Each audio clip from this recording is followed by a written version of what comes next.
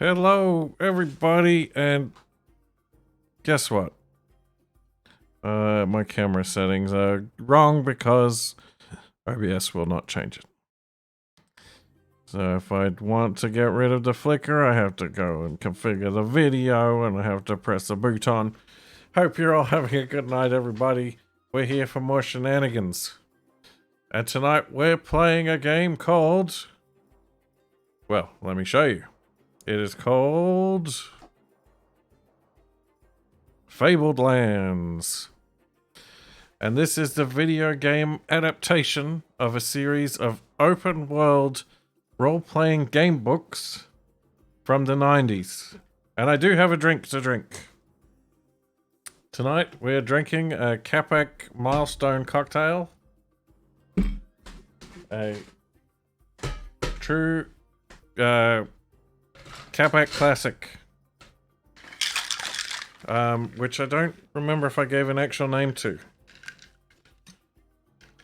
But it tastes good.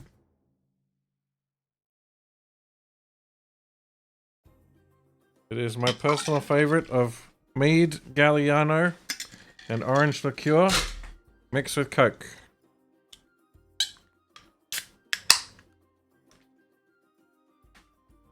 Oh yeah, there we go.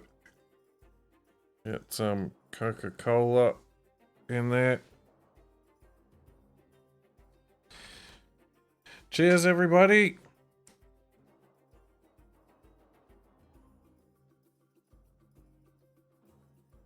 So, I really want this game to be good, because then I can tell everyone to go buy it, and then they will add the other books.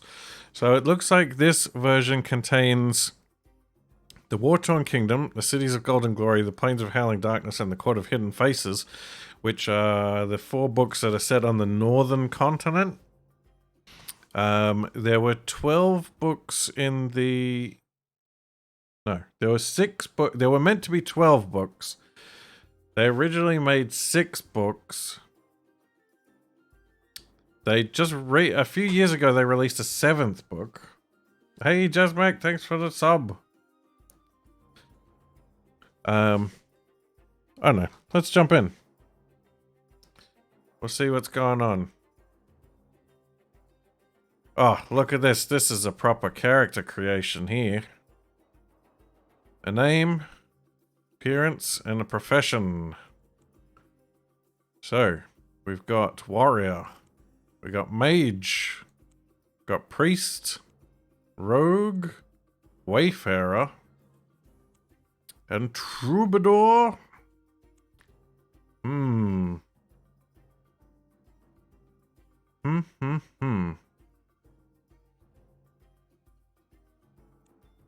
I guess they've all got different stats.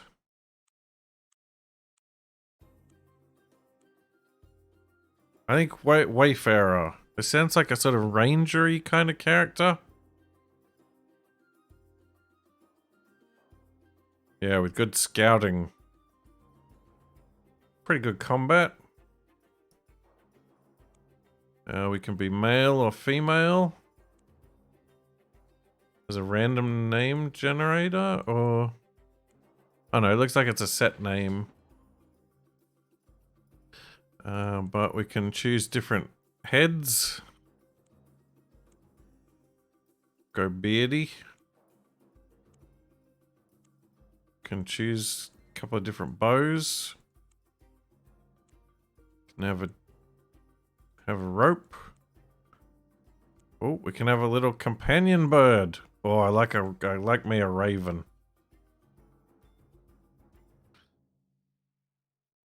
Animal companion. Summons a ferocious bear. That's pretty cool. Mark a single target as prey.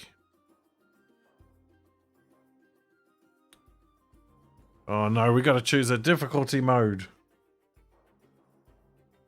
Explorer. Start with +1 in all abilities, more stamina, more money, and a free resurrection. Odds on luck rolls are in your favor, and you will not lose your equipment when resurrected.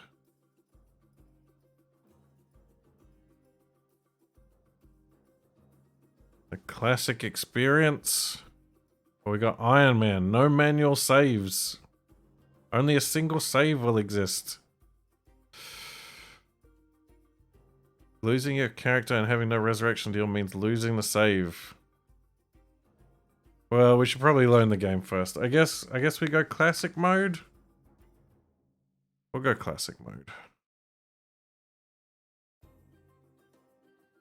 Alright, the game is straight up telling me to go easy mode, so we'll do that first. And can I change? No, it doesn't look like I can edit my name. Oh well. I mean, this all looks pretty good. Let's go.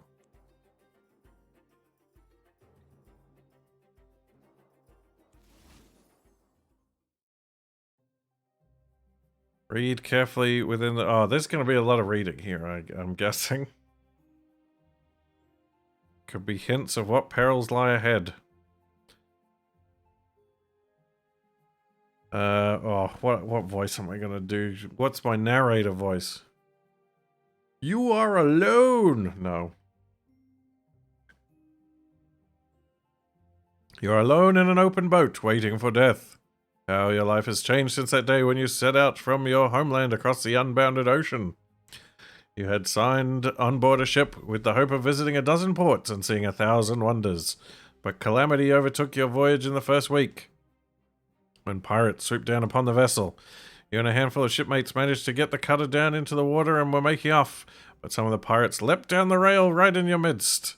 The fighting was hard. You remember little of it now, and when it was over, the boat was awash with blood, and you were the only one left alive. Of your own ship and the pirate's craft there was no sign. The current had carried you out of sight of any living thing. Continue. Best not to think how you've survived since then. At the mercy of the wind and sea currents, you have been swept steadily westwards into regions completely unknown to you. Drinking water has been your biggest problem. You've had to rely on rain. There has been none for days. Your body is weak, your spirit's low, and just as death seems ready to draw his boat alongside, you see something that kindles new hope. White clouds, birds turning high above, a grey hump of land on the horizon.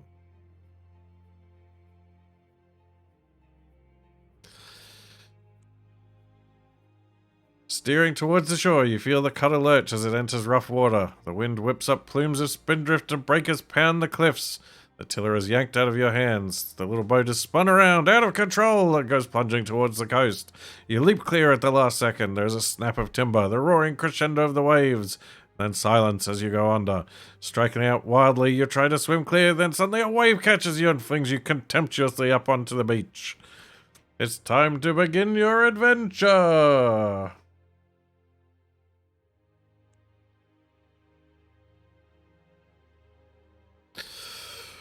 Oh boy. This is going to be a lot of reading. I hope you guys are prepared.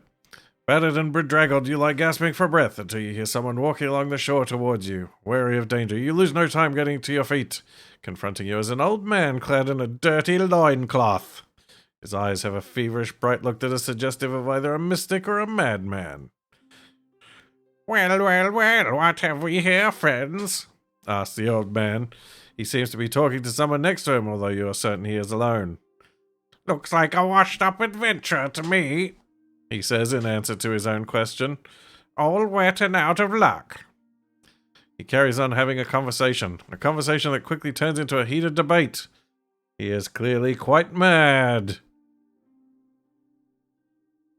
Excuse me, You shout above the hubbub in an attempt to grab the old man's attention. He stops and stares at you. Is this the Isle of the Druids? You ask impatiently. Indeed it is, says the old man. I see that you are from a far land, so it is up to me to welcome you to Lacuna. But I think you may have much to do here, as it is written in the stars that someone like you would come. Your destiny awaits you. Follow me, young adventurer. The old man turns smartly about and begins walking up a path towards some hills. You can just see some sort of monolithic stone structure atop one of them. Alright. So, now, we got options. We can follow the weird man up to the top of the hill. We can scour the shore for any sign of more wreckage from our boat, or we can strike off on our own. I guess I've already given this guy a voice, so we may as well follow him, I guess. During your short trip upward, the old man regales you with tales of your destiny and fate, continuously arguing with himself as he does so. Click on any of the available map locations in order to move your character. Oh, oh, no, that's a menu. This is the skills screen. If you want to have more skills, you'll need to find or buy skill scrolls. Skills can be active or passive. Now, I think, like, these skills all seem to be, I don't remember these from the original game. You could, like, upgrade your... Oh, I wonder if we can get skills from the other classes. Could be interesting. We can scroll the map around a bit. We're on this little island. There's some kind of, like, fishing village. There's obsidian stones. Can drag the camera with left mouse button. Yep. Alright, guess we're going to these stones. Oh, there we go. You reach a hill covered with a circle of large obsidian standing stones. Despite the bitter wind that blows across these hills, the stones are unweathered and seem almost newly lain. Here are the gates of the world, says the bad old man. The stones are laid in such a way that they form 3 archways, each carven with mystic symbols and runes of power. Each gate will take you to a part of the world of Lacuna, though I know not where, explains the old man. Abruptly, he turns around and sets off down the hill, babbling to himself. His voice fades as he descends the hill, leaving you alone with the brooding stones and the howling wind. I see. There are 3 stone gates engraved with ancient runes. Each gate is marked with a name: Yellowport, Marlock City, and Wishport. From here you can see the coast and the whole island, which is heavily forested. Do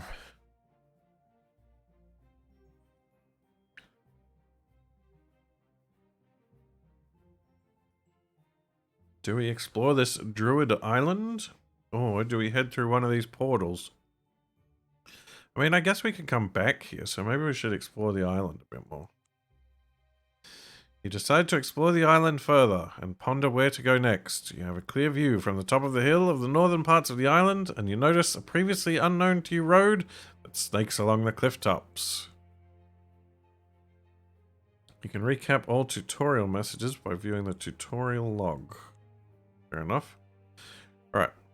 We've got a forest, we've got the coast, a trading post, a coastal road. Oh, coastline is where we washed up. So maybe, I think let's head back to the coast and we'll see if we can see any sign of our wreckage from our ship. You make your way around the coast. The interior of the island appears to be heavily forested. After a while, however, you come to a bay in which a couple of ships are anchored. A small settlement nestles on the beach. Oh, guess there's not much to see. Do we head deep into the forest, or do we check out the trading post? Or the coast? You know, let's check this coastal road. You're on the coastal road that snakes along the wind-swept cliff tops in the north of the Isle of Druids. What? Oh, I gotta roll dice to see what happens. Oh boy.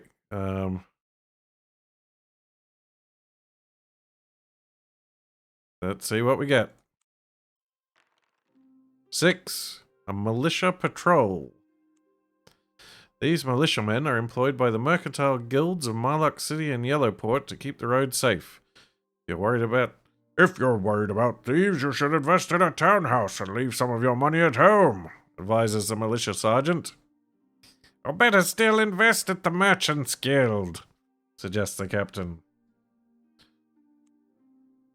Okay. Let's go to the trading... Wait. Where's the trading post thing gone?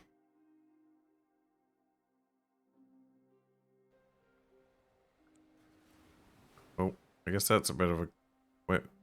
Oh, I guess there's question marks there if it's like a random event you can run into. Maybe? That would make sense. While in town, you can click on the icons to visit different locations such as temples, the local inn, the harbour, etc. Click on the chest icon to buy a house or access your personal storage once you own a house. Okay. A trading post is a small village set up here by enterprising settlers from the mainland. Its main export appears to be furs from the forest. The mayor, a fat genial fellow who greets you personally, insists that one day the trading post will be a thriving town. There's not a lot here yet, however, a small market, a quay and settlers' houses, and a shrine to Lacuna the Huntress, goddess of nature. Alright, let's... You find an abandoned house, which you claim as your own. When back in town view, click on the chest icon to access your new personal storage. Note that any items or shards that you store here are accessible from any house you may obtain. That's pretty cool. If they've got everything from the first 4 books, then this game is pretty expansive in terms of territory. And it's got like the docks where you can actually like buy ships and sail them around. Move items between your inventory and your house stash by dragging them. Yep, that all seems normal. Don't have anything though, so that's fine. Alright, let's explore the town.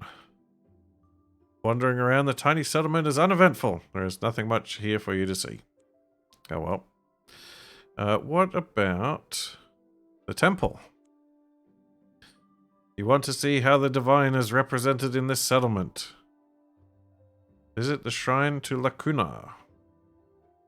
The shrine is set in a wooded grove. Birds twitter in the trees, and a deer darts away into the forest at your approach. A priestess is tending to a low altar, where food and drink has been laid out in honor of Lacuna, the goddess of the wilderness. She is the patron of hunters, trappers, woodsmen, and all those who seek oneness with nature. Well, we're pretty, laconic, one might say.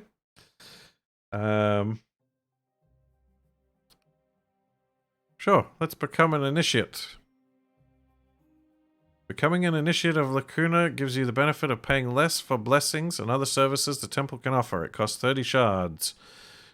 We've got 200. You cannot do this if you are already initiate of another temple. That's right. Here we go. We're an initiate of Lacuna. Talk to the priestess.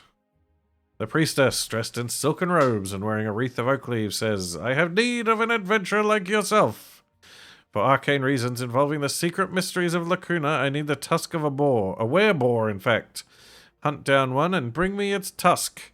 In return, I will teach you how to be a better scout. Well, that sounds like it could be quite useful.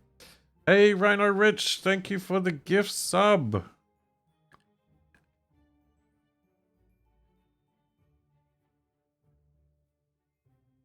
Dusty, you don't have to pay taxes if you don't have to pay money. It was a free house. It was free real estate. So no tax. Right, we got to find a tusk from a were-boar. Sounds quite dangerous. Alright, we got a quest log. Let's have a look. Sacred Tusk. And these are some other areas on this continent, but we haven't been there, obviously. Click on the compass button on the mini-map at the top right to open the world map. Gotcha. There we go. So, this is the whole... the continent of Harkuna. We're on the Isle of the Druids over here. And, yeah, If they've got everything from these first 4 books in it, then it's this whole continent and some of these islands that should be accessible. Now, if memory serves, the other books in the series, so there were 4 books here. Then there was another book that dealt with like a sort of Japanese kind of island off in the ocean over this way. There was the Blood Dark Sea, which was about the Violet Ocean down here. And dealing with lots of islands and things. And then there's another continent down the bottom that... Yeah, that's right. The 7th book, which wasn't published in the 90s, but recently got published, was on the southern continent down here. Oh, we can zoom in too. Oh, wow, there's a lot of details here I didn't see.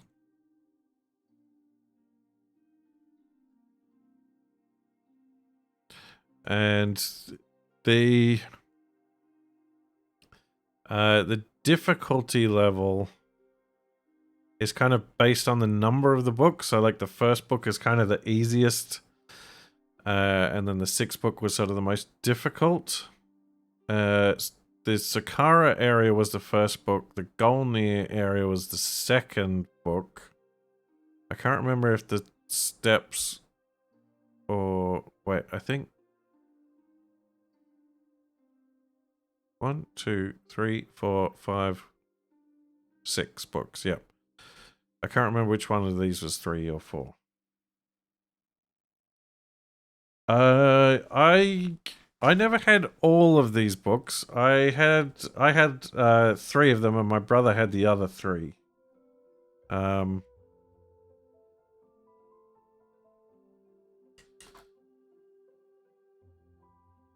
They have like republished them since then. Oh, and these ones tell you where there's treasure or where there's big bad dudes too. All right. We talked to the priestess. We could seek a blessing. You're initiate. It only costs 10 shards to purchase a blessing.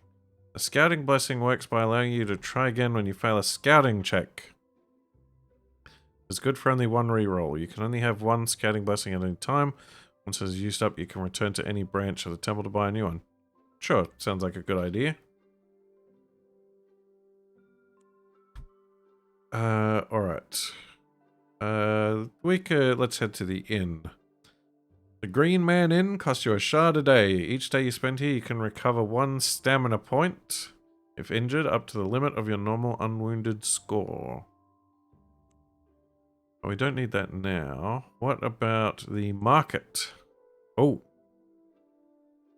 This is your inventory. Every item you pick up is stored here. Gotcha.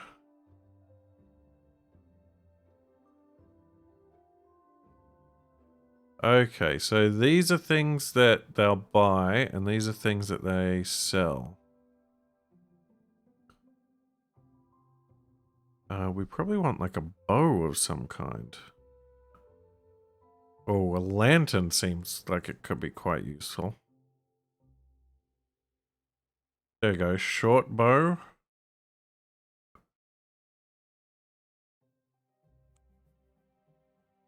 Definitely want that.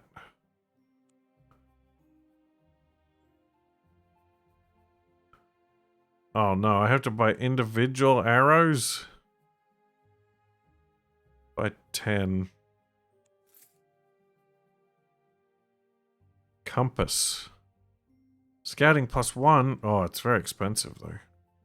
Oh, I can't afford the lantern. Lantern seems like it would be real handy. Well, if we're fighting a boar, we should probably get pretty well equipped. Oh, rope sounds like it could be useful too.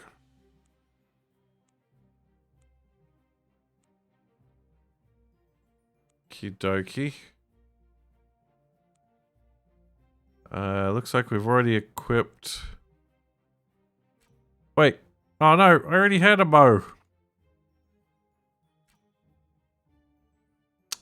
Well. Oh well, more arrows.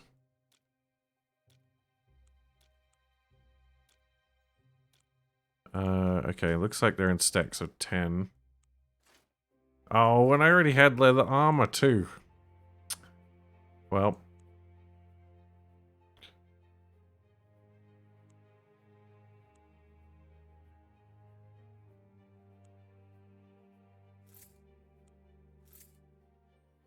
Alright, let's get that lantern then.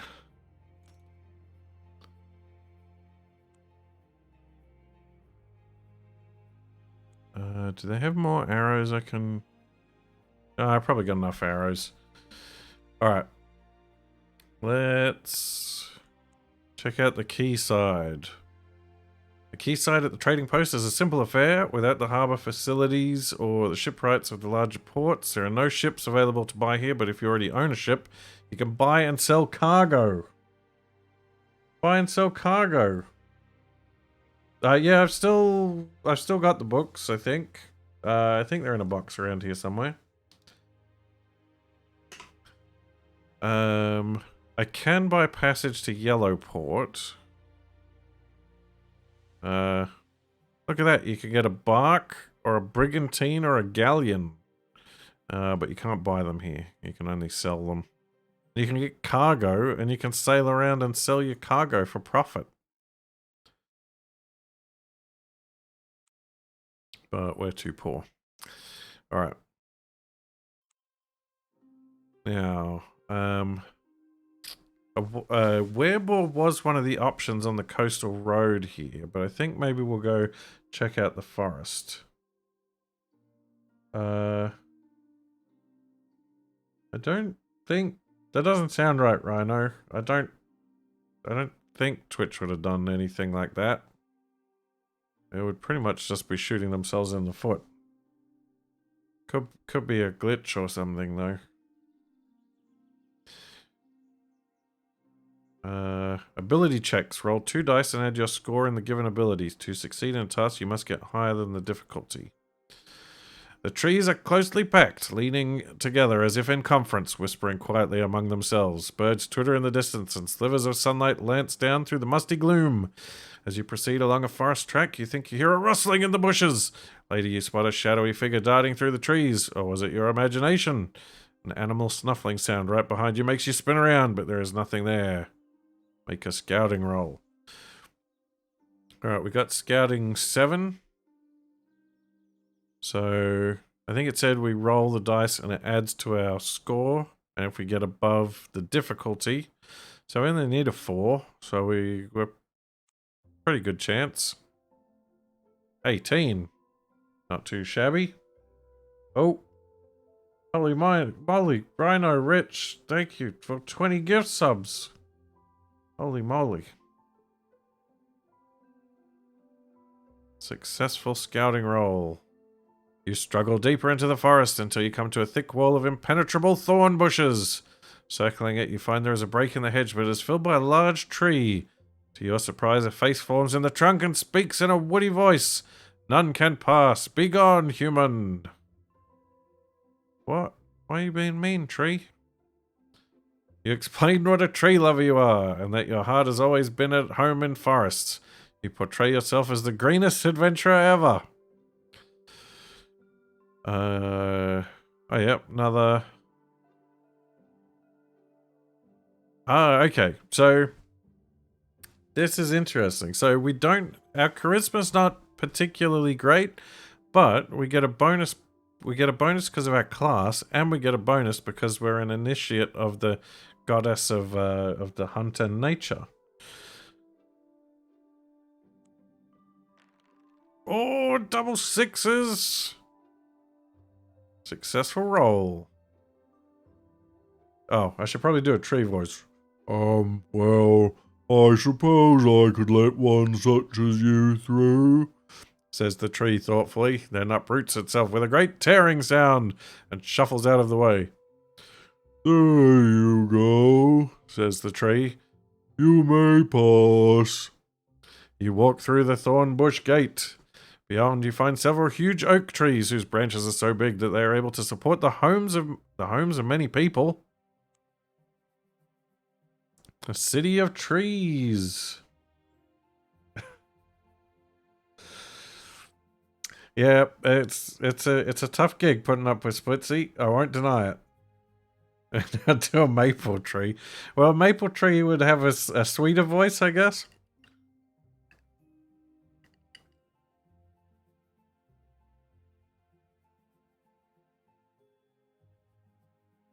All right, let's check out this city of trees. Welcome to the city of trees, says a passing woman dressed in the garb of a druid. The city has been built amid the branches of several mighty oaks. Ladders run up and down the trees to houses that perch like nests in the branches. You're not allowed into any houses, but the druids allow you to barter at the market. Alright, let's have a look at the market.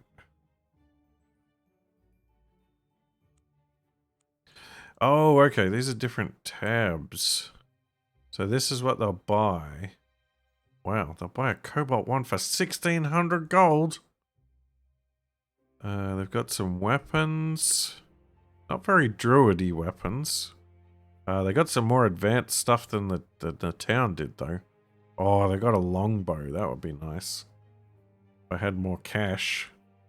Ooh, a holy symbol. +2 sanctity.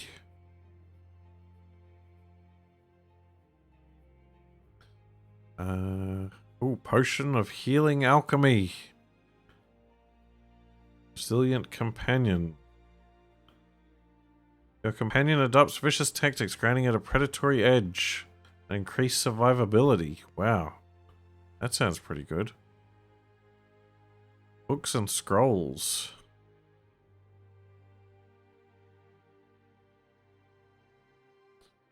So these are the abilities I have. So I guess maybe if you can find the abilities for other classes, you can train them. Oh, it looks like you need a base in an ability score. And Eagle Eye. Increases the range of your character's ranged weapon attacks by 2 and your crit chance with ranged weapons by 50% for 4 turns. Sounds pretty cool. Expensive, though.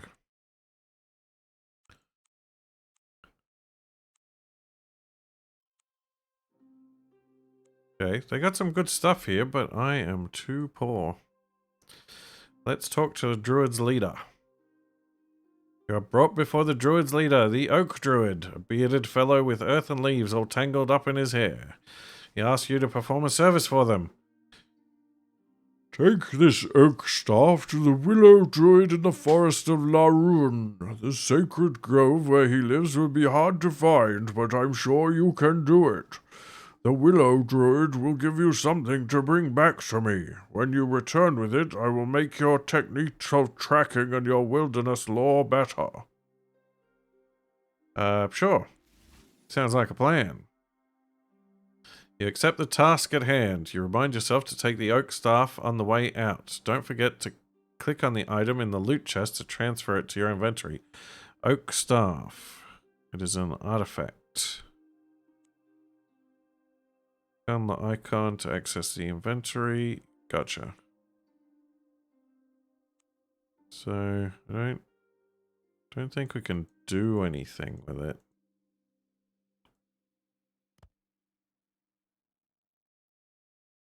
Oh, so you got a melee weapon and you got a ranged weapon.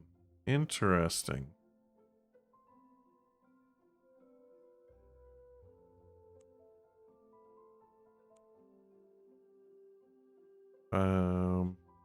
And I'm back in the city of trees. Not much else we can do. Doesn't look like there's anything down to the south. So I guess we want to go back to the coast road.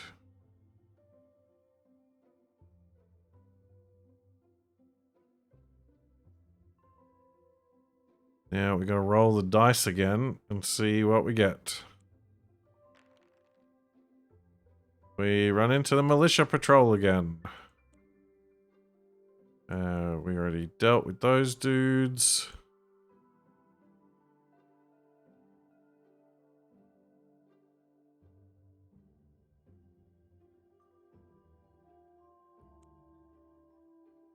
I guess I gotta...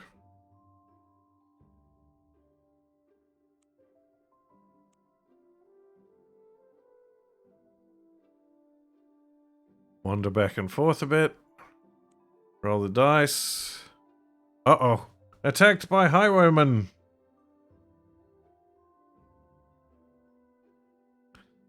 Oh boy. Here we go. 2 brigands leap out from hiding and menace you with their swords. One is behind you, one in front. Give it up, they advise. Money's not worth getting killed over. I've only got 25 bucks, but I don't want to run or hand over the money. I'm going to fight. Oh no! They have a hidden accomplice who shoots me with an arrow. We're going to fight. To equip a weapon or armor, right-click on it and select Equip. Or drag and drop it to the equipment slot. Alright, they're already equipped. This is fine.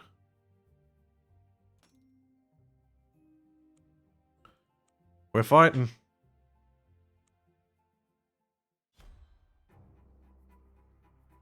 Combat plays out in rounds, with each combatant taking their own turn. Everything you do costs action points.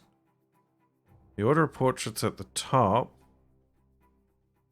of the screen from left to right determines what order combatants will take. Left click on a ground hex to move. Once an enemy is in range, indicated in red, left click on it to attack. Remember to keep an eye on your action points in the bar at the top left. End your turn by pressing N turn or by pressing N.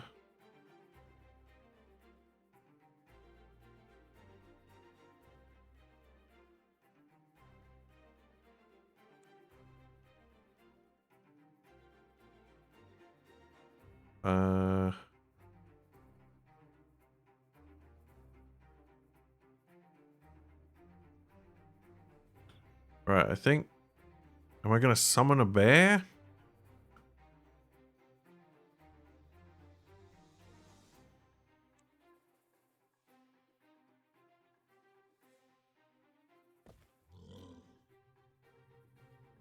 And I think that's all my points.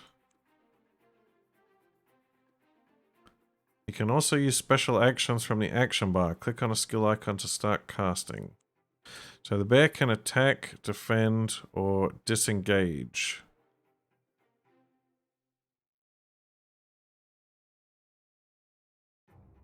So bear will move up here. Oh, but he used all his points. Oof. Ow. Mark as prey. Target a single enemy as prey. You and any animal companions gain 50% damage. Uses 2 action points. Alright. Think... I'll mark this one.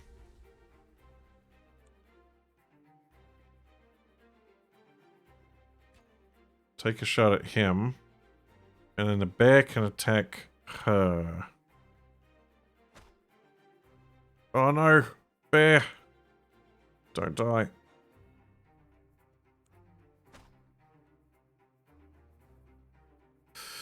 Or maybe I'd be better off focusing for... Oh no! My bear's dead!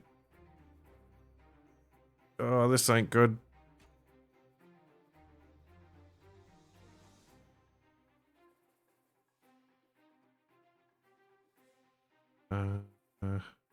Swap weapons. Nope. Oh, this is not looking good.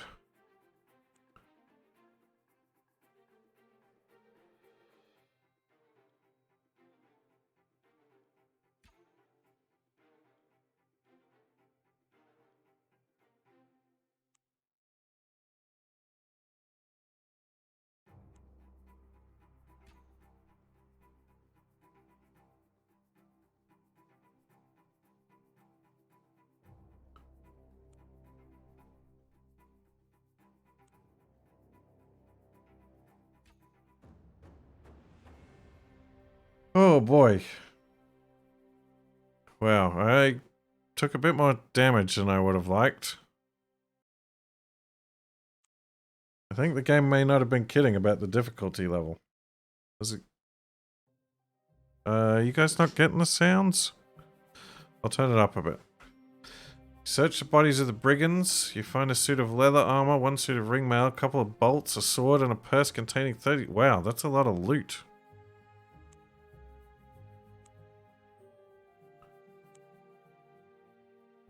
Alright, let's head back to the trading post. Head to the market. Alright, so the ring mail...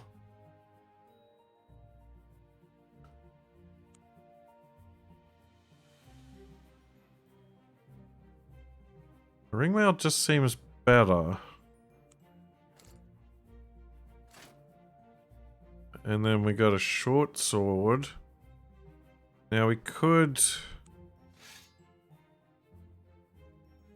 keep the short sword for if we get into melee. And then we could sell off these armors.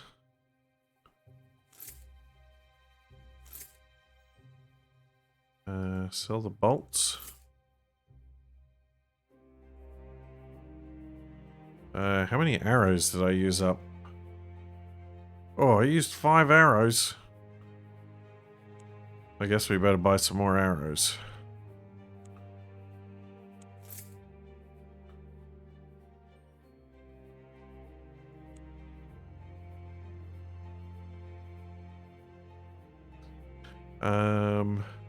Alright, we need some stamina back. Rest until fully healed.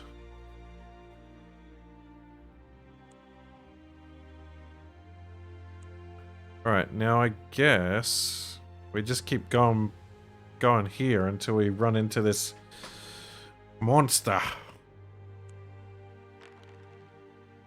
And we get attacked by highwaymen again. What? You recognize the place where you fought off the brigands. You search beyond the hedge beside the road for remnants of their camp. However, you find no sign that a camp was ever here. Perhaps you dreamed the whole thing. Just as you're about to give up, something on the beach below catches your eye. You spot the wrecked timber of a ship stuck between the cruel rocks. A thorough search and you find a washed-up smolderfish. Smolderfish? Something fishy about this catch. Must be the smell. Well, at least it's better than leaving empty-handed. Okay. Yeah, we already explored the town. I wonder how much this smolder fish is worth. Nothing.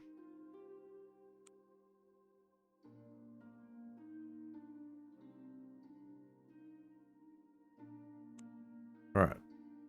Back up the road. Roll the bones. Oh, here we go. The werebore. A werebore in ornate armor comes thundering out of the undergrowth near the road with a raised spear. There is no chance of retreat or surrender in this battle. Oh boy.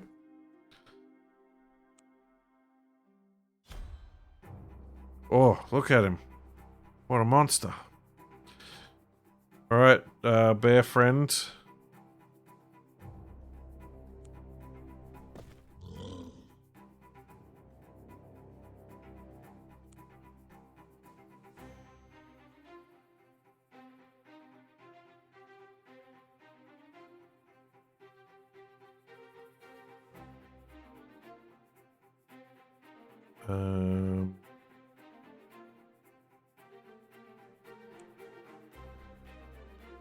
Gotta mark this guy.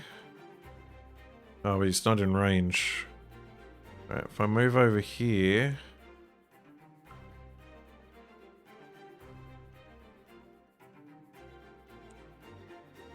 Oh boy. Okay, bear, attack. Oh, it did a bit. Right, mark the target. And I've got 4 more action points. I can go for a shot.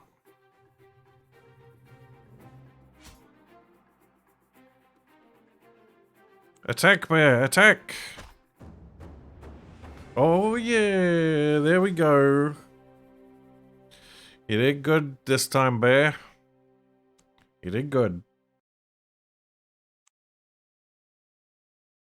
Creature's armor is too heavy to suit you, but you can take a hunting spear and a boar's tusk. But I want to take it to town and sell it. Grab your acquisitions and continue onwards. Wereboar tusk. And a spear.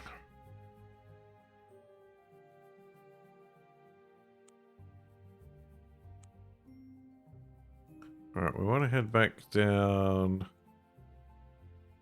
Wait, who wanted the tusk? That was the priestess.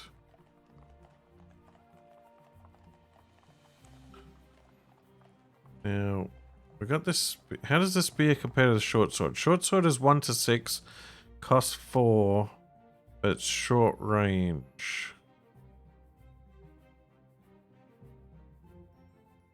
2 to 5, but costs 5. Yeah, I might just sell the old spear. Make a few bucks. Head to the temple. Talk to the priestess. The priestess, who is wearing the skin of a wolf and is covered in red paint, welcomes you gleefully. Oh, got achieve. At last, the tusk of a wereboar. Now the ceremony can go ahead. The priestess rewards you with knowledge. Gain +1 scouting. Where's our character sheet? Yeah, now we're up to scouting 8 already. Now, I think...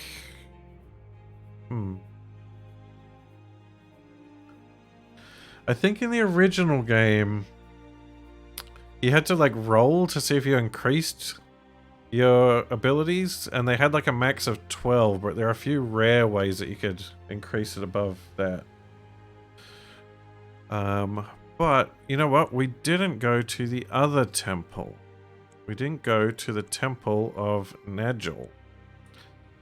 Nigel is the lord of the lands of the dead, and his temple in the trading post is covered in friezes and gargoyles of ornate design, depicting the souls of the dead on their journey to the underworld. Inside it is cool and dark, hung with black velvet drapes. A scroll tacked to the wall reads, "Wanted a person of unusual resourcefulness, see Temple Warden."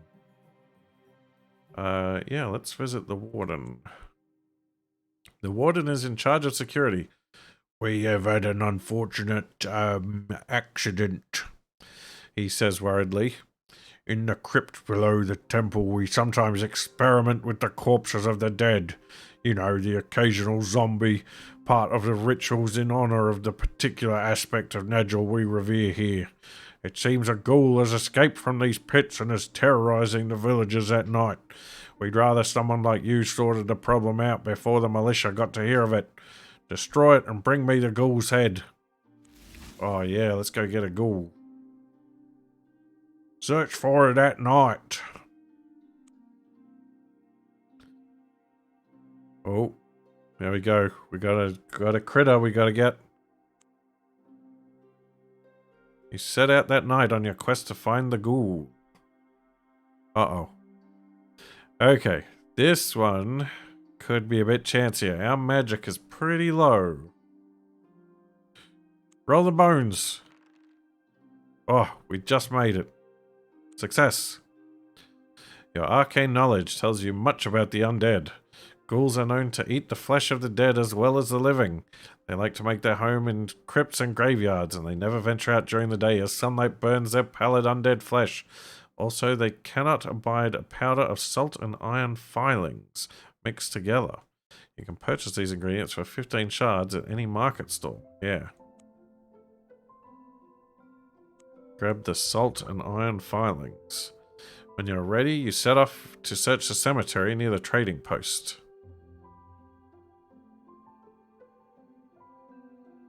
Oh, okay.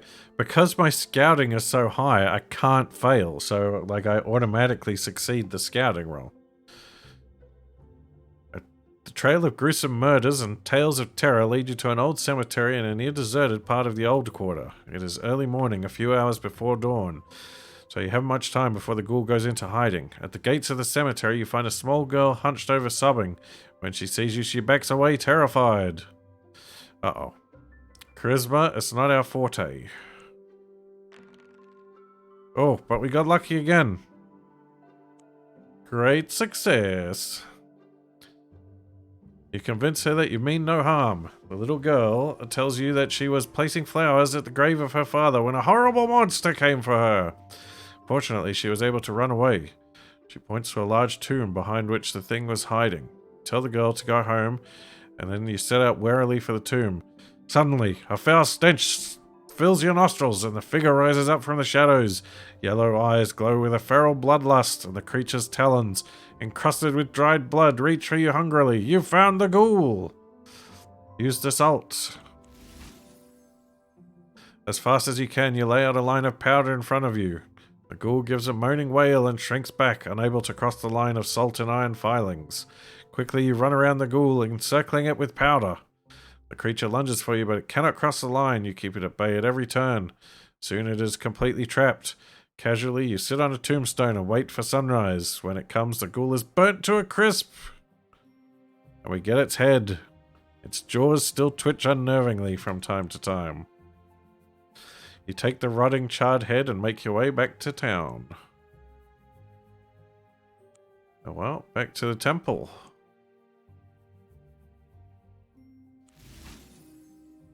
Oh no, what was this guy's voice? You did it!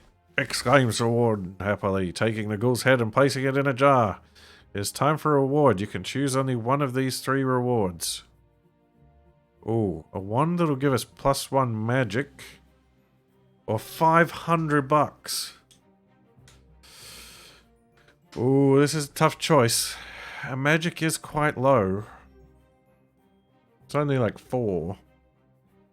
Any boost to our magic could be helpful for any magical tasks. 500 shards is a lot of money, though. I think we got to go for the magic for now.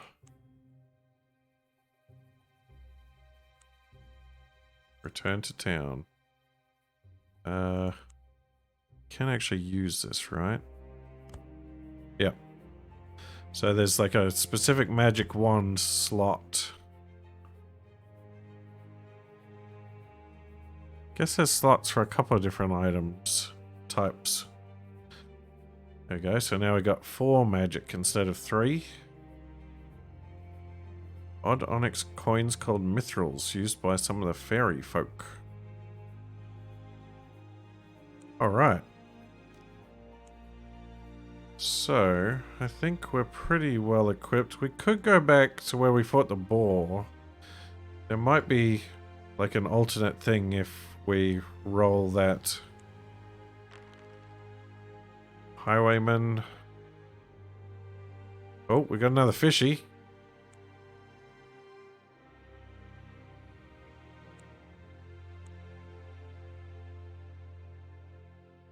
Roll the bones. Militia patrol. Okay, something that was common in these books was going back and forth between a couple of different squares over and over again, hoping to get a good result. The highwayman again. Got another smolder fish. Actually, let's go get our stamina back at the end.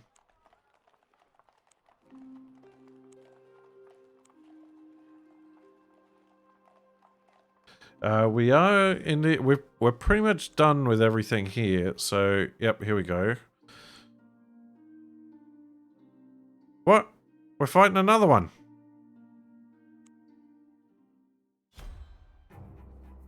I was not expecting that.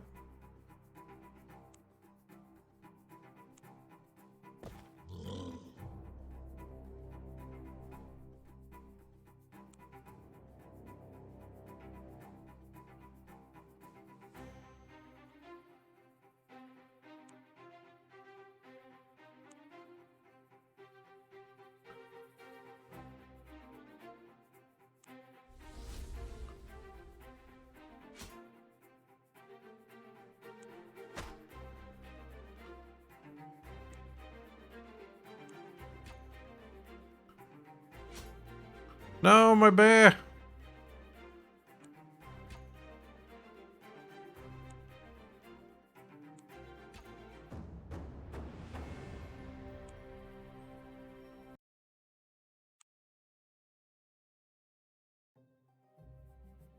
Well, we got another boar tusk.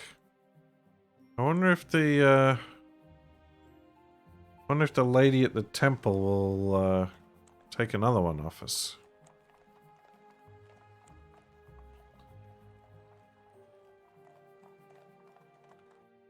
A priestess dressed in a cloak made entirely of leaves of trees with her face smeared with moss greets you. A tusk, she exclaims, but I have no need of another. You ask if she might need it for next time. Next time, maybe you have a point. She offers you 15 bucks. Sure. It's better than nothing, I guess. And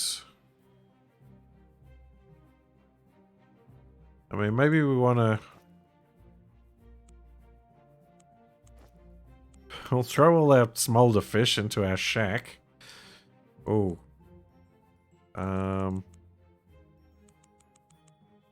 We can put some of our money in the bank, pretty much. So let's put 50 in our savings in case something goes horribly wrong. Alright, yeah, I think we're pretty much done here.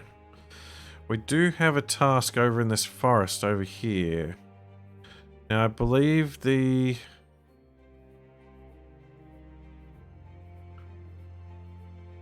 Ah, why do you keep zooming in over that side?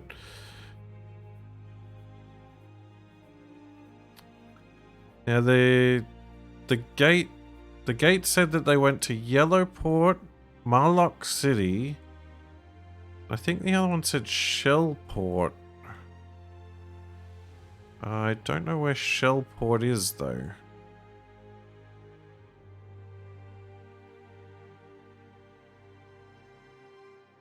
I think we probably want to go to Yellowport, though. We'll go to Yellowport and then we'll head to this forest, I think. So we'll head to the stones.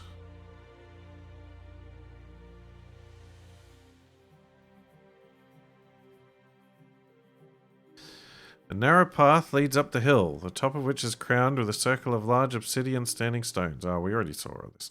Step through the archway. Yeah, Wishport. Hold on, can we look at the map here? Wishport. Where's Wishport?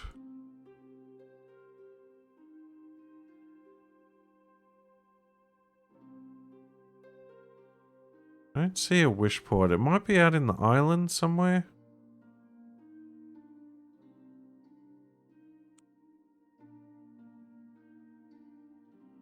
Hold on, we'll do a save. Save game. Enter name for the save. Stream 1. Save. Yes. Alright. Oh, we got objectives tracker.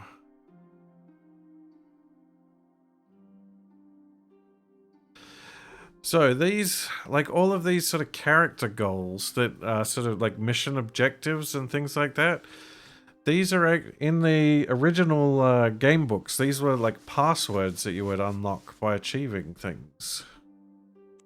And they would affect things in the game world. Alright, we're going to go... Let's try Wishport and see what happens. You step through the archway. Immediately the symbols on the stone begin to glow with red-hot energy. Your hair stands on end and your body tingles.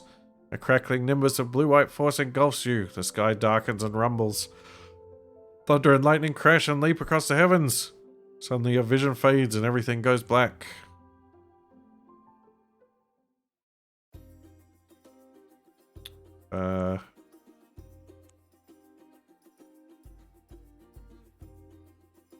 Oh, this is taking us over here. There's no Wishport on this map.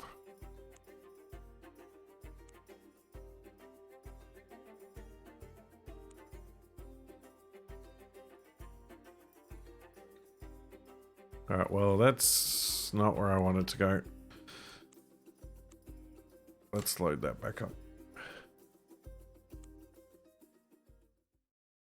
Alright, we will go through to Yellowport.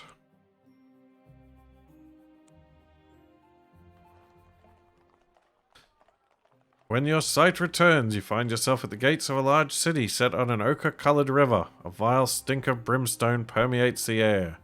You wrinkle your face up in disgust and gag involuntarily. Welcome to Yellowport. Welcome to Yellowport, says a passing merchant.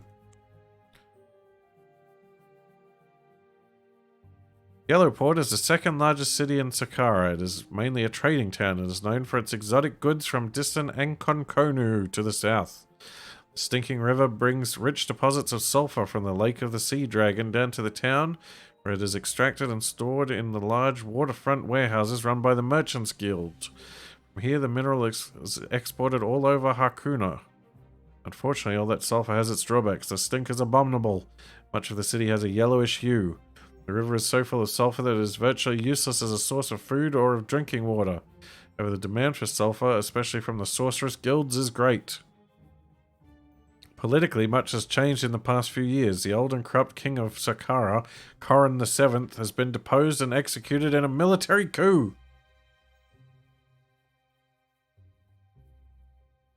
General Grieve Marlock and the army now control Saqqara. The old council of Yellowport has been indefinitely dissolved and a provost marshal, Marlos Marlock, the general's brother, appointed as military governor. To leave Yellowport by sea, buy or sell ships or cargo, go to the harbour master. You can buy a townhouse in Yellowport for $200 dues. Owning a house gives you a place to store equipment. Well, we can't afford that right now. Now, we can sail back to the Island of the Druids for 15 bucks. We could buy a ship if we got 250.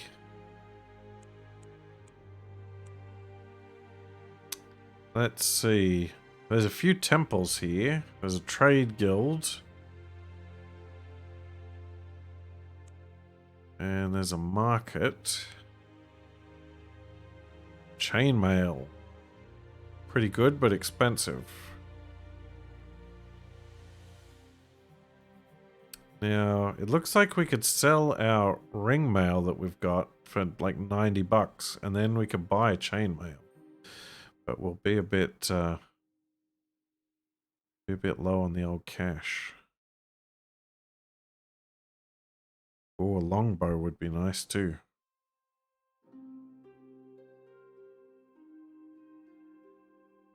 Holy symbol would be a good one to pick up. Lockpicks. Compass might be nice, but our scouting is pretty good. Lantern like helps you see in the dark. Rope you occasionally sort of need in specific situations. Same with the climbing gear. You know what? An adventurer should always have a rope. Oh, there's a treasure map. 200 bucks though. Archery Scroll. Contains secret archery techniques that grant a bonus to based on weapon type. That looks pretty good, but again, expensive. Lots of weapon.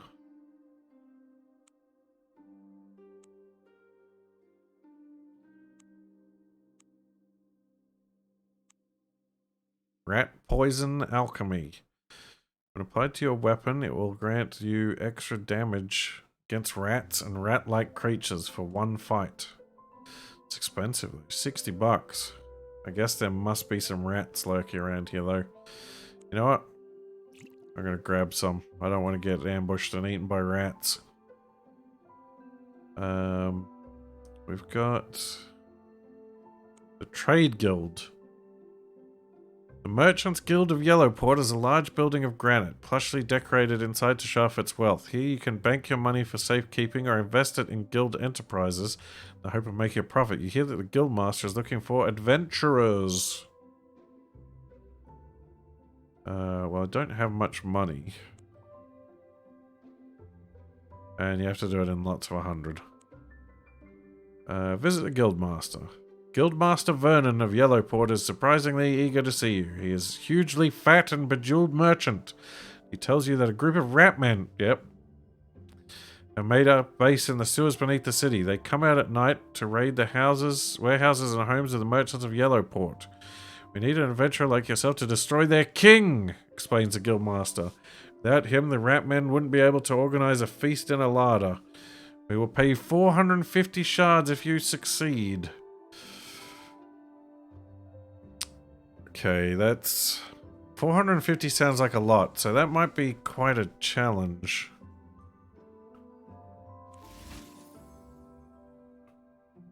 Vernon tells you that sewers can be entered via an old disused well in the Poor Quarter. Whenever you're ready to enter the sewers, they will be accessible when you explore the city.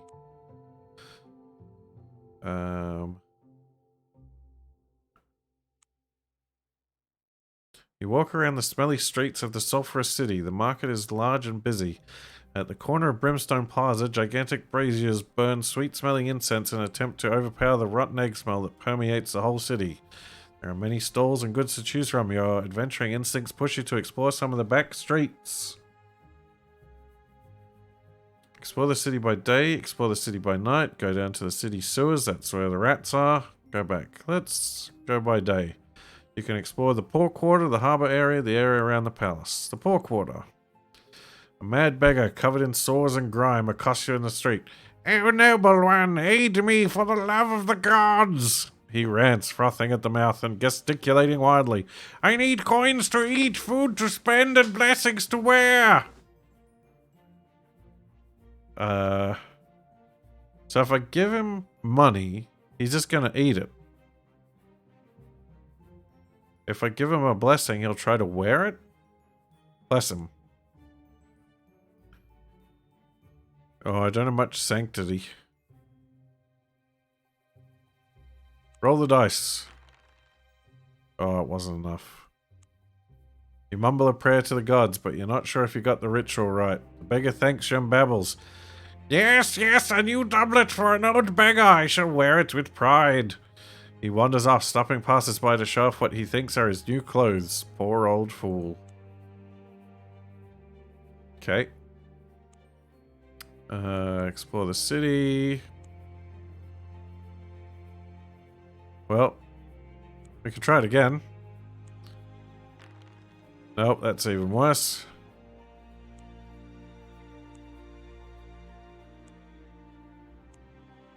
Just keep doing it till it works. Nope.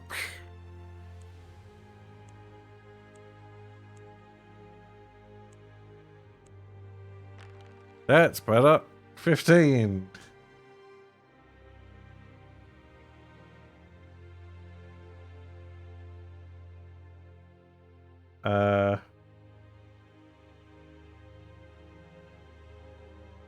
Yep, that is confusing comments, but see. But we made the roll. You pass your hands over the mad beggar, mumbling a prayer to the gods. The beggar cries out, "A cloud has been lifted from my mind! The curse is dispelled! I remember all!" His name, he tells you, is Acradai, the azure prince of the Horde of the Thousand Winds, nomads of the steppes. "I was cursed with madness by Shazir of the Ruby Citadel, but now you have cured me," he says. "I am forever in your debt." He leaves with a parting cry. "Seek me on the steps and I shall reward you." Well, there we go. We made a friend.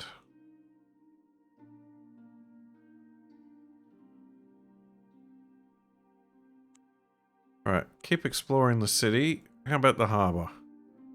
While taking a stroll through the busy harbour area, you overhear a conversation between two merchants and learn the most profitable trading routes between Sakara and Golnir. You're positive that this new information will come in handy if you make a small investment in the Merchants Guild. Okay. We'll need more money for that, though. Keep exploring during the day around the palace. Patrol of militiamen, mercenaries in the pay of the dictator General Green Marlock stop you on the street. They decide you will be arrested unless you pay 15 shards as taxes.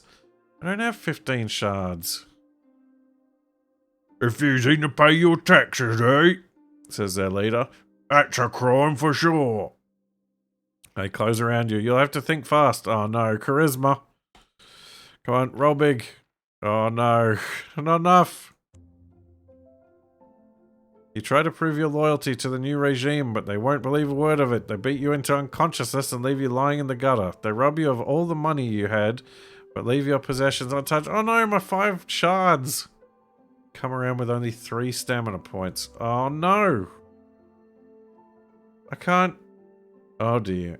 I can't, like, rest in the inn to recover because they took all my money. Might have to sell something. Oh, we did get the spear, though. That's alright. Alright. Let's head to the inn. Where is it? Rest until fully healed. Oh, buy drinks all around and listen for rumors.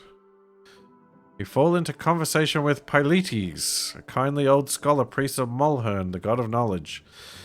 Many years ago, the Book of the Seven Sages was stolen from us, he croaks. You suggest that the Scorpion men are in possession of it. I need a young adventurer like yourself to travel the Scorpion Bight and return the book to me. In return, I can show you how to improve the skill of your choice. Okay. Sounds like a plan. Very well then, says Pyletes, visibly pleased. Meet me here once you obtain the artifact, and I will reward you. With that, you leave his table. The fish I left in my house, in case I need them later. So I can't sell those. They weren't really worth anything, though. Wait, can I get more rumors? A bard in the tavern recites an epic tale of an ancient legend. He speaks of Shinnok, the priest king, ruler of a mighty nation in the distant steppes far to the north. 1,000 years ago, his empire flourished and his wealth was enormous. He was buried in a great pyramid tomb, along with his riches. It is said that the pyramid of Shinnok lies beyond the spine of Harkoon and beyond the great steppes, the foothills of the peaks at the edge of the world. You question him further, but that is all he knows. You leave the tavern and the game crashes. Well, that's not good.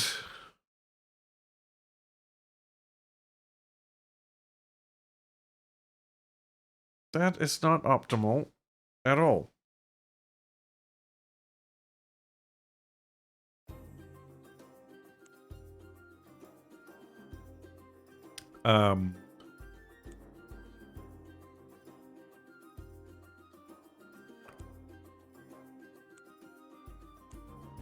That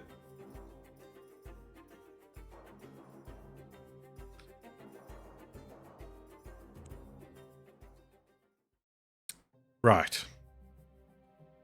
Yep, we're back here. All right. Go through the yellow port. What did we do? We went to...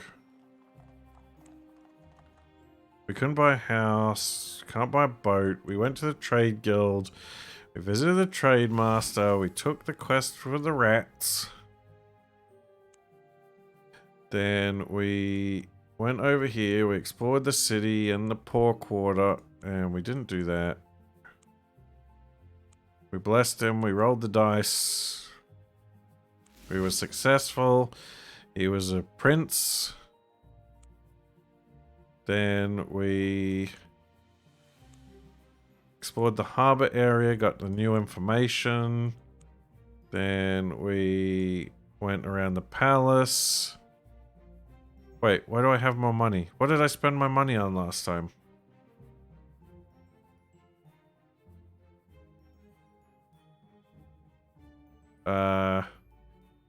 Alright, Alright, we'll just pay it. That's fine.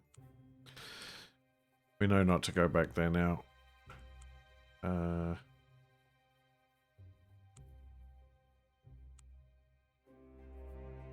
We went to the inn.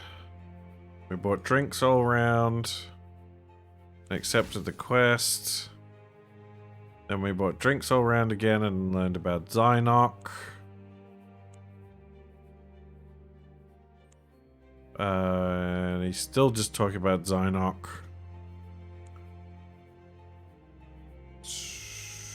And I think that's all we did here. Alright, we'll go to the temples. You're standing in the middle of the Plaza of the Gods, where all temples stand in Yellowport. You know what? We're safe. Visit the Temple of Maka. The Temple of Maka, the terrible goddess of disease and famine, is a large underground chamber accessible via an ornate entrance in the middle of the Plaza of the Gods, where all the temples stand in Yellowport. Down below, the walls are bare earth. The ceiling is covered in the roots of growing plants, for Maka is also the goddess of the harvest, who must be kept happy, else disease and famine will strike the people, their crops, and their livestock, bringing ruin to all.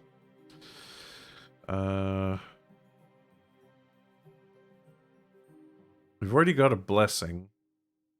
We don't want to be an initiate. We're not diseased or poisoned. Alright, Elnir. The Temple of Elnir is an imposing edifice of grey stone inlaid with yellow marbling. Elnir is the god of the sky and of kingship. He is the ruler of the gods. His dreams are the clouds before a storm, says a passing priest. Fair enough. The Temple of Alvir and Valmir is built like an upside-down galleon. Alvir and Valmir are brother and sister, king and queen of the land beneath the waves, masters of the sea.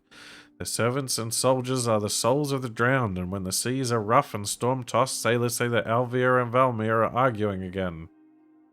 Let's talk to the priest. The high priest tells you that the golden net of the twin gods has been stolen. The repulsive ones have taken it to their palace beneath the sea in the sunken city of Zeusudra. The repulsive ones worship the fish god Oannes, who struggles with Alvir and Valmir for control of the sea. We must have that golden net, or the repulsive ones will use it against us. If you return it to us, we will reward you. Says the high priest. The sunken city lies under the coastal waters off the Shadar Tor. I mean, sure. If I head that way, I guess I could check it out. Tianai. The Temple of Tianai, the god of war, is built in the shape of a spear with a long pillared nave and an altar at the far end. Two massive stone warriors guard its gates. Tianai is depicted here as the insensate spirit of war, a blood-drenched warrior with the head of a maddened jaguar. Yeah, I didn't pay the taxes, but I'd already gotten rid of my money somehow. I was down to 15. I don't know what I spent the rest of the money on. Oh, I went to the shop and I bought a rope. I think that was it.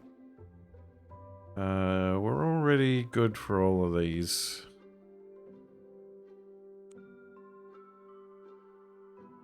Yeah, we need to sell the spear.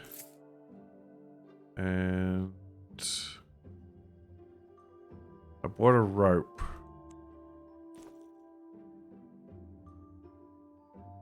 That's right, and I bought the rat poison to deal with the rats.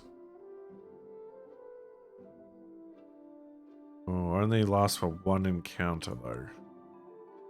So we'll have to save it for the Rat King, I think. Been to the tavern. We haven't been to the Provost Marshal yet. And we need to explore the city by night.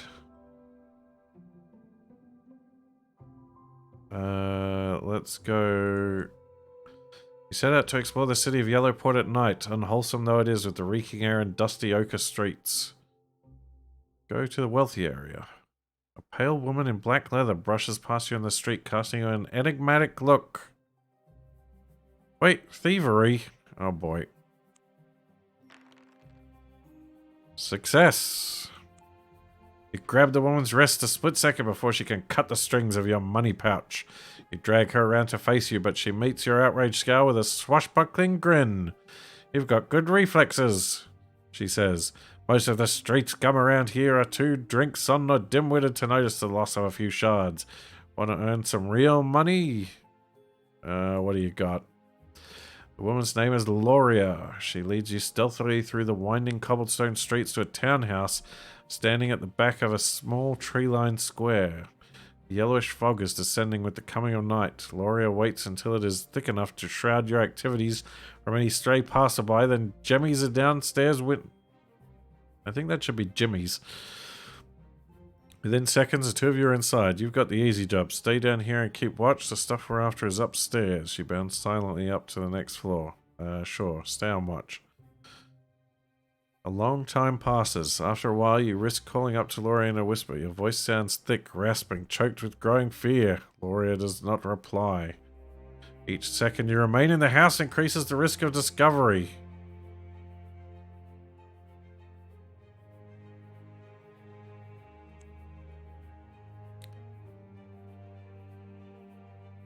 Oh boy.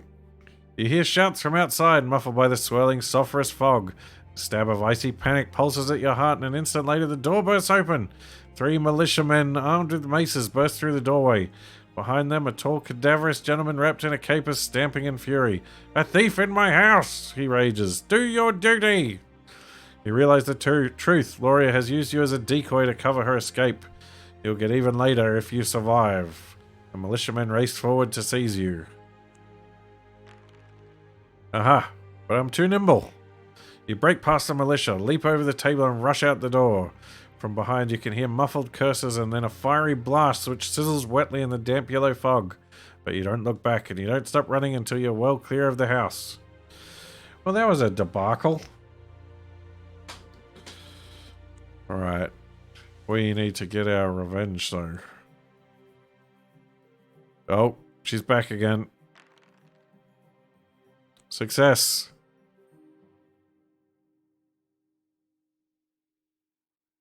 You grab the woman's wrist and give it a painful twist. She's about to steal your money. What? Oh, let me go, she pleads, showing you the little infant son she's carrying in her other arm. I need the money. I thought this was the other lady. I need the money for my starving children and my poor crippled husband. Later, strolling down by the canal, you find a small bundle lying on the slick cobblestones. It's a doll wrapped in swaddling cloth to make it look like a baby. Typical. Just typical. Man, this city's full of jerks. Alright, we got the rough part of town, or we got the storehouses. You hear a muffled cry of distress. You find a huddled, moaning figure on the ground. As you approach, a net is thrown over you from behind. You glimpse a face painted with white bone dust and big red circles around the eyes just before a terrific blow on the back of your head slams you into unconsciousness. Oh man, what's happening now? You come around inside a disused warehouse enmeshed in the net. You have been stripped of all your possessions. They are in a tidy pile nearby. Several men surround you. They are dressed in furs and robes are adorned with hundreds of multicolored feathers. Each man wears a necklace of animal skulls and has his teeth sharpened to needle-like points. "Hello," the leader says reasonably. "We are the unspeakable ones. It is our way to eat people in sacrifice of our god." He points to a squat wooden idol of a grossly fat half-man, half-ape with ivory needles for teeth. You notice the name Badagor the Unspoken inscribed on a plaque at the base of the idol. "Badagor the Unspoken? Who's he?" you ask. "Do not speak his name," shouts the cannibal, "or you will be forever cursed." You notice a large cauldron of boiling water into which another cultist is tossing herbs and garlic. He stares at you and licks his lips. "Oh no, they're gonna eat me!" You learn from their conversations that they are from the jungles of distant Ankon Konu, the Feathered Lands, and that they have come here to find new sacrifices for their god and new members for their cult. The chef pronounces the cauldron is ready.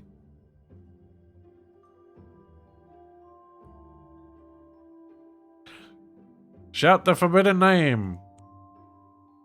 You yell the name of their god again and again. The cultists clap their hands over their ears, hopping about in horror. Arr! Howls the leader. Stop your blaspheming, you heathen devil! In their confusion, you make it to your equipment. Now you can fight your way out. Oh boy. It's fight time. Oh no. Angry cultists. Oh, jeez. They're pretty tough. 7 stamina.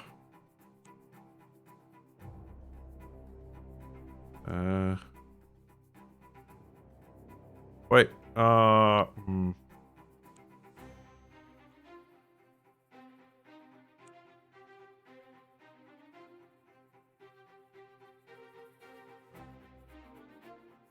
Well, I just wasted my turn. That's just great. Summon a bear.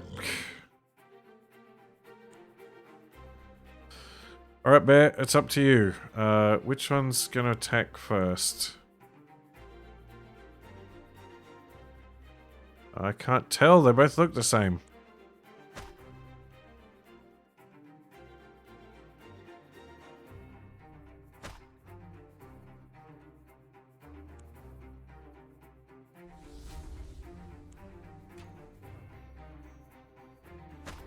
No, my bear!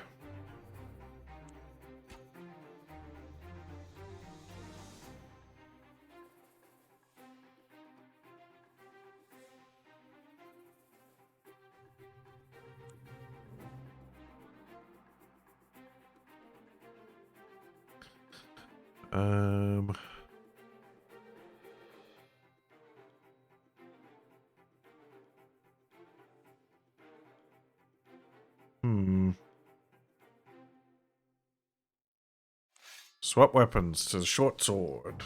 And attack!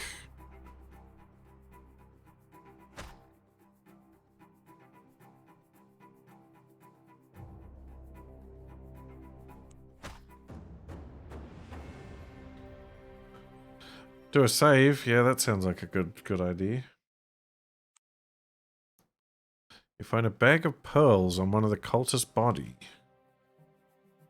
Huh.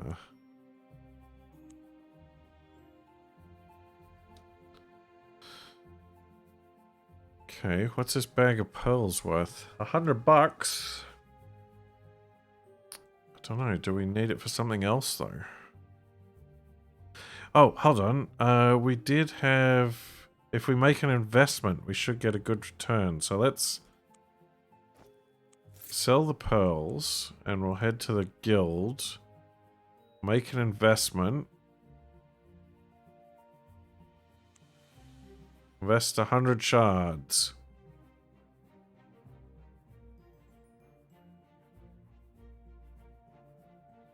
Current investment 100. Done.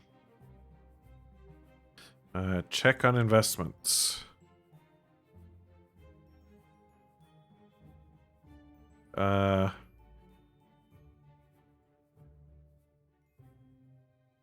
out how your investments are going. You have to test your luck. +1 if initiate of the 3 fortunes. +1 if you have information of the most profitable trading routes, which we do. +2 if you know the best buys in Golnir, which I do not. Double 4s. Investment remains unchanged. Well, that's exciting.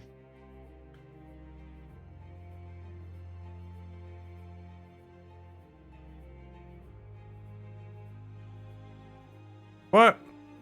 My knowledge of the trade routes is invaluable, but it is no longer relevant. So I just wasted it.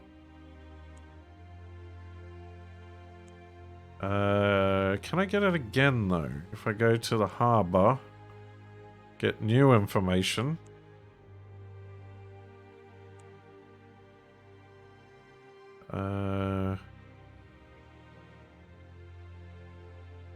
Alright, let's try it again. Check on investments. Roll the bones. 6. Oh, I lost 10%. Right, okay.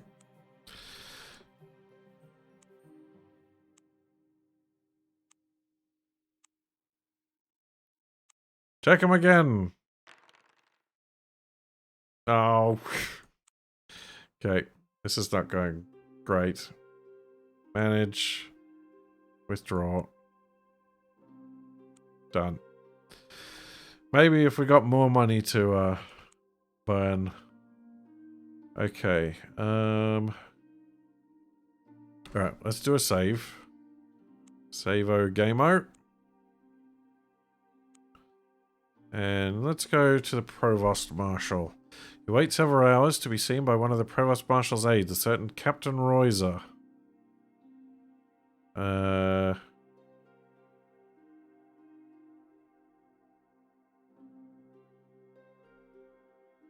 don't know if I can convince him of my loyalty. My charisma isn't super high, and I don't know if I want to bribe him. Let's just leave that for now.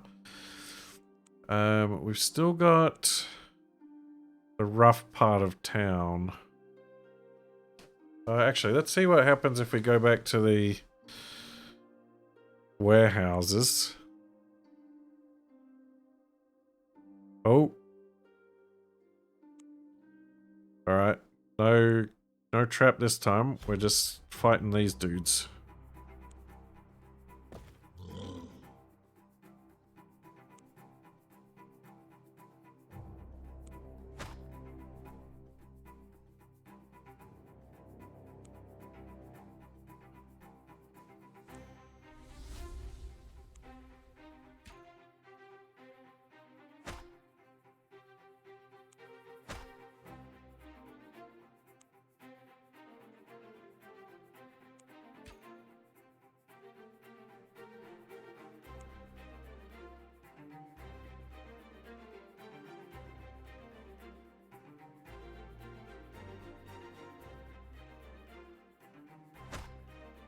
Well, there goes the bear.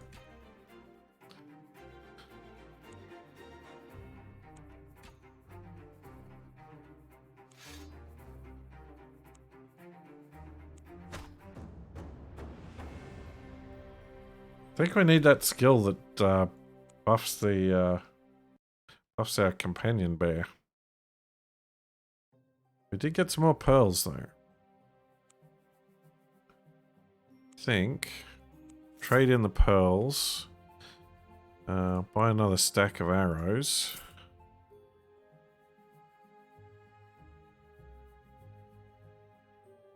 Alright, what's our... So our charisma is pretty low. So maybe we want the... I think if we get the mandolin... Oh, it's 300 though.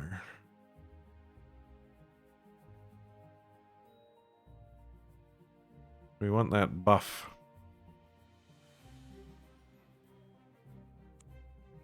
Alright, should we go after the rats? Or we could save up money and get a ship.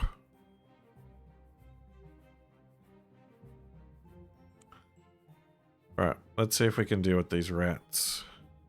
Oh wait, no, we haven't been to the rough part of town. While making your way through the back streets of the poor quarter, you are set upon by knife-wielding thugs who are intent on relieving you of your purse. Fight them.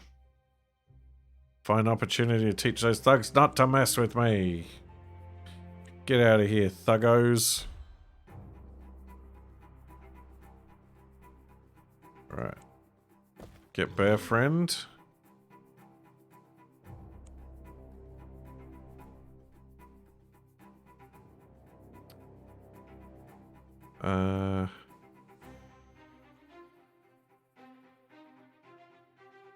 Move to here. Let them come to us. Now, this guy's going to go first, so we'll mark him.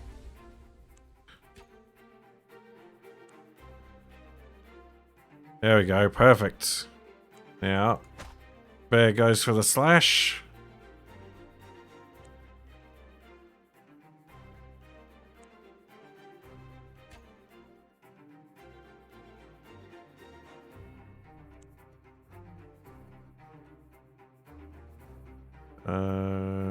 Defend.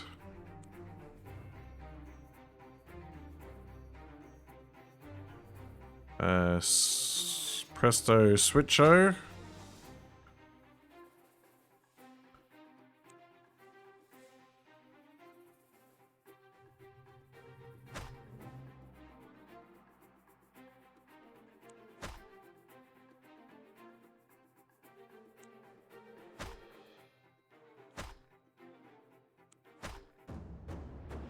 Shazam!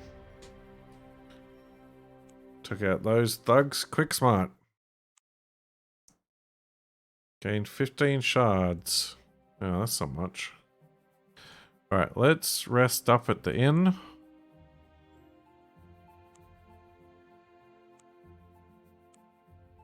We'll do a save before we go for the rats.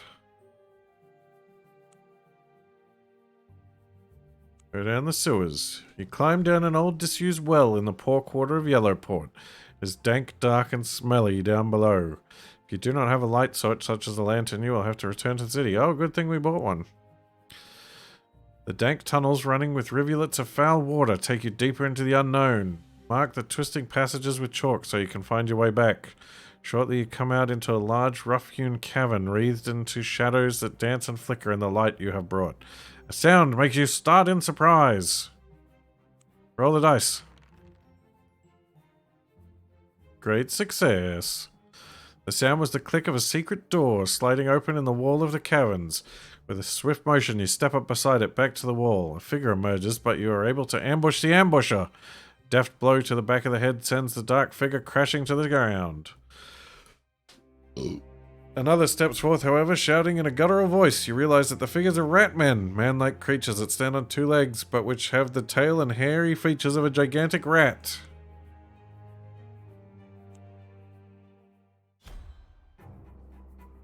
Oh.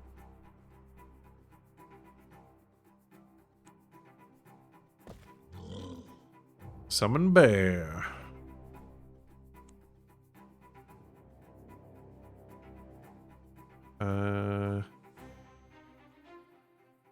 Let's see, he's got...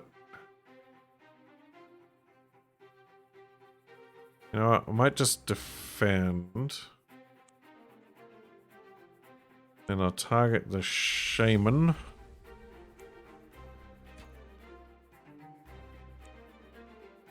There we go, perfect.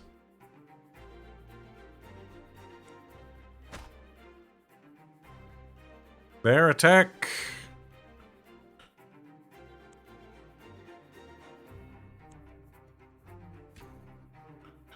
Shaman down.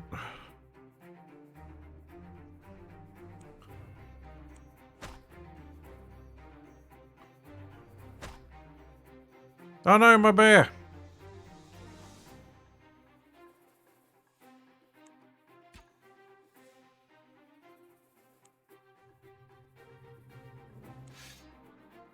Switch. Oh, I can't attack and mark as prey. Just go for the whack.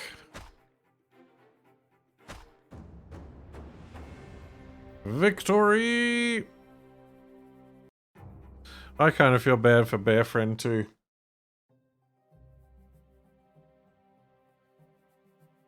The ratmen lie defeated at your feet. You find 15 shards on the bodies and a note which says, "Party kitchens tonight. Rank and file rats only. No officers and no king allowed." The rest of the cavern is bare, so you press on down the tunnels. After a while, you come to a cleaner area of the sewers, a part of the old city now buried under Yellowport.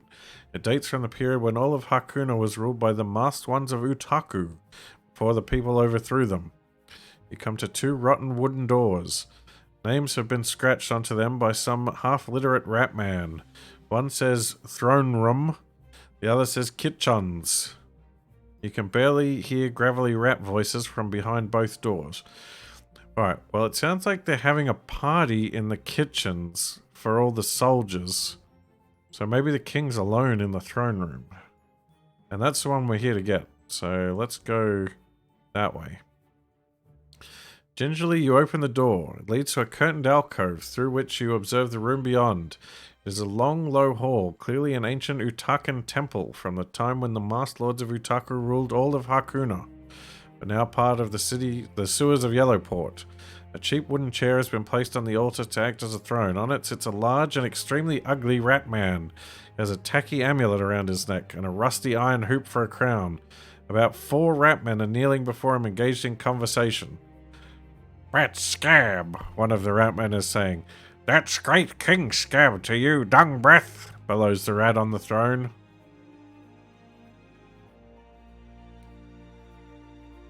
Charge in and attack, sneak in to assassinate, use magic to get close, or bluff. Wow, okay.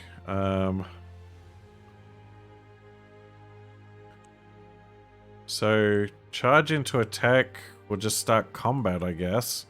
Sneak in will be thievery, which is 5. Sorcery, we've only got 4. And bluff, we've only got 3. So I think we'll go for a sneak.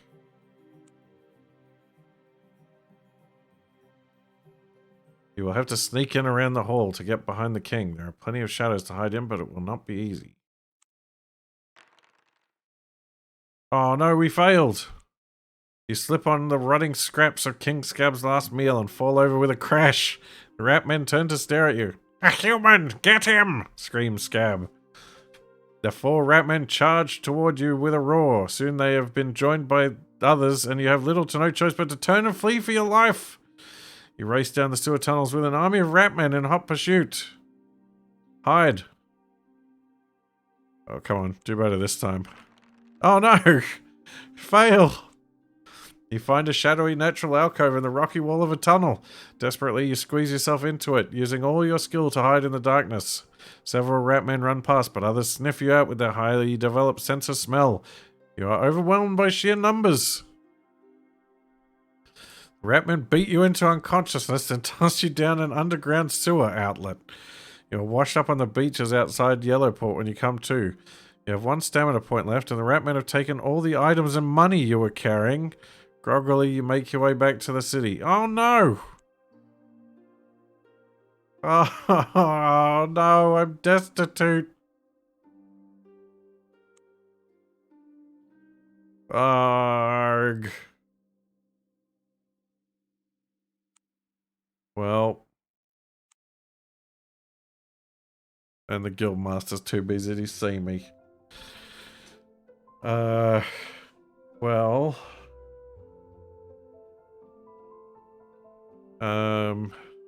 That makes things difficult. I can't... I've only got 1 stamina.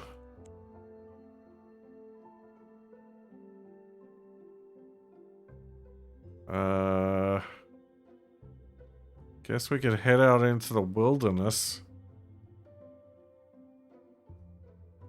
Or we could fight some more cultists and try to make some money back with the pearls.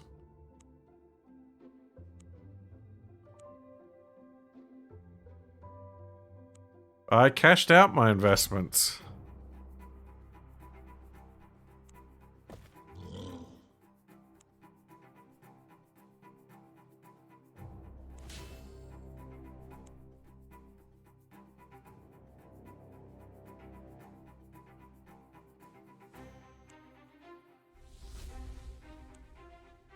Oh no, I've only got fisticuffs.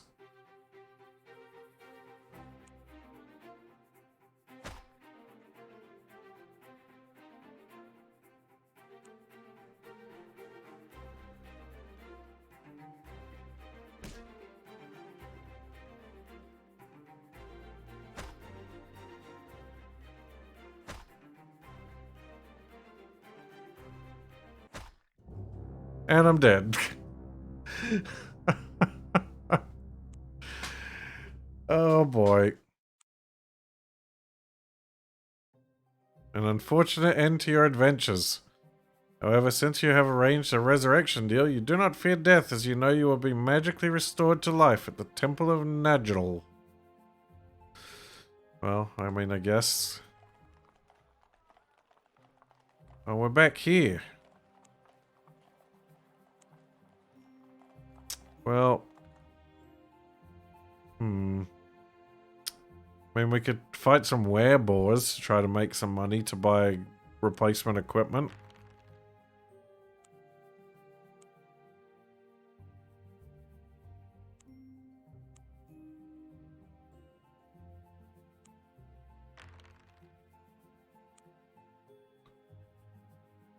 Get some more fishies.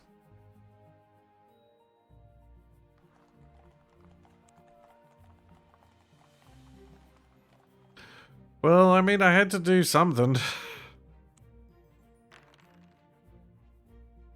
Okay, attacked by werebore. Fight.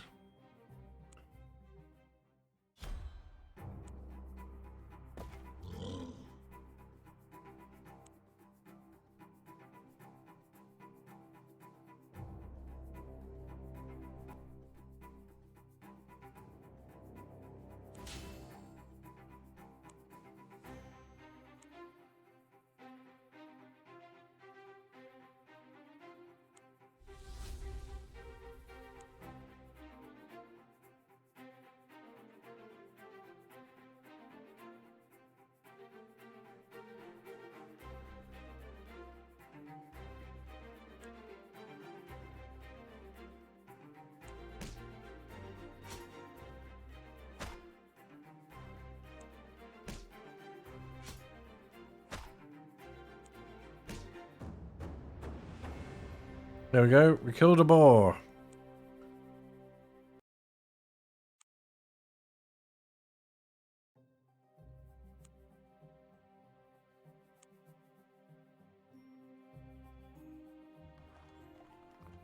I did leave some money at my house. I forgot about that. I got 50 bucks.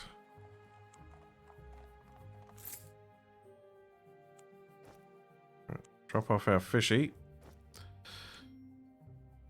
Now we should be able to go to the temple.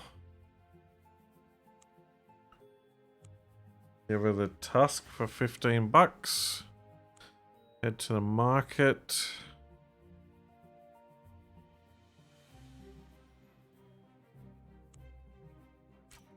Get a short bow. Sell the spear.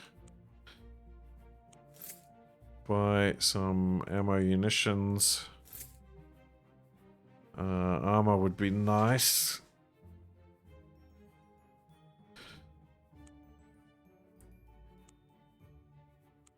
Rest. And try to fight another boar.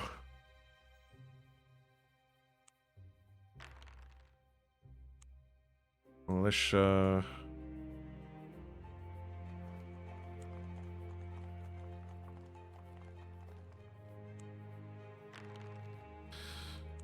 Another werebore.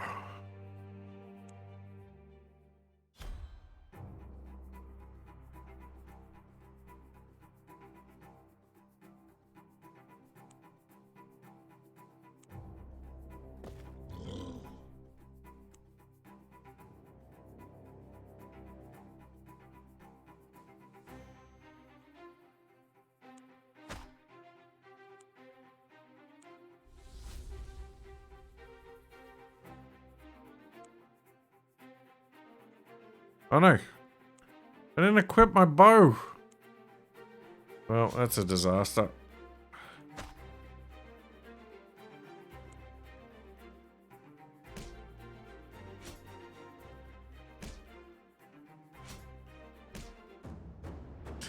Alright, equip weapons before fights.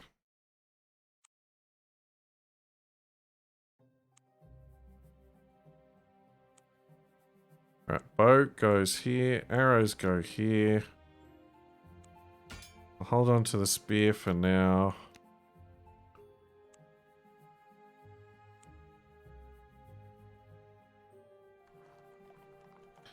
Head into town. Cash in the tusk. Wow, she's going to be set for tusks.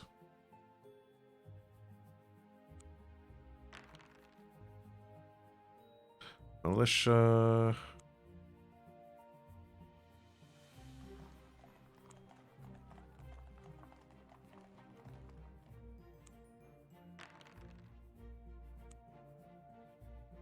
grab another fish.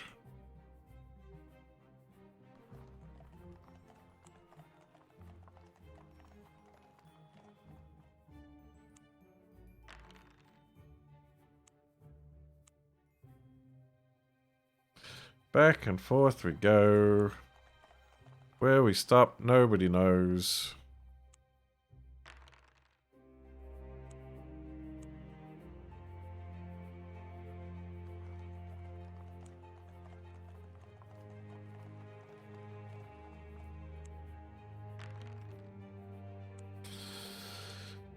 Oof. Come on.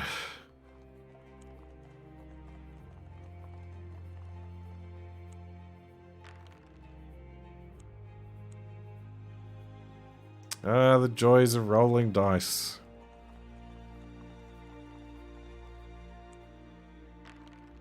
Snake eyes! Snake eyes means fish.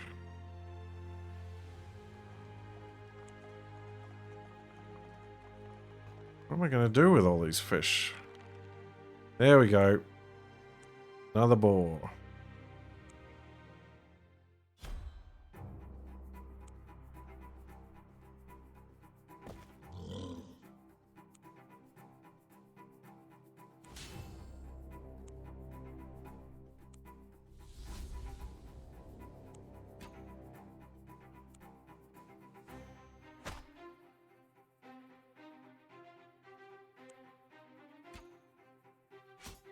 Ow! Don't attack me, you meant to attack the bear.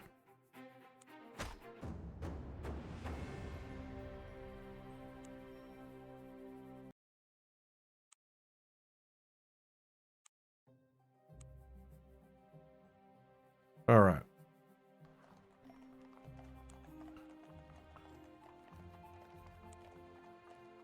Sell the spear, buy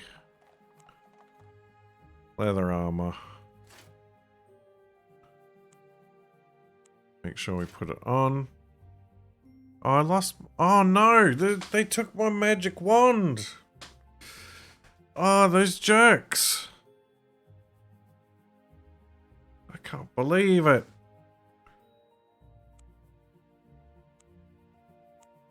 Alright. Fish in the fish house. Tusk in the tusk house. Now... we need to see about getting a new resurrection arrangement. It costs 600 bucks!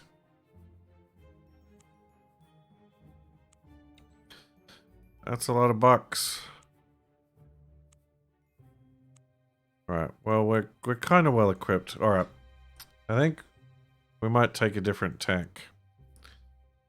Let's go to Yellowport.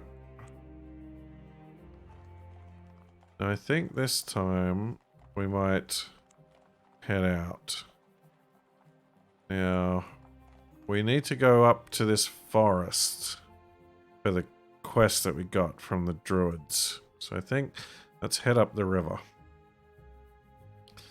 You're following the course of the stinking river, and it certainly does stink, laden with sulfur as it is. Nothing happens. The Road Tavern.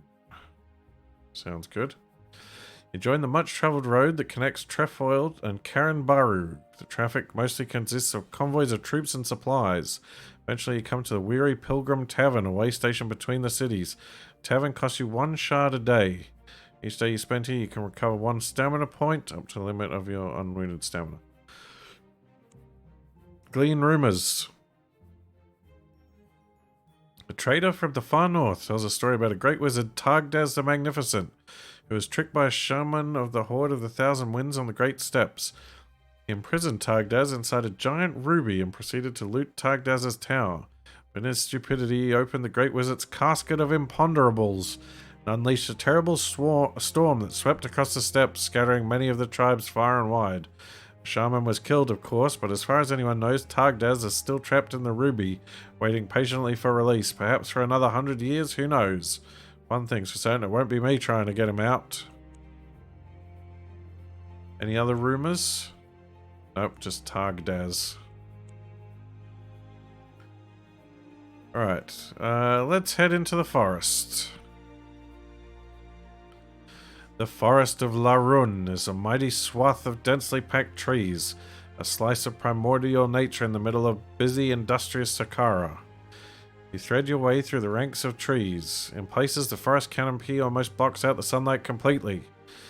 You are wandering in deep shadow, haunted by cries of the creatures of the forest. Oh no, the oak staff that I needed for the quest got stolen. Venture deeper. You hack your way through the undergrowth until you stumble across an old ruin. Creepers, the forest moss have grown over it, but you can see mask-like faces set into the walls, glaring down at you as if in angry outrage at your intrusion.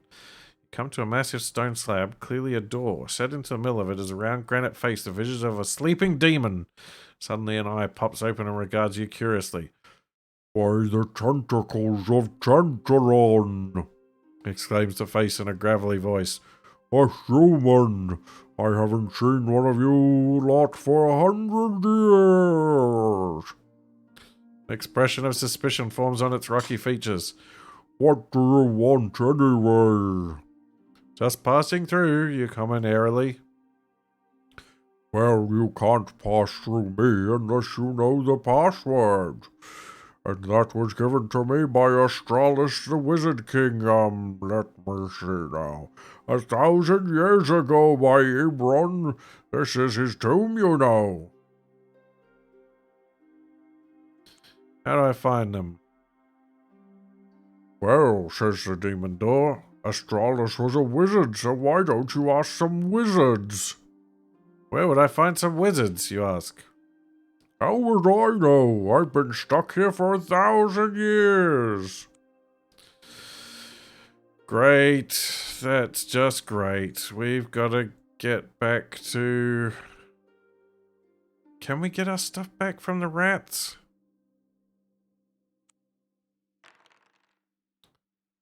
We've been mistaken for a beggar. A passing priest gave us $10. Oh boy. Insult to injury. Right, head back to Yellowport. Oh, they took our rat poison too.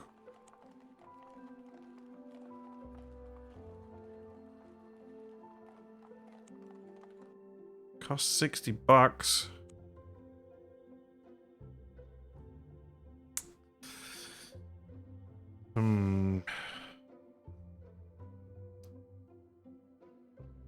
Alright, we'll see. We'll get... Now that we've got some equipment, we'll see about fighting some of those dudes and getting some more pearls to sell.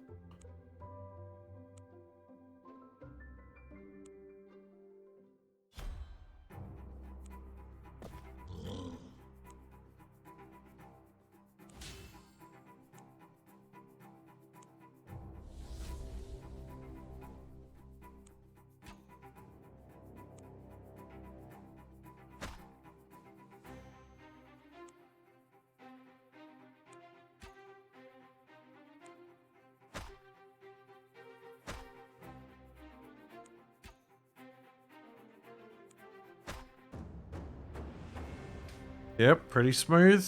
Pretty smooth.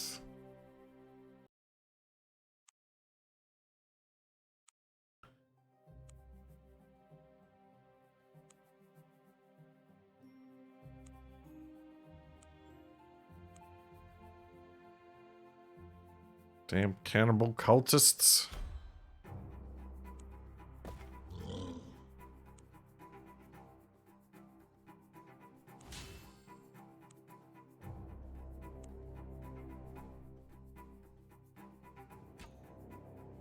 Oops.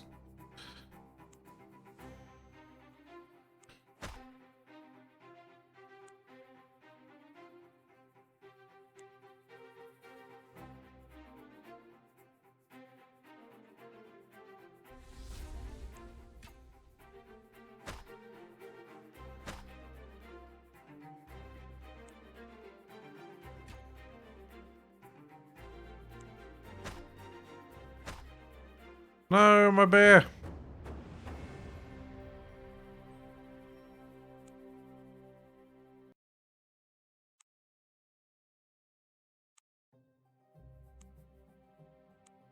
I mean, this is actually a pretty decent way of making money.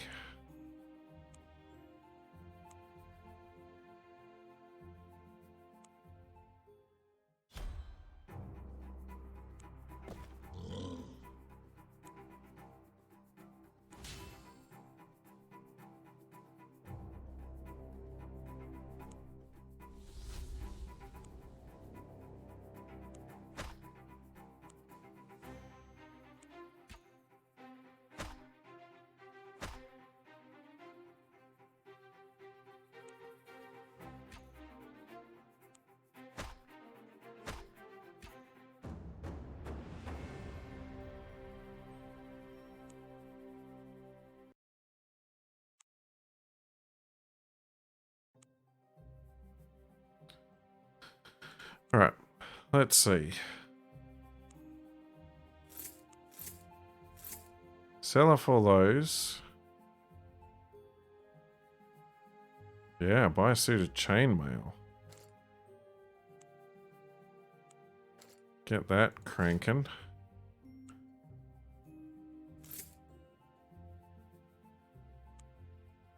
That's the best armor we can get. Now, if we want to improve our bow, we need 250. If we do a couple more fights, we could get a longbow. Just gotta farm some cannibals. This game's on Steam. I think it might even still be on sale.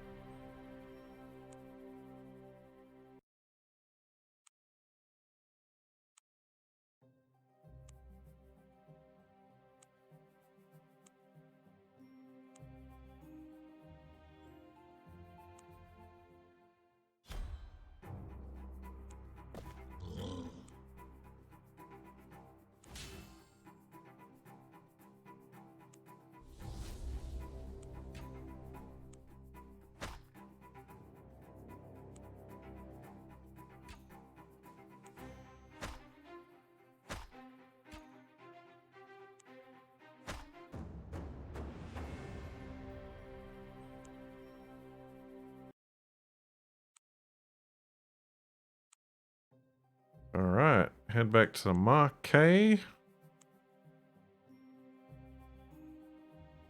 Get a... Oh. So, no, don't buy a weird knife.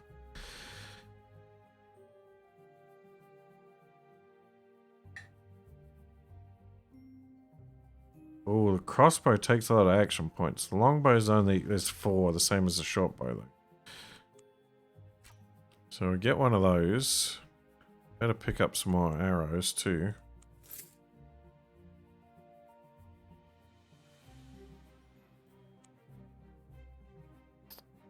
Oh, we need a lantern to go down in the sewers too, because it's dark.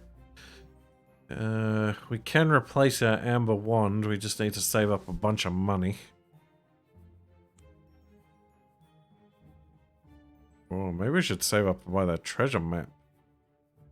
Oh, actually, if we can up our damage, oh, we'll have to save 600, but that's doable. And we need some rat poison too.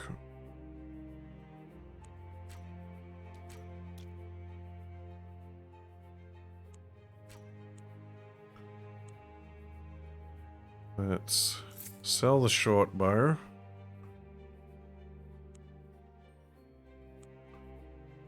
Head back to that. No, not the.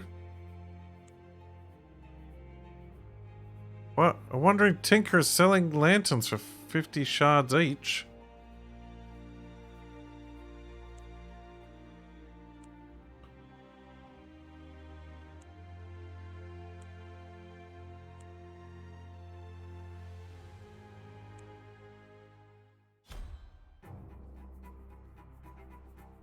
Alright, let's see how our new longbow performs.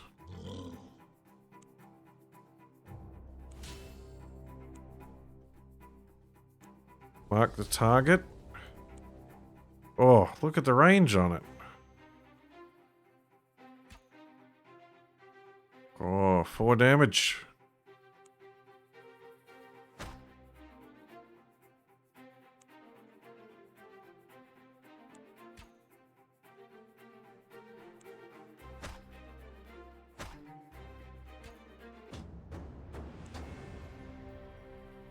Not too shabby. Just gotta do that 5 more times.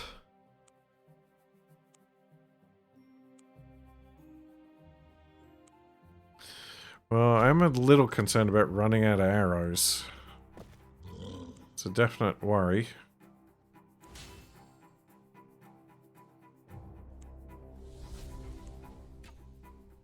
Whoa! I just one-shot that guy.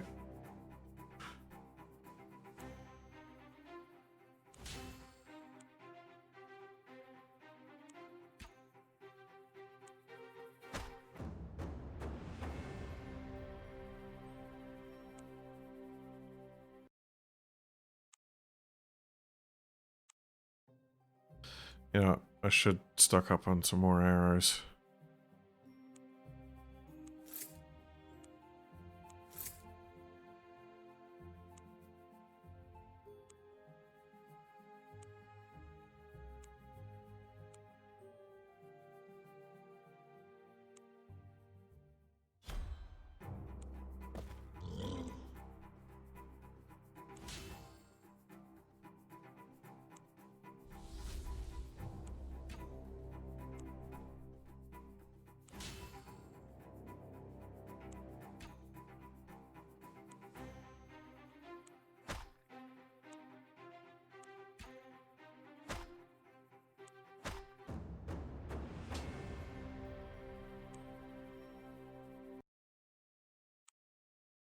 Yep. Longbow, way to go. Alright, I got 3. I need 3 more.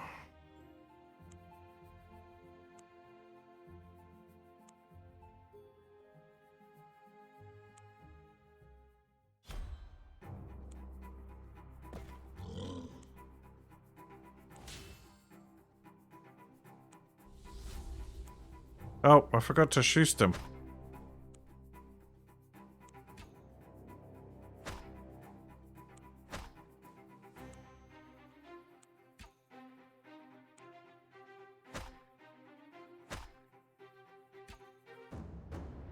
No, my bear friend.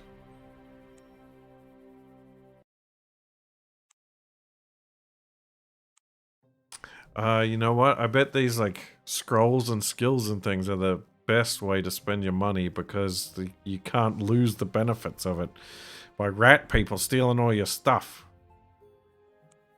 Bunch of jerks.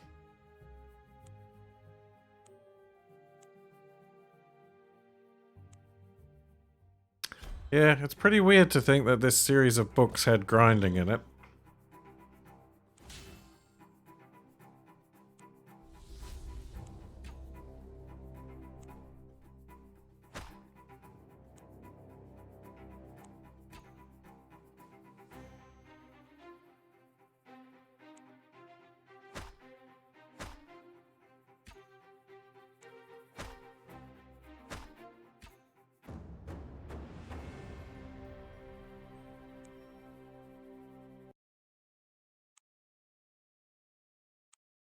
Yes, they haven't developed the technology to siphon my brains.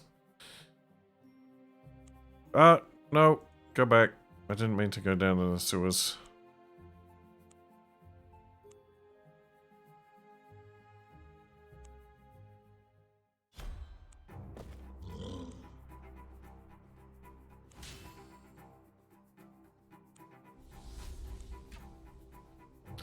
Oh, one shot!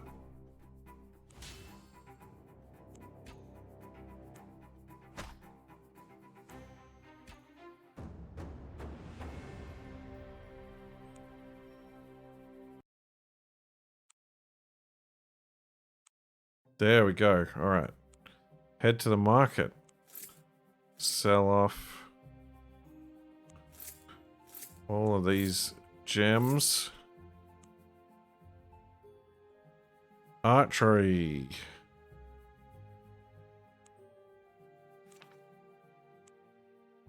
So, learn the scroll.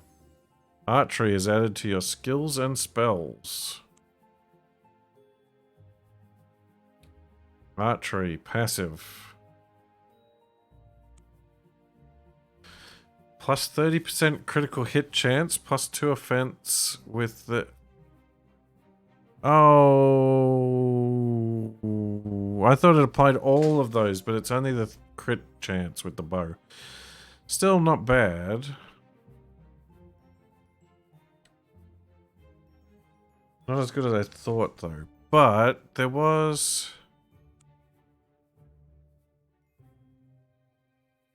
Back on the Druid Island, there was the thing to enhance the animal companion. I think I really need to get that. But now I need to get the rat poison.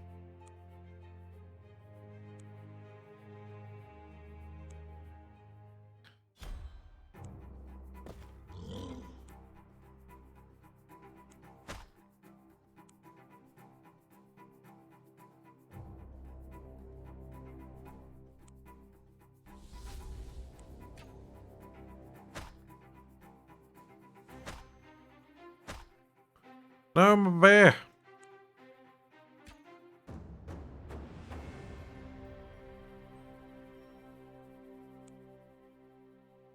I mean, the books were great, but this game is kind of making the experience a lot smoother than trying to wrangle it in a book was. Alright, sell off that, get the rat poison. So I've got the lantern, I've got some arrows. Actually, how many arrows do I... Oh, running a bit low on arrows.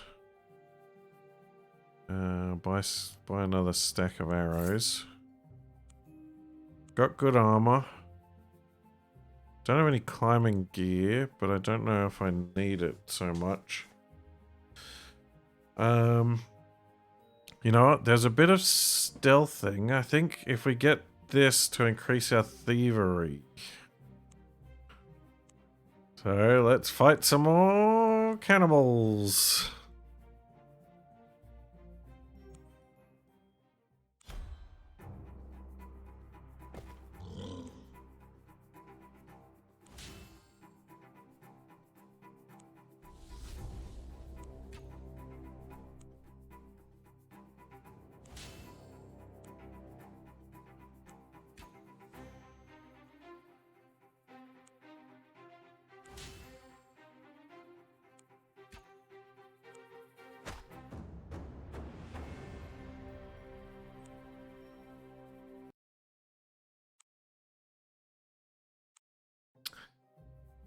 Yeah, I'm starting to think maybe I should, rather than selling gear that I find, I should just put it in my house. But actually, that's a good... I need to save up 200 bucks so I can buy a house here so I can transfer my gear. So...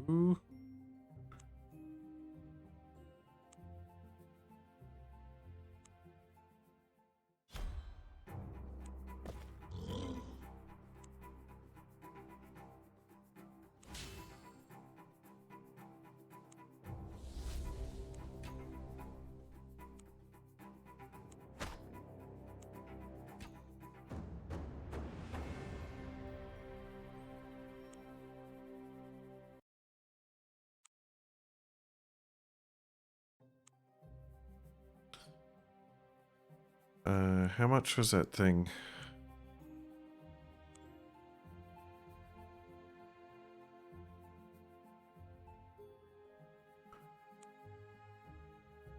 $300. So I need to do this 3 more times. Oof. I mean, it's not making for the best stream experience. I can't imagine.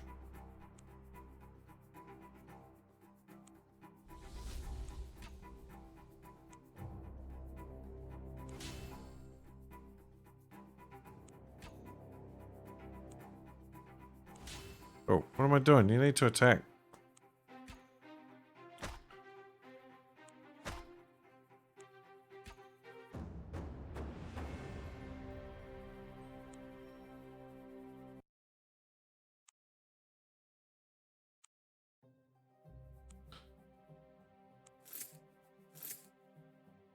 Right, that's enough to get the lockpicks.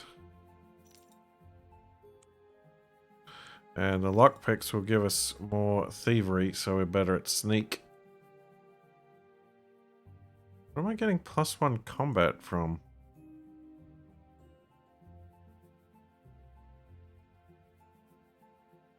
Weird. Alright. I want to do that to... Actually, how's my arrows? Low.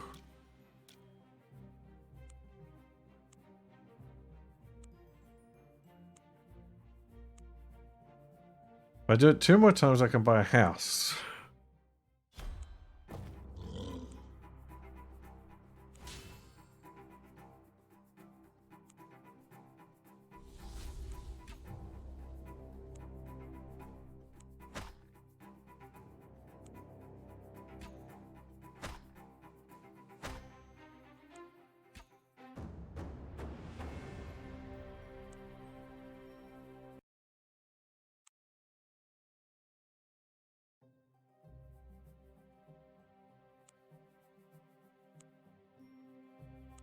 So killing 4 cannibals is enough to buy a house.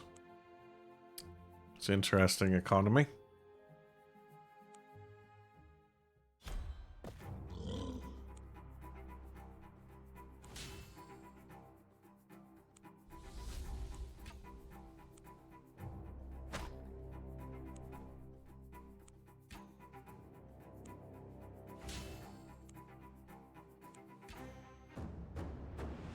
Blammo!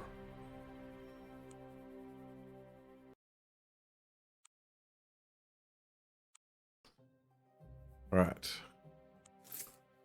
Sell these. Buy a house. So now we have access to all these fishies. And we can put stuff in our stash. Alright. I think it might be time to brave the sewers again. Now that we've built back up a bit.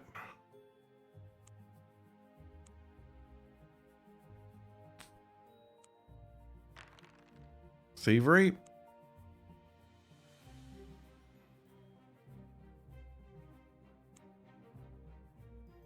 And we got the Radicus.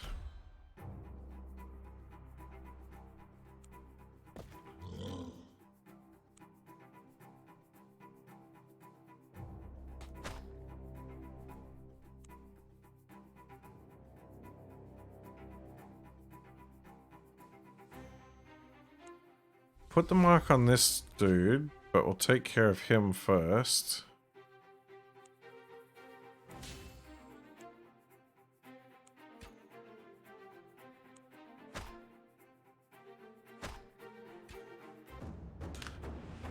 There we go. Oh, yeah, I should have topped up my arrows. Oh boy. Yep, definitely should have topped up my arrows. Alright, we can go to the kitchens this time.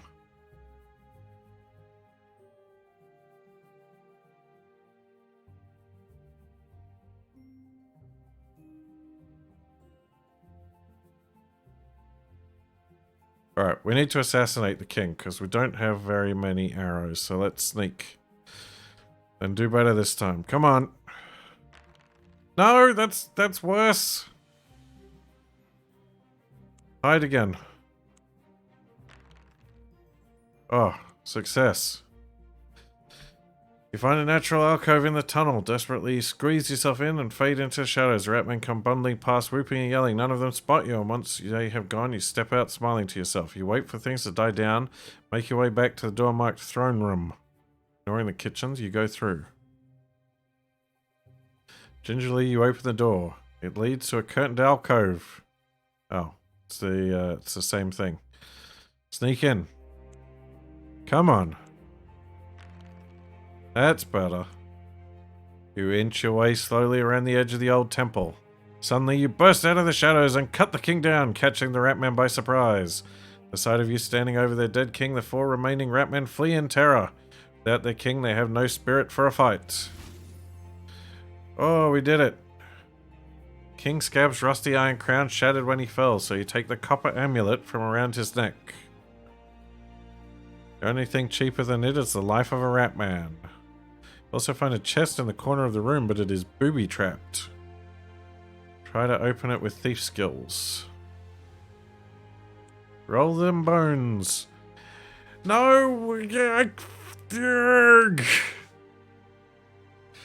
Failure. The chest explodes. You find that the contents have been vaporized except for a sturdy metal scroll case containing a piece of ancient religious text about the gods of Utaku. You discover from the scroll that one of the gods of the Utakin is called Ebron, and that he has 14 angles.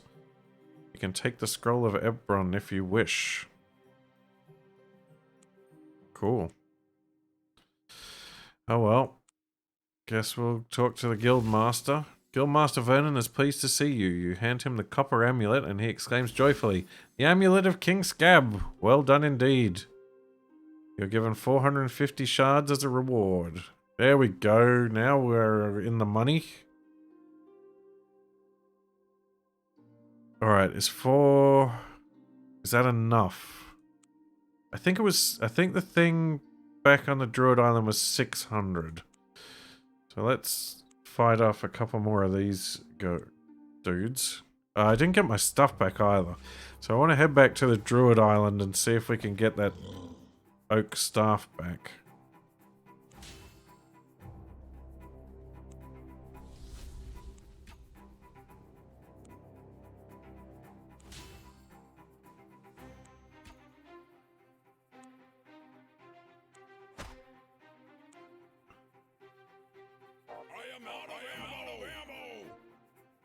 And I forgot to get arrows.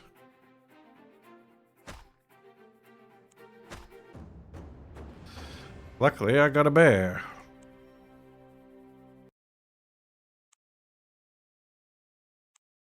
Alright, head back to town. Buy some arrows. You chew through these pretty quickly, fighting all these cannibals.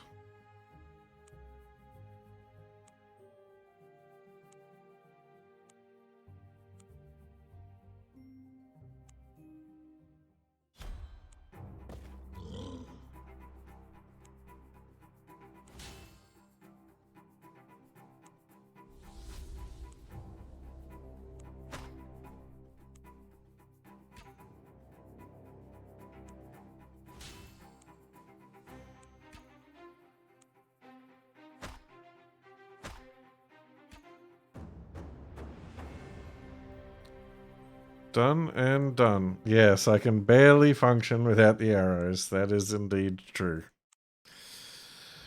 Alright. Sell off the gems. 612. That's not quite enough.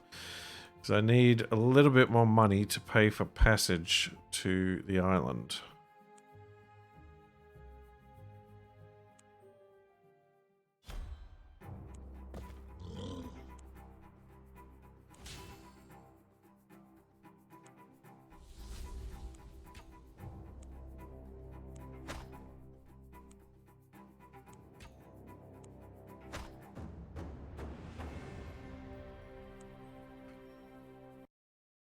I did buy a house here, which lets me transport items, but it doesn't transport me. There we go, 712. That's enough. We'll get a bit of rest first. Oh, that... Wait, I got 705. We'll go to the harbour.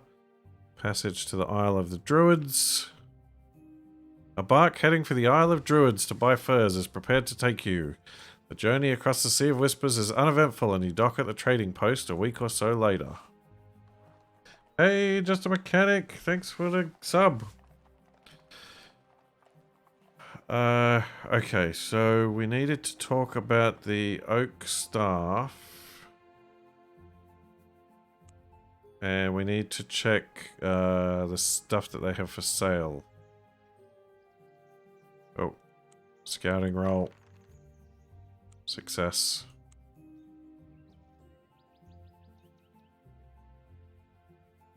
Right, Druid's leader. The Oak Druid who has asked for you to take the Oak Staff to the Willow Druid. I lost the Oak Staff. Does that mean that quest is just broken now? Or can I buy an Oak Staff? No, that's just a staff.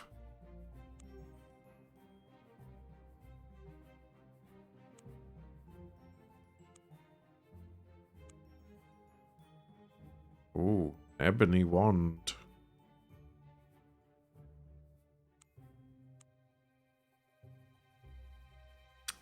Here it is. Resilient companion. That's what I want. But, yeah, 800. I'm a little bit short.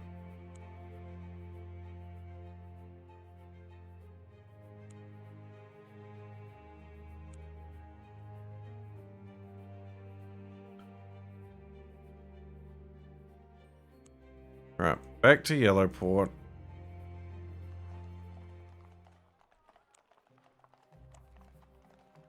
Few more cannibals.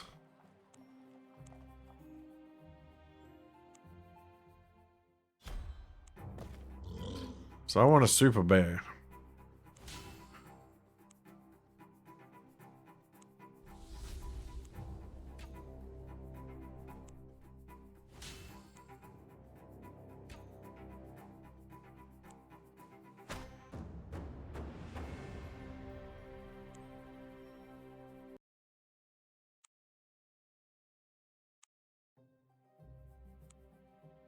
I mean, I should only need 2.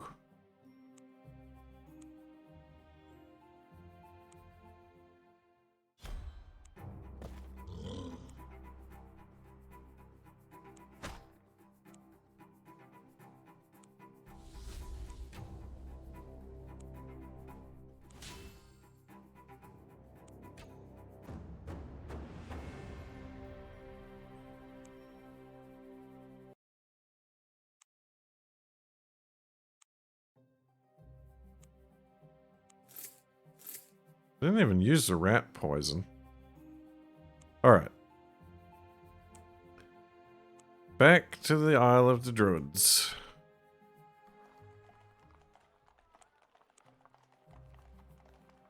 To the forest.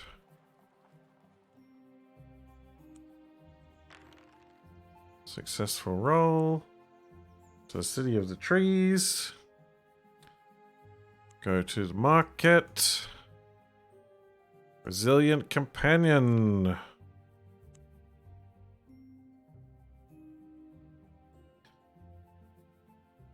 So, the bear will have +4 offense, +2 max damage, +4 defense, and +4 stamina. He's gonna be huge. He's gonna be stronger than me.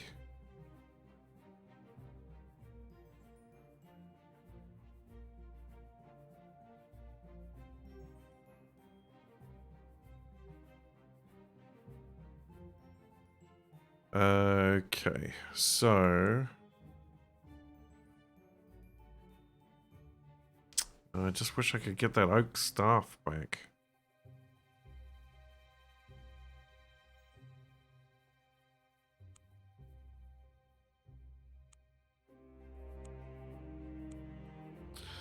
Alright, back to the stones. Step through Yellowport. Alright, let's go back down to the sewers and see if the rats are still down there. Although I do a save first. Save-o. Go down to sewers. You climb down the old... You've already cleaned out the rat man. for the city, but the old well will make a good cash for equipment and money you don't want to carry around. No risk of burglary or fire. Oh, I didn't need to buy the house.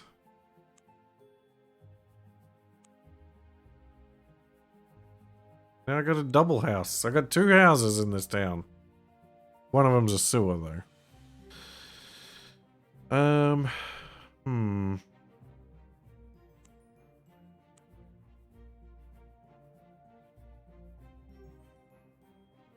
I guess there's not much else we can do here other than talk to the marshal.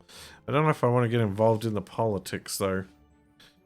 I mean, there's a couple of local places to explore, but I don't have this. Oh, the staff thing is really grinding my gears. The guy wanted me to get stuff from the Scorpion Men, who I think are over here. This is like another town or something. Sure, let's head over there. Venefax. Venefax is a strange-looking village. It looks like a single gigantic building. All the houses are joined together to form a jumbled mass, and none of the houses have doors. The only way in is through holes in the rooftop. Ladders lead up to the roof, which in effect forms a network of streets that the inhabitants travel across to get to certain buildings. We had to build it that way for defense, says a passing farmer. You see, the Scorpion Men from the south cannot climb, so they can't get inside the town. Wandering around, you clamber down a ladder into a long, low hall, the Venefax Market. Sign reads, closed on Thursday. Fortunately, it's not Thursday, and a stocky, barrel-chested man with piggy eyes introduces himself as Fours, the master of the market. There's not much for you to buy or sell in this provincial market. Items with no purchase price are not available locally.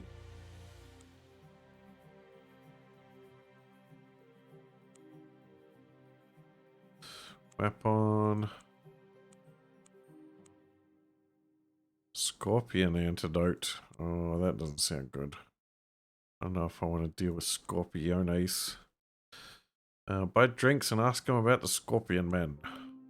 They're vicious evil devils, says an old peasant. Like huge scorpions they are, save they have the head and shoulders of a man. Intelligent too, forever seeking to pillage our town, but they can't climb up the ladders. Soldier in the local militia speaks up. They hate fire too. All we have to do is sit atop the town and pepper them with flaming arrows. They can't stand that for long. Mind you, things are getting bad. They've got a sorcerer now. A young man, blind in one eye and paralyzed down one side, says, they got a terrible sting as well. Their venom did this to me. Pointing at his eye and side, there's not much else to hear. Well, explore the town. You think of the places that could be of potential interest to you in the strangest looking village you've seen so far. After a while, you narrow them down to a few useful possibilities. Chat to villagers on the roof. A small boy runs up to you saying, help us, the man-eating bloodthirsty gobbler's got my little sister. His mother, a flaxen-haired beauty, comes up behind him. Surely you mean bloodthirsty, not Thursday? What?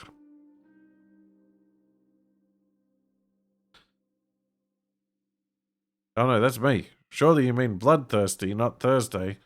Oh no, replies the young mother. The man-eating bloodthirsty gobbler is so named because it hunts only on Thursdays. The boy's name is Mikhail and his mother is Lynn. Her husband is away in the army and her young daughter Haley was taken by the beast last Thursday. Apparently several people have disappeared never to be seen again. Please help us, plead the villagers. Help. You wait until Thursday. Lynn tells you that the disappearances happen a little way out of town near an old farmhouse. As you leave town, you notice Fours, the master of the market, heading in the opposite direction. It's weird. Follow Fours. You follow Fours to the old farm. He goes inside and you creep to see what he is doing. 3 rough-looking thugs are helping Fours get into what is obviously a monster suit. It's a bit like a giant hairy toad made of the hide of some animal stretched over a wooden framework. So much for the dreaded gobbler. You wait by the door. As the thugs emerge, you club one to the ground, but you will have to fight the other 2. Fight! Alright, thugs. Prepare to feel the wrath of my bear.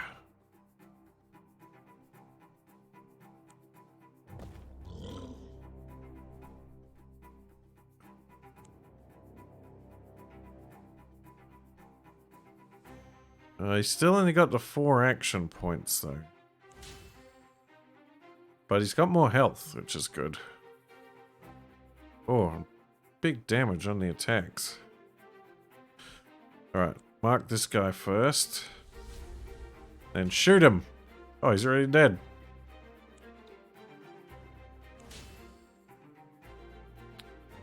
Alright, I'm just going to defend. Go, bear, go. Take him down. Oh! Wasted.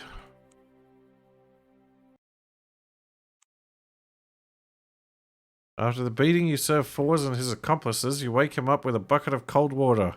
He's eager to run off, but at the sight of a hardened adventurer rather than a timid villager, he surrenders and confesses all. He terrified people with the monster disguise to keep them away from the farm. He and his men were kidnapping villagers, chaining them in the cellar below, and selling them to a slaver from Karen Baru for work in the slave mines.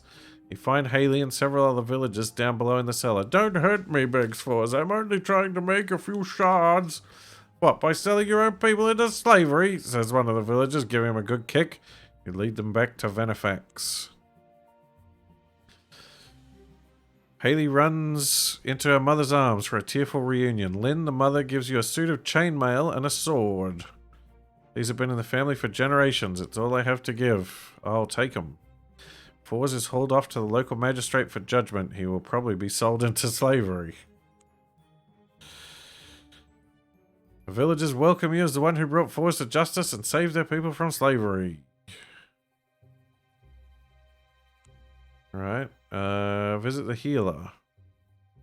You climb down the ladder into the house with herbs and plants hanging on the walls and shelves lined with pots, pans, and bottles of all sorts. The healer, an old woman, can cure you of the effects of sting fever, but is unable to cure the disease. Lift curses or heal wounds. It will cost you 25 shards to get cured of sting fever. That's fine. I've heard all the rumors. Yeah, I guess that's it, unless I want to sell off something. But I think I might drop this gear back off. We'll head back to Yellowport. Adarenin, this game is based on a series of gamebooks that were written in the 90s. Let's see. So I've got a spear. And I think I might switch to the short sword. And I'll stash the armor and the spear. Didn't even use the rat poison. See, now the problem is I'm not sure what I should carry with me and what I should store for later. Also, I'm not sure where I should go now. We could go over to Marlock City or whatever it is. We could go investigate the stinky swamp where the water comes from. We could head up north. Or should we go deal with scorpions? Oops, misclicked. Scorpion antidote is like $100. So a little short at the moment. You know what? Let's try this eastern road up here. I don't want to go down to the Scorpion Man until I can afford that antidote. Roll the dice. 4. Nothing happens. Ooh, Blessed Springs. That sounds good. Village of Blessed Springs, nestling at the foot of a tall hill, it's grown up around the holy waters, a special spring said to have healing powers. It has been fenced off by the villagers and a priesthood appointed to supervise the supplicants who come to bathe or drink of the spring's waters. There is no market, but an alchemist has set up shop here. Alright, let's check out the tavern. Any rumors? Few locals are discussing recent events. It seems some hideous beast has made its lair in a cave on the hill that overlooks the village, of course. It's a gorlock, says the farmer, and it's amassed quite a bit of treasure by all accounts, lifted from its victims. Brave adventurer like yourself could get rich if you killed it. You'd be doing us a favour as well. You ask what a gorlock looks like, but nobody knows. Nobody's come back to tell the tale, says the innkeeper. There's not much else to hear. Alright, alchemist.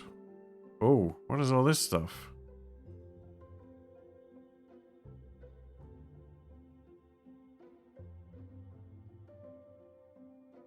Consumable potions. Ugh. Might top up my drink.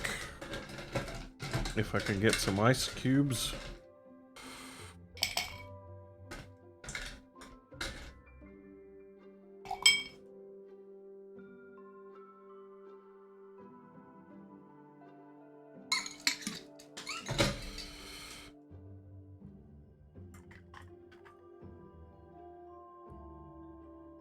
There we go.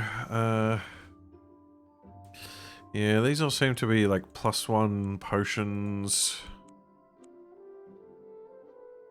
And a potion of healing. Not super useful. You have heard stories of the Holy Spring and its healing powers. Village is basically grown around it, and you have limited places to openly go to due to the guards hired by the priests of Mulhern to patrol the area. Still, you think that you can pay a visit to talk with the owner of the alchemist shop. The alchemist shop is lined with potions, jars of exotic substances, herbs, and so on. Alembics and beakers bubble and boil full of strangely coloured liquids. The alchemist, a tall, gangly fellow with a beak of a nose, sells potions. The alchemist can make you some special potions as well, but he needs some ingredients. He needs an ink sac and 250 shards. If you pay the money and have an ink sac, he will make you a potion of restoration. It can be used only once to heal all lost stamina points, cure poison and disease. He also needs a scorpion venom and 50 shards. If you pay the money and have some scorpion venom, he will make you a scorpion antidote. It can only be used once to cure the poison. Well, that's not helpful. The Holy Waters. Wooden stockade encloses the springs. At the gate, 2 militiamen stand on guard and a priest dressed in blue robes sits behind a desk. 35 shards to enjoy the divine spa. Yeah, sure. You find a wide pool of bubbling electric blue water. It gives off a strong, invigorating scent like crushed pine leaves. I don't have a yellow dust, but I can have a bath. You strip off and wade into the bubbling waters. The effect is astonishing. You feel a sense of well-being coursing through your body. If you're suffering from disease or poison, you're cured instantly. It can restore your abilities to normal. Well, okay. When you're ready, you leave the area. Alright. Let's go check out this hill with the Garlock. You make your way up the hill. After a while, you spot a cave set into the hillside a little further up. Judging by the human bones dumped near the entrance, this is the lair of a dangerous beast. Fresh tracks of some large, 2-legged, 3-toed creature lead from the cave into some nearby trees. Seems as it's not at home at the moment. Let's do some scouting. You recognize the tracks as those of the legendary Gorlock. You remember that it is said to have backward-pointing feet, so that the tracks it leaves will show the opposite direction of travel. This means that the Gorlock is currently inside the cave. Let's wait and do an ambush. You wait for an hour. At dusk, something emerges. It is the Gorlock, a beast with legs like a bird, a body like a reptile, and 2 short forelimbs and a beaked lizard-like head. You see that its 2 legs do have backward-pointing feet. The beast heads off into the hills, and you creep forwards. With the Gorlock out of the way, you're free to investigate its lair. Inside the cave, you find 500 shards, a mace, and a silver nugget. Wow. Fancy. Village of Blessed... Alright. Well, that seems like a good time to save it.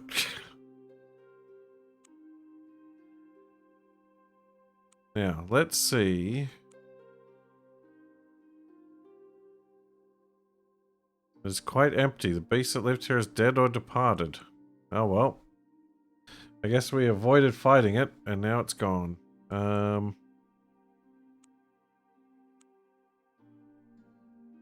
rumors. They don't seem to realize the Gorlock's gone. Alchemy shop. Can't sell anything here. Alright, guess we're pretty much done there. Could head into the countryside. You're crossing an open expanse of flinty ground. A few herds of sheep roam the low hills. You get lost. Oh no! I'm lost! Oh.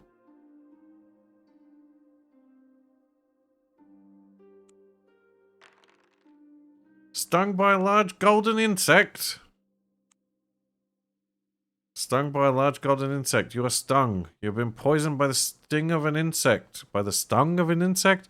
You have 1 point subtracted from your combat as you are weakened. You're poisoned, but you can restore your abilities to normal if you get cured.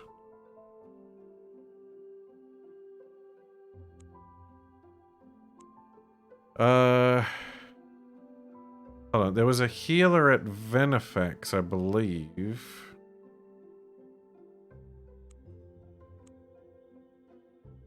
25 shards? Yeah, that's worth it. Alright. Cured. Alright. Alright. Let's go check out these scorpions. You're on a rough trek that runs between Venefax and the territories of the Scorpion Men. Slogging your way through the hot, dry scrubland. A hawk circles overhead, cawing harshly.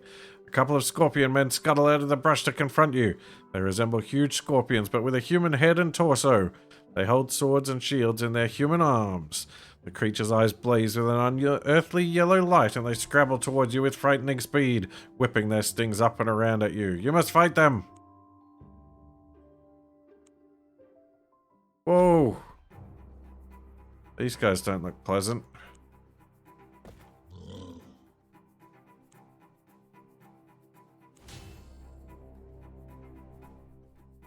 Alright, put the curse on this one.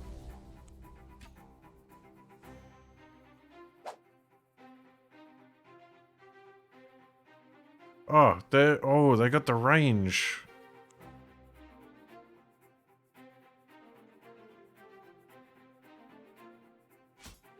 Oof.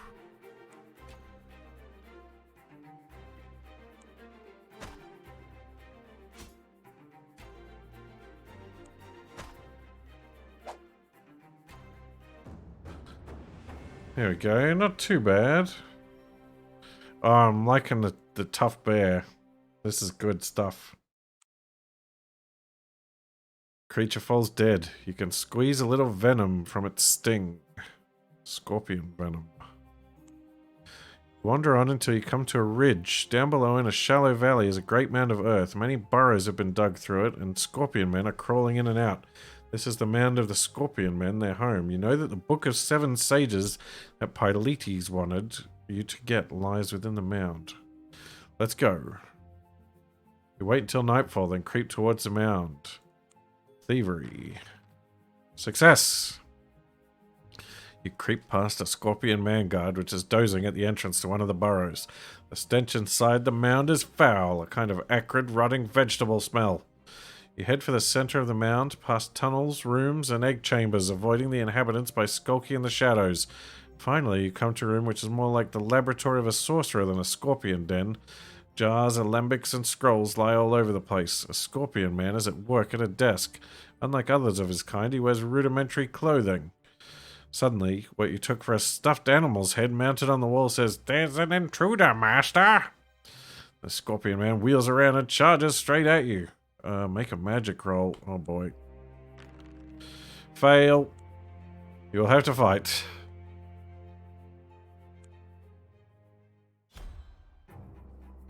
Oh boy.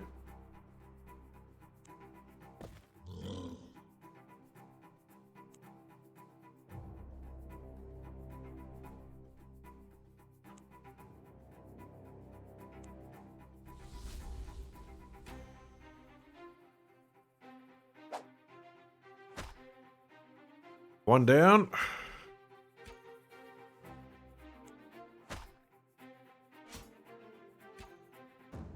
Oh yeah, we're too strong. Too strong for scorpions.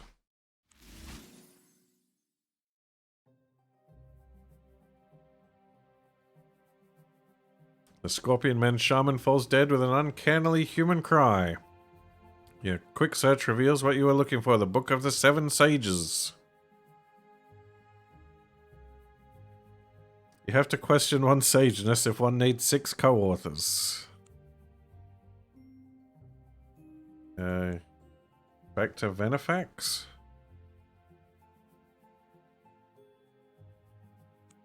Alright. Let's go to... where did we meet that dude? It was in the tavern. You take the Book of Seven Sages to Pilates, the sage at the Gold Dust Tavern. He thanks you effusively for bringing it to him. Your reward is secret learning from the Temple of Mulhern, God of Knowledge. You can add 1 to the ability of your choice. Oh,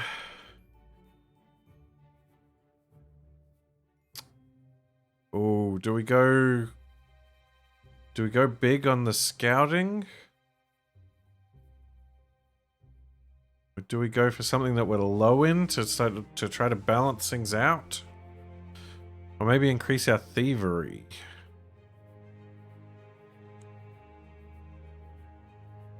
Ooh, combat.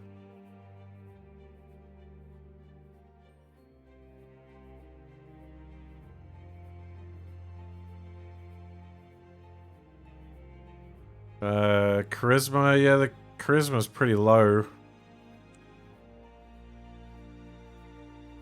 Yeah, let's get some charisma.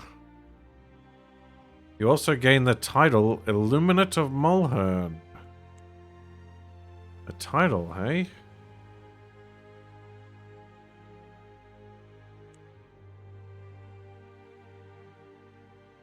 Titles and honors. Illuminate of Mulhern. Alright. Man,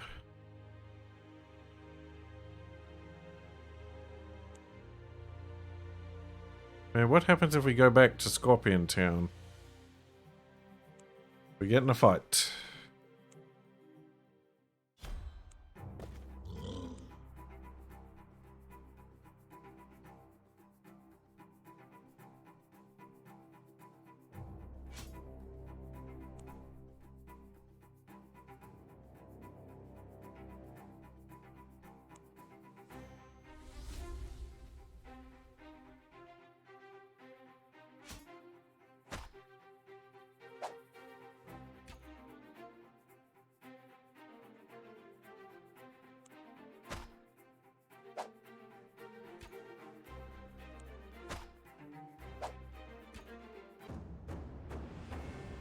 These scorpion dudes are pretty tough, but I am tougher. Got some more scorpion venom. Oh, just says it's too dangerous. They must be mad at me. Well, we could go up to the alchemist up here. And he can turn this scorpion venom into an antidote. Uh-oh, attacked by mad pilgrims.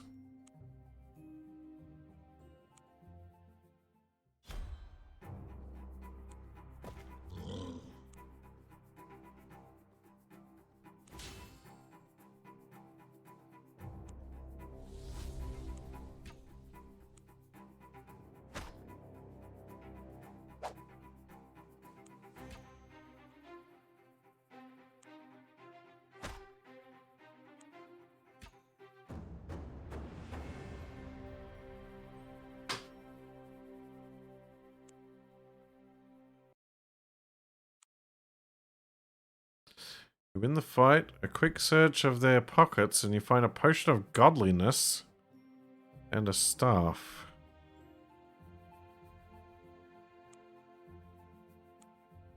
Alright, head up to the Blessed Springs. No, we don't want to go to the shop. We want to talk to the alchemist. Get him to make us a scorpion antidote. Okay. Let's head into the countryside and try not to get lost this time. You meet a shepherd. You meet a shepherd who gives you a wolf pelt. Looks like a wolf and smells like a wolf. Could head up into the mountains.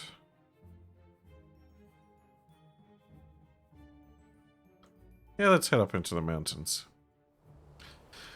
The cold, bleak mountains look as inhospitable and forbidding as their name implies, their frozen flanks climbing high into the icy clouds. Oh. We don't have any climbing gear. Come up the old-fashioned way. Success!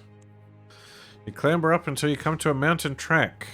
Rises up between a cleft in the rock ahead of you. A man steps out in front of you. He is clearly a soldier, but his clothes are rough and ready, as if he had been living in the wild for some time. Oh, well... He's not attacking me. Who is the rightful ruler of Sakara? General Grieve Marlock, or the son of the old king Nurgan Corrin? Asked the soldier.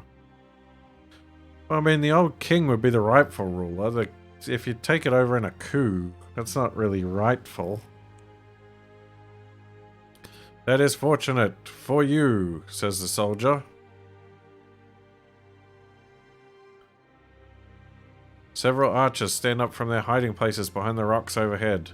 Another soldier, a captain, comes up to you and introduces himself as Captain Vorkung. That's funny, my name is Varkung. He is clearly one of the old aristocracy, the nobles loyal to the king and the old regime before General Marlock and the army seized power and executed the old king. Vorkung tells you to leave the mountains. You found a rebel base, men still loyal to Nurgan Corrin, the heir to the throne. Nurgan went into hiding when General Marlock killed his father and took control of Sakara. I don't know that we are on his side. Not yet, at least. Climb down. Let's head into the farmlands. You're crossing an area of fertile farmland where much of the food is grown to feed the army. Little farmsteads dot the landscape and the ploughed fields have the appearance of a patchwork quilt.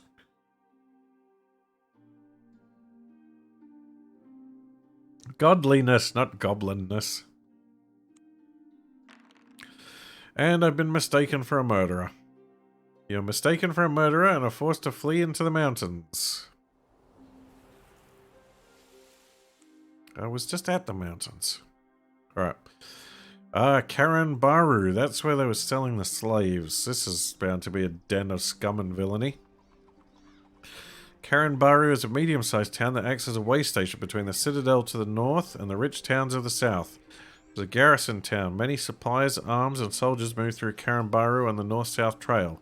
Shops, temples, traders, and the like have sprung up here to serve the needs of the military. There is also a sizable mining community, where the mines of Sakara lie in the Bronze Hills just outside of town. And a slave market where poor unfortunates sold into slavery are brought for work in the mines. The Karanbaru market consists of several covered arcades. Much of its stock is from miners and soldiers, and it is run with business-like efficiency by the Sakaran military. Well, check the inn for rumors. The Blue Griffin Tavern is frequented by soldiers and mercenaries. The tavern costs 1 shard a day, blah blah blah. Listen for rumors. You hear an interesting story about one of Baroness Ravain's knights in Golnir. Apparently he is plotting against her. Intrigue and treachery in the court of the Baroness, mutters a man before his voice fades to a whisper. Let's check. We could buy a house for 200 bucks. It's not really urgent. Anything good? Oh, there's some good armor here. Splint armor and plate armor.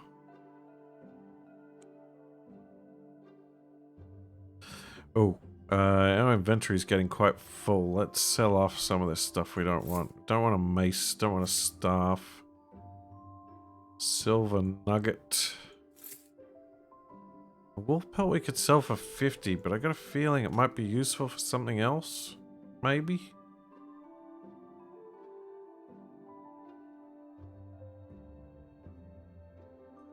Weapon. Oh, plate armor would be so nice.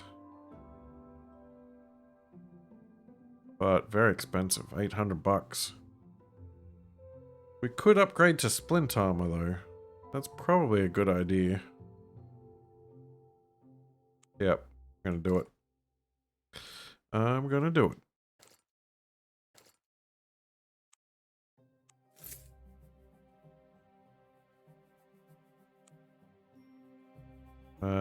Climbing gear that we may do without it. Oh, we can get a mandolin for even more charisma. That might be a good idea. Fighting techniques against multiple opponents. When there are at least 2 enemies within 2 range, your damage is increased by 2. Not really what I'm after. I think the mandolin is the way to go. There you go. Charisma 5. Not too shabby.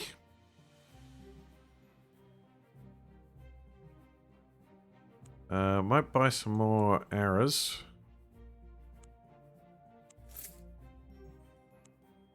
Okay. Let's check the temples. Aha! There's a Temple of Lacuna. We are already Initiative Lacuna. I think we've already got a... Do we still have the blessing? Yep. Go back.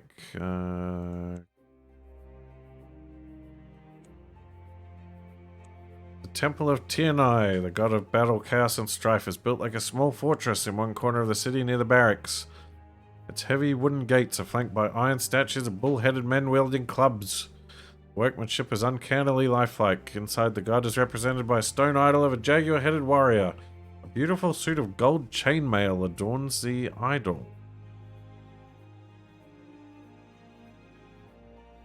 We don't have enough money for... Oh, that's a lot. And then we've got the Three Fortunes.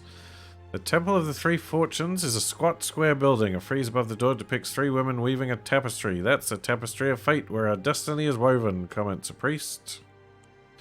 Okay.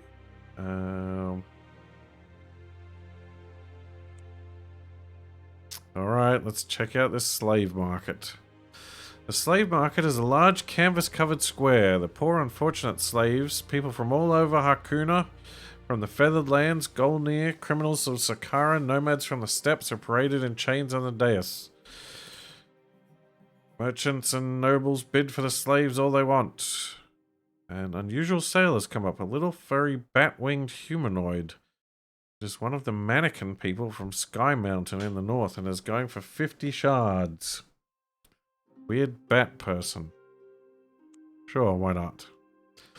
The little mannequin creature is handed over to you on a leash. Its wings have been tied together to stop it flying away. How are you then? It pipes in a squeaky voice. Just then, a palanquin carried by 4 bearers arrives. A man leans out and hails you. You there, I've come to buy that flying monkey, but I see I'm too late. Nevertheless, I will give you 75 shards for it. Don't sell me to that popinjay, free me instead, chitters the mannequin.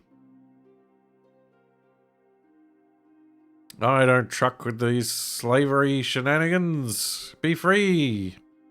You untie the little creature from its bonds. It gives a jubilant cry and soars upwards. Thank you, large one, it chatters. My name is Pickalick, the Wing Warrior. We never forget. One day I will pay my debt. With that, he flitters away into the clouds. That 75 shards you just let fly away, comments the man on the palanquin wryly. Mannequin people can't be trusted, believe me. You leave the slave market. Anything else going on? The slave market is a large blah blah blah. At nightfall, the market is kept open for a special sale. A cage with a steel floor is wheeled out. Inside is a dark, man-like shape. It seems to radiate shadows, for you can barely make it out. Slaver says a trowel, ladies and gentlemen. Excellent miners, though they have to be chained with cold iron at all times. It's $100 and I don't have enough. I don't really have anything else I want to sell. Alright, guess we're pretty much done here. Guess we could check out the mines. I think I want to drop some stuff back off of my stash though, so let's head back down south. Nothing happens. We could head to the Lake of the Sea Dragon. And maybe we want to check out this trefoil place. Alright, let's see. Drop the potion here, drop the scorpion venom, and the antidote. Seems unlikely we'll need those. Rat poison. That also seems unlikely. While we're here, let's trash some cannibals. With our new bear powers.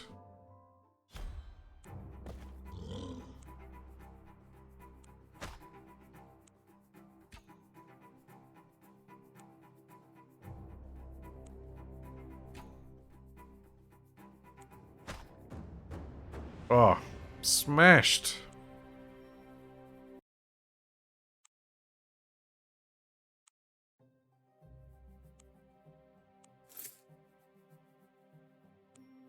Right, got a chunk of change. Let's check out this trefoil place. Why not? I might do a new save though. Stream 1A.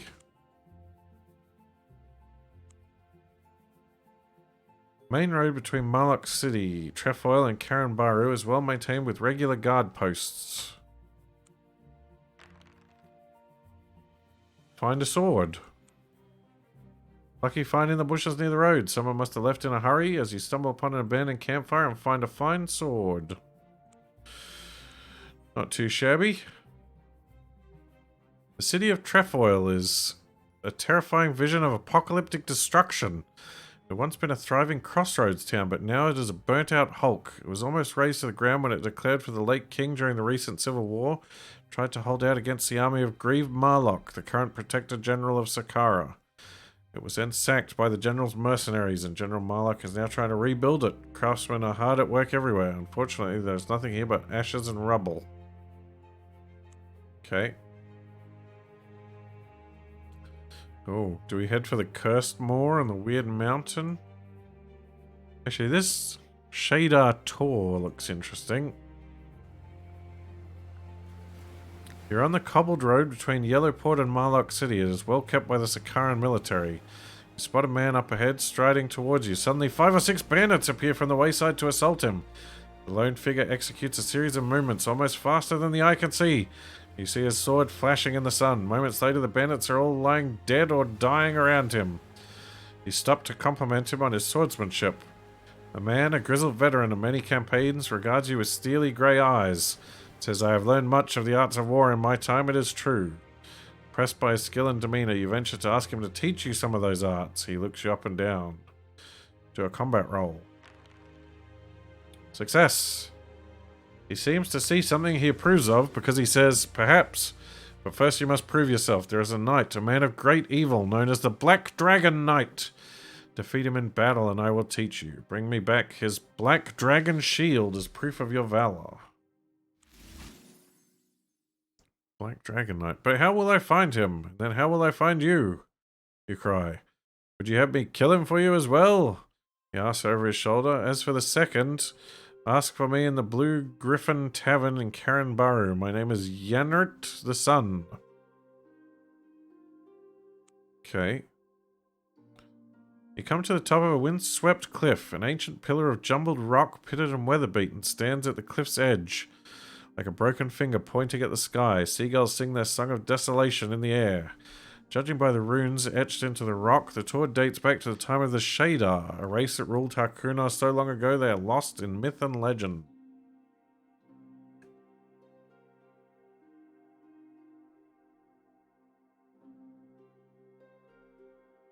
Examine the runes. You take a closer look at the runes. Oh, come on, roll high. That is not high. Runes mean nothing. Go down to the beach. You climb down a narrow track to the beach. The sea pounds the rocky shore and spray lashes your face. A mournful yet utterly captivating singing suddenly fills your ears. You look out to sea and spot several mermaids and mermen cavorting in the surf. Come to us, one of them calls in a lilting voice that fills you with a yearning desire to plunge into the sea. Oh no. No, that is bad, wrong. Your mind falls into a waking dream and you walk lazily into the waters. The merfolk, laughing and singing, take you down to their undersea home of living coral, where they stop you from drowning with their fairy magic. They keep you for several weeks until you are no longer an amusement to them. Oh boy. You wake up as if from a long sleep with only a shadowy memory of your ordeal to find yourself washed up in the harbour of Yellowport. You have lost the weapon and armour you were carrying. I just got splint mail.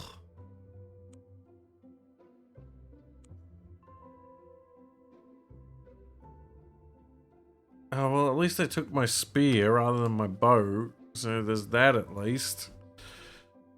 Oh, why?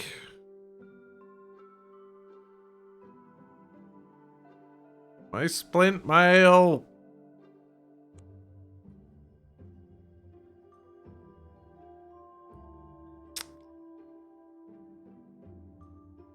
Alright. I want to look at this rock again. Nothing happens. Examine the runes. Roll the dice. Roll high. Not enough. Continue on the road. We'll go to... Alright, let's check out this haunted moor. And I lose my blessing.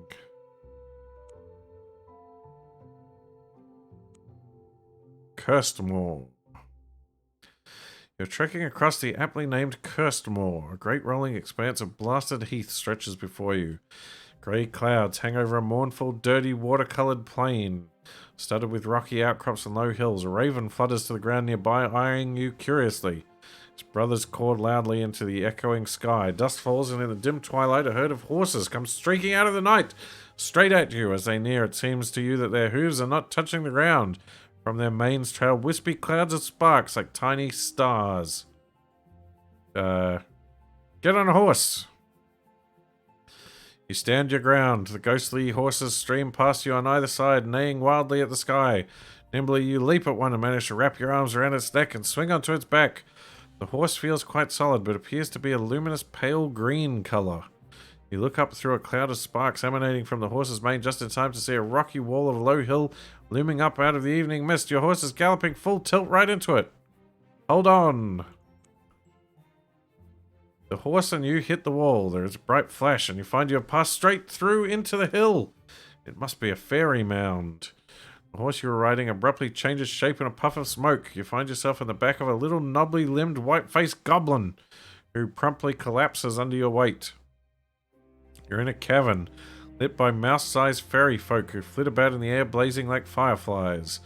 The other horses have also turned into goblins, elves, and fairies of all shapes and sizes. What have we here? Whispers a pale, dark-eyed elf woman, dressed in silvery cobwebs and wearing a gold crown. An overweight mortal sitting on poor old Gobrash, your majesty, groans the goblin you are sitting on. You realize you're in great danger here. There's no telling what the fairy folk will do to you. Queen signals to her people and they close in around you ominously. Oh boy. You recite a devotional prayer to the gods, calling on your faith to aid you. The goblin folk are repelled by your piety and purity of spirit. Even Gobrash finds the strength to get out from under you and run off, such is your effect on them. Ugh! Snarls the queen, recoiling. Please, your godliness is harmful to us. Here, take this and leave. A jug of fairy mead and an enchanted spear are pushed towards you. Fairy mead. And an enchanted spear.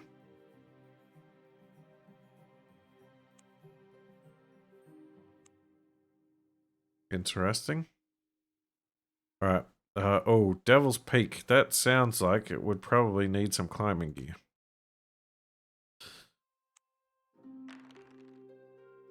Uneventful journey.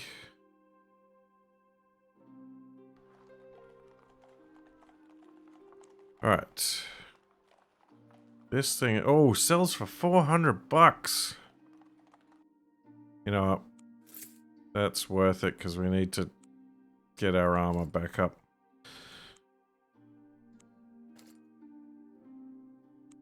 And we need... Oh. Yeah, let's get a treasure map. And climbing gear. Yes. And a rope. Alright, where's our... Use the treasure map. Forest of the Forsaken. Forest of the Forsaken. Much treasure to be had, but where the Watcher? River Carthag? Tower of Despair? Gibbet? Elf Glade? Hamlet of the Bold Ones? Alright, where is the Forest of the Forsaken? Is that you? Or is it you? Oh, hold on. Castle of the Dragon Knights. Is that where the Black Dragon Knight fella is? Interesting.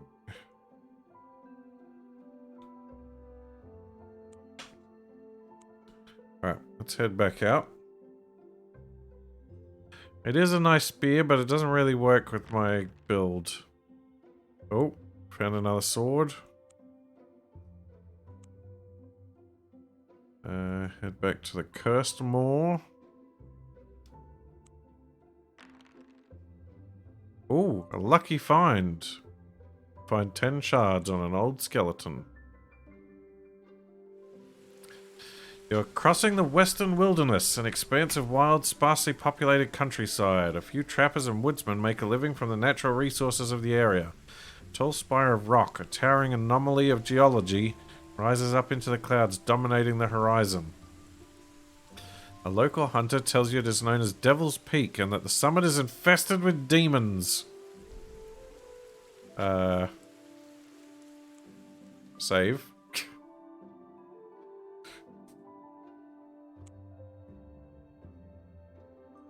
Let's go. You're standing at the bottom of Devil's Peak. Massive tower of black rock like a stone tree trunk.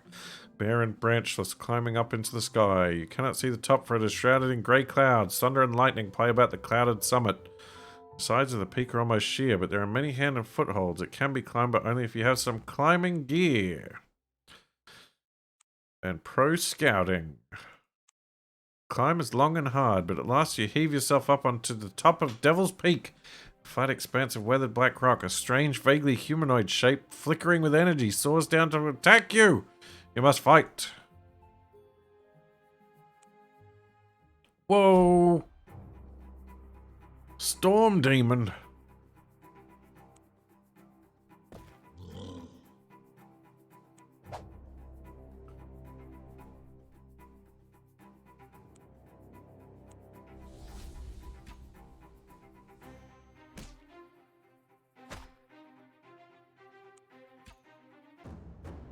Take that, storm demon. I'm too strong for you.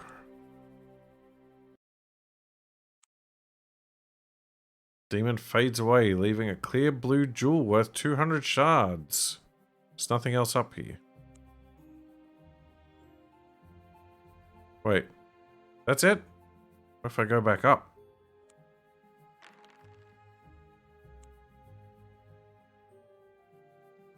Climb is slightly easier than last time, and you heave yourself over the lip of the top of Devil's Peak.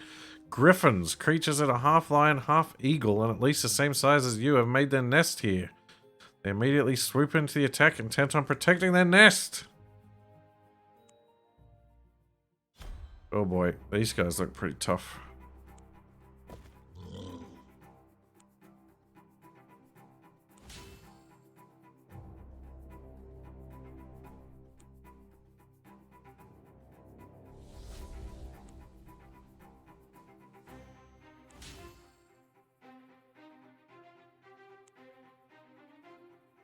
Marked this one.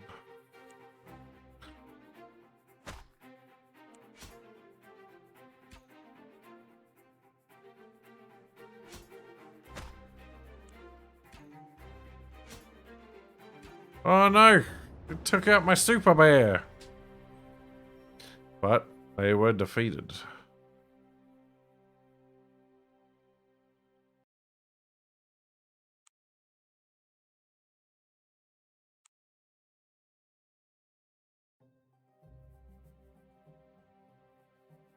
You find a bag of pearls and 10 shards. Alright, up again! Success! Oh, more griffins.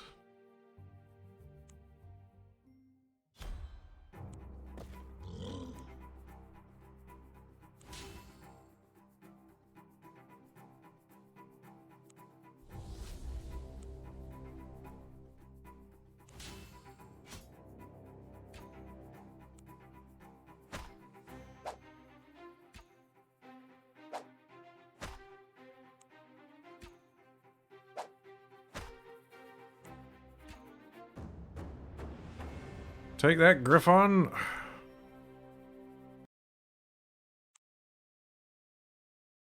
More pearls, more shards. Alright, guess that's pretty much it for this. Alright, let's head over to the river. We're on the east bank of the River Grim, great and powerful river which rushes past towards the sea. You can travel to Golnir from here. A water sprite curses me, and I lose a blessing. I'd already lost my blessing, though. Go west? No, I don't want to go west. Let's head up here to along the riverbank. This is the east bank of the River Grim, near its source in the spine of Harkoon, far to the north. You reach a ford where you can travel to the west bank for 1 shard. You could try swimming across, but the current is strong. Stay on the east. Oh, alright. I'll do another save. And we'll check out this Dragon Knight Castle. This sounds interesting. You're wandering across the wilderness of northwestern Saqqara. There is a magnificent castle nearby with many different pennants flying from its towers. As you draw nearer, you see that the pennants all represent different colored dragons. The red dragon, the black dragon, the green dragon, and so on. Outside the gates, a jousting list has been set up, and a few warriors are trying their hand against some knights who have dragon symbols on their shields. A knight in full plate armor rides up and says, "Welcome to the castle of the Dragon Knights. It is our custom to joust against all who would come here for a wager, of course."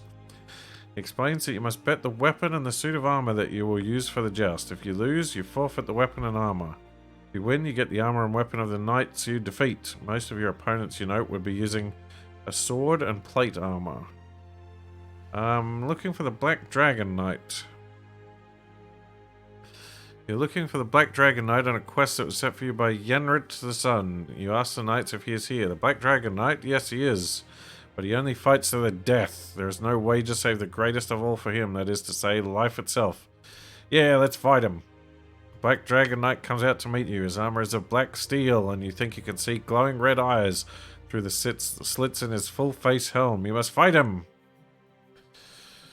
Oh boy. Oh boy. This guy looks mean.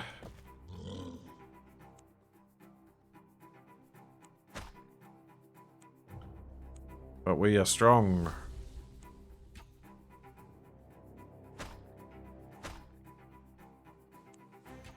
Yeah, take that.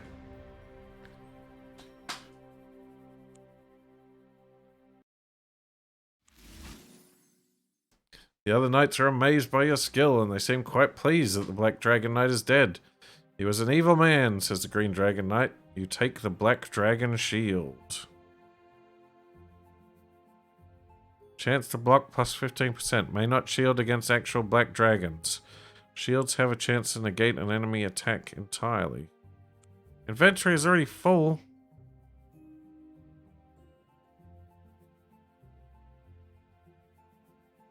Oh, arrows. They can go there. I probably need to cash in some of this stuff. Can I dual wield? No.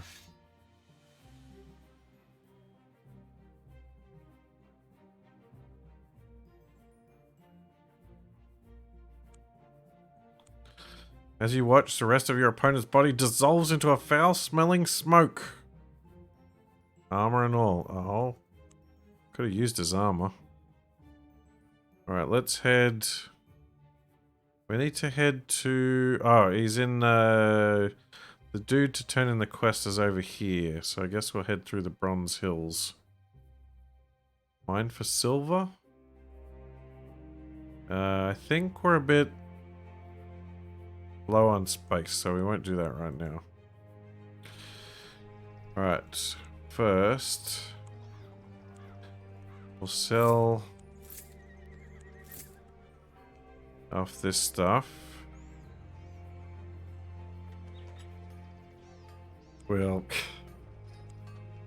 oh wait, I can sell my chainmail for 180. It's not quite enough. Alright, let's talk to him. You ask the innkeeper about Yenrit the Sun. He looks at you oddly, clearly unsettled by your question. Some say he is the son of a mortal woman and the god Tianai, but he has not been here for some time. Suddenly he stops and stares in amazement at the corner of the tavern. You turn to look, and there, hunched over a stoop of ale, is Yenrit the Sun. He greets you. You hand over the Black Dragon Shield. You are indeed worthy, he says. And will you teach me your fighting arts? You have already learned all I can teach you. You realize that what he says is true. Your defeat of the Black Dragon Knight has taught you much. Gain 1 combat. You look up, but Yenrit the Sun has gone. Oh, you know what?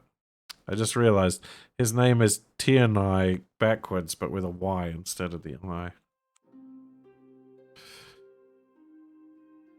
Okay, so combat's gone up. That's good. So what have we...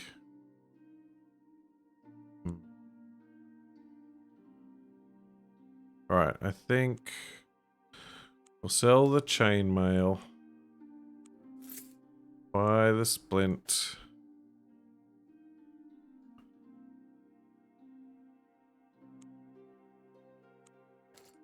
Get that on. And I might buy a house here so that we can access this. And we don't need the treasure map right now. Don't need this fairy mead. Oh, we do need some more arrows though.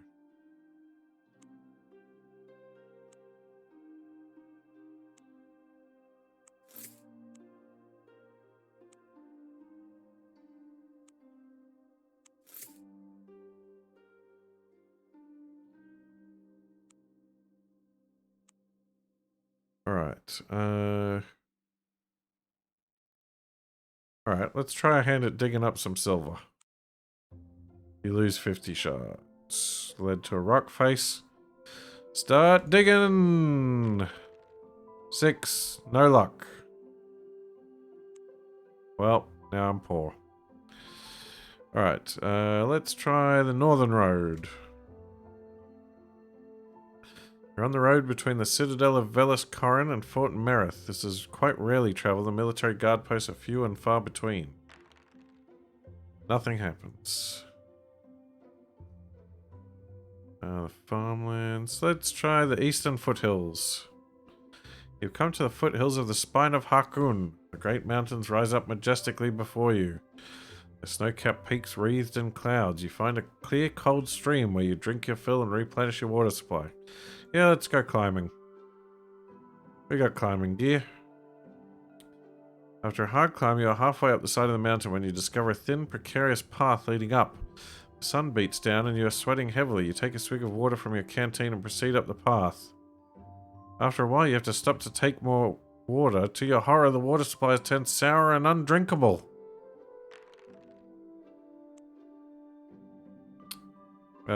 Gamely, you drive yourself on, but your thirst is becoming terrible. Yeah, this seems a bit weird. My magic is not sufficient. Oh, we could head to Disaster Bay, though. That sounds like a cool place. You arrive at Disaster Bay, where you find a community of fishermen. Judging by their wealth, they also make a living by other means. You suspect by looting the ships that get wrecked in the stormy waters. Man offers to take you by boat safely through the bay and north to the port of Yaramura on the Great Steps. It will cost you 50 shards that I don't have. Alright, let's head back through the foothills. Let's check out this citadel.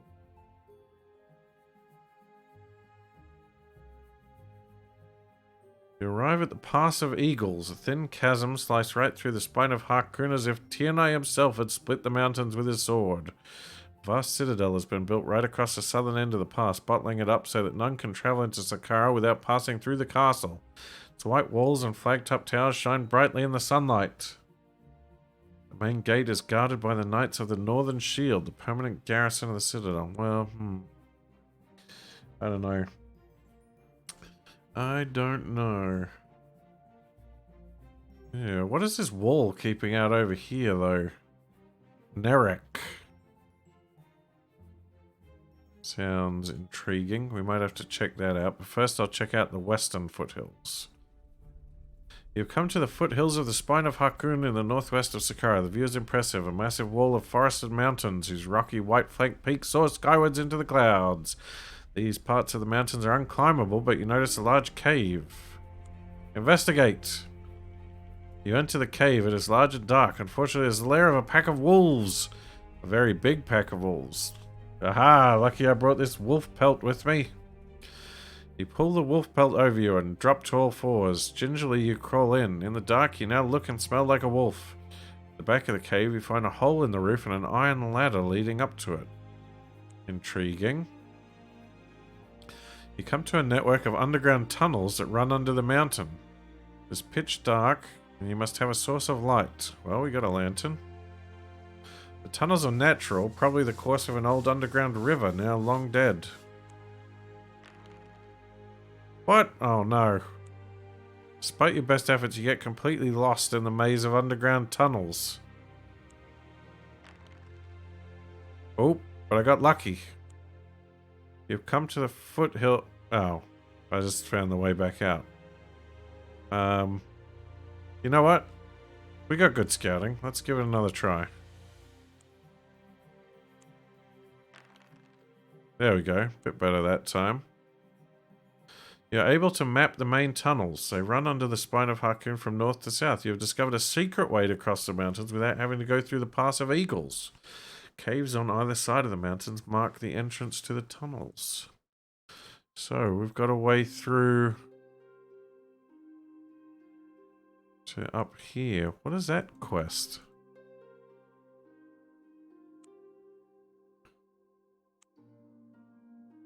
No, I don't think we want to head up there yet. I think we'll stick to down here. Let's go check out this great wall over here.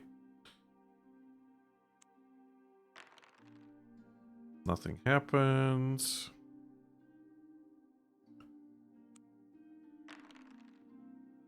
A sweet spring heals me. Fort Merith.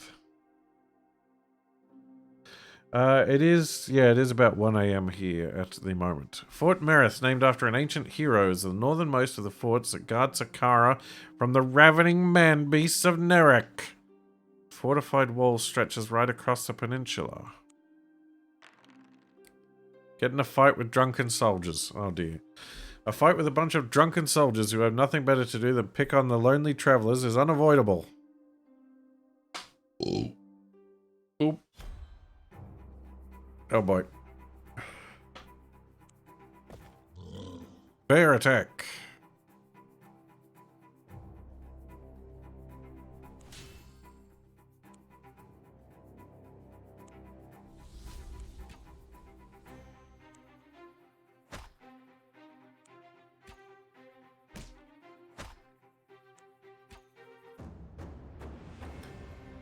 And the drunk soldiers go down.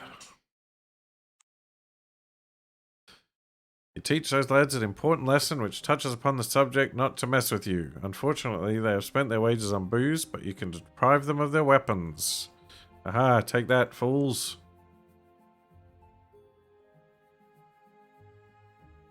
Okay, let's try Fort Estgard. Fort Estgard is one of 3 forts along the wall that runs along the border. Their purpose is to defend Sakara against the ravening man-beasts of Nerek, which are constantly trying to break through to raid the interior. The commander of the fort desperately wants to see you. My daughter Alicia has been kidnapped by the man-beasts, he says. They are asking that I let one of their raiding parties through to attack the farmlands. I'm delaying my response as long as possible, but if I don't do something soon, they will kill her. Please, I need a brave adventurer to rescue her. Yeah, sure. I got this. I might check out what's going on at Fort Brylon first, though.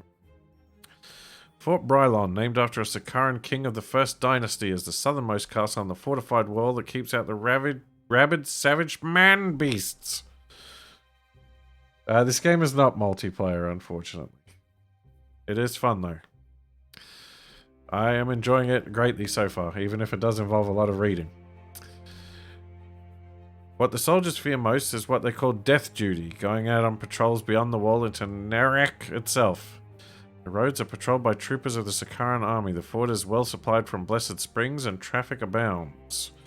Roll the bones! A peculiar find. You find a man-beast's helmet. Interesting.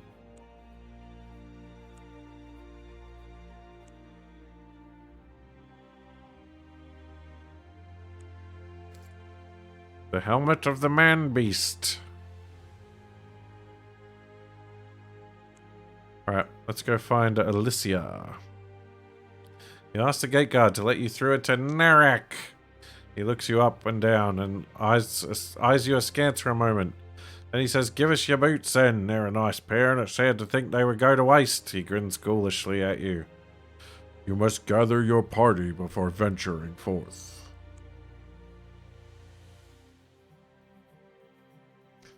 I'm glad you're enjoying it, Lemon Tree.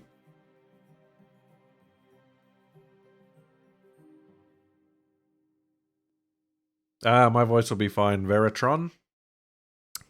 Nerek is a barren peninsula of wind-blasted rolling heathland. The sky is a dismal grey. A lone crow circles overhead, cawing mournfully. Wild cliffs overlook the sea. Inland you see a tall hill in the distance. Let's check out the shoreline. A passing merchantman spots you on the shore. They think you have been marooned and send a small boat to pick you up. The captain offers to take you to Yaramura. I don't need a lift.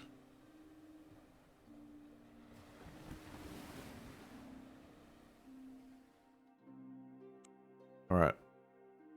Going uphill.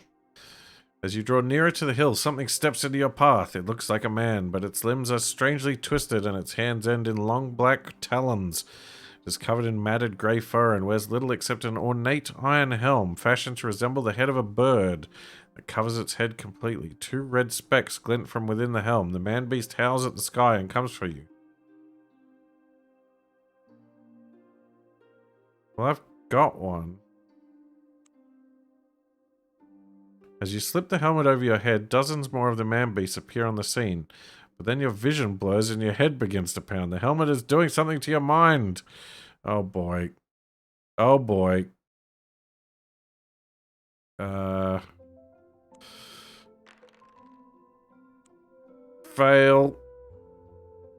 Well, I died.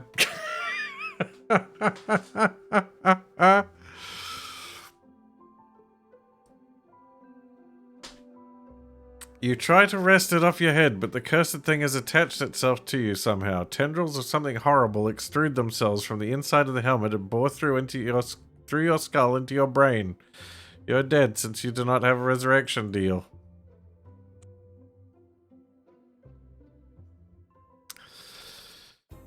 Well,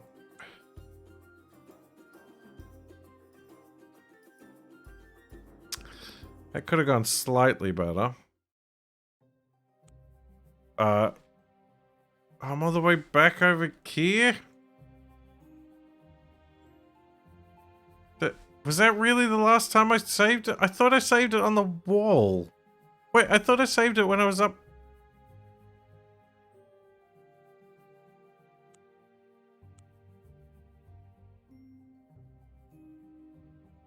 I did load the right one, right?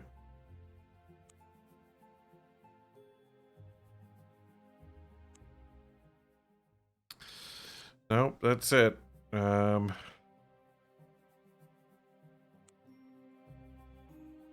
Yeah, it was back before I sold all that stuff. Well, that's annoying.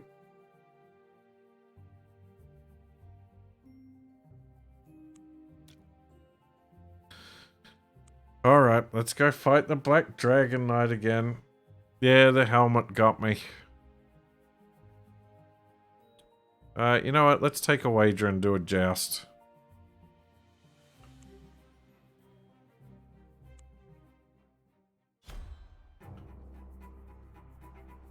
Oh, there's a whole bunch of them.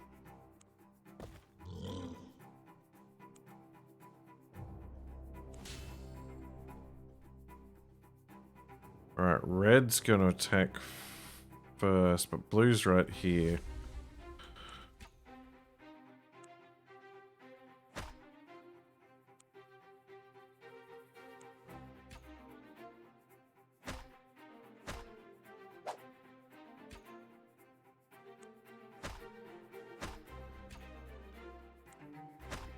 Oh yeah, took out all three.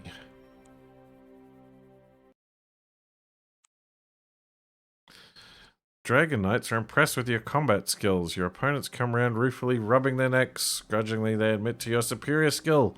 One of the knights hands you his weapon and armor. You get an ordinary sword and a suit of plate armor. Which we are...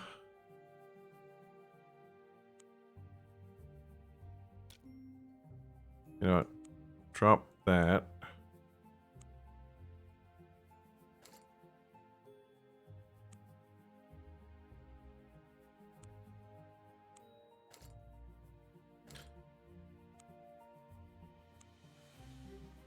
Alright, we need to get over here so we can sell stuff.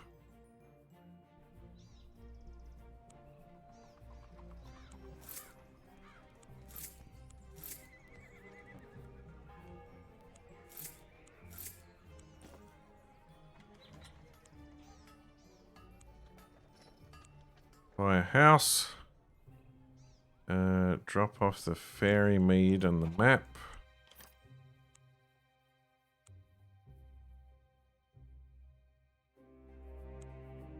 Head back over this way. Seek the Black Dragon Knight.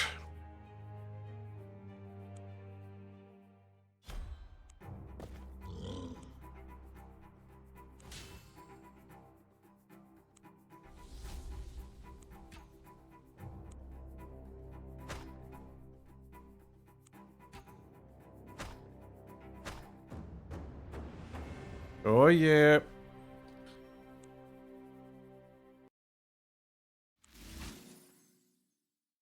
Got the shield. Now we head back.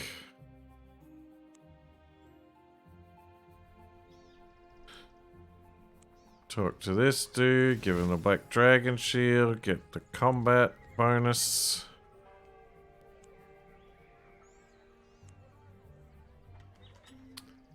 We've got a fair amount of money.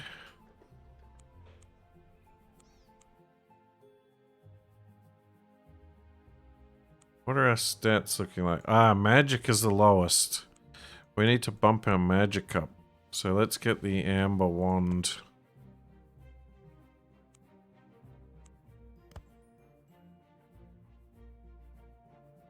That should help us out a bit. Oh, we need some arrows too.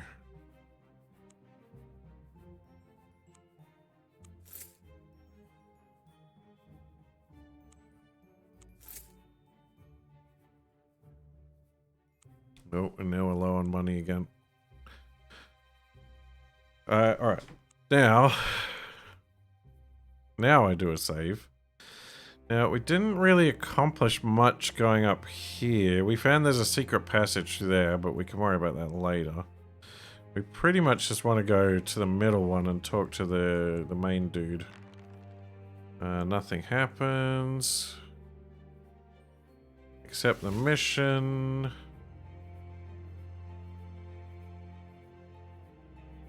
Venture forth. Head uphill. I'm not going to wear the man-beast helmet. A man-beast closes in. Another one just like it appears out of nowhere. You must fight! Oh, look at these guys. That's what I would have turned into, apparently.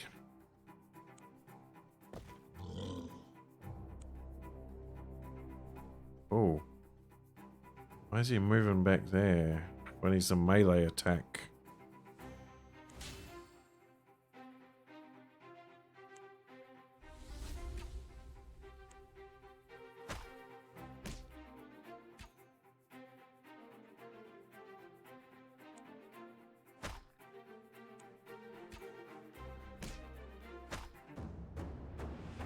Oh yeah.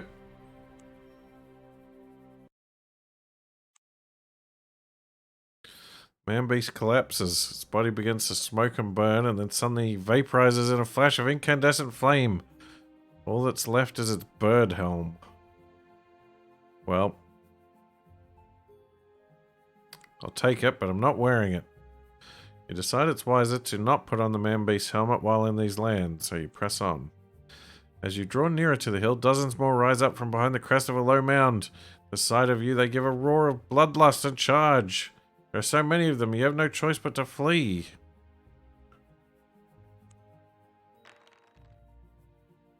And we got lucky. Managed to evade your pursuers. The man-beasts are ferocious, but seem rather stupid and make bad trackers. Right, okay. I guess I'm gonna need to...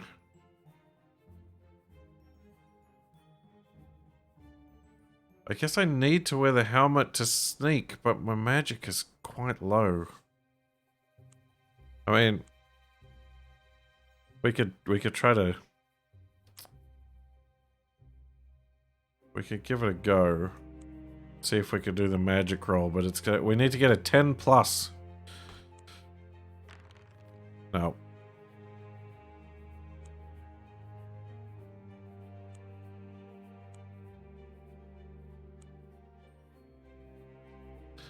No, doesn't like that. We're gonna need to find another way to do this. Alright. Let's check the world map. So we got a quest to go out to sea down here, but we got by the mermen. We got a quest up here, which I'm not even sure what that one is.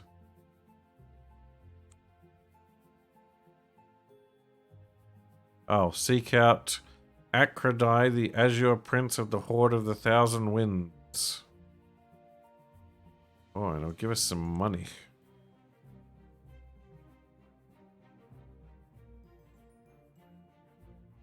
I guess, yeah, green ones are ones I've completed already.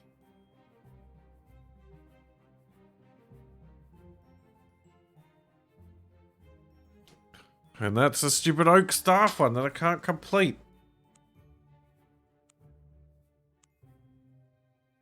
Sunken City. Alright, we'll head down there to this weird dragon lake.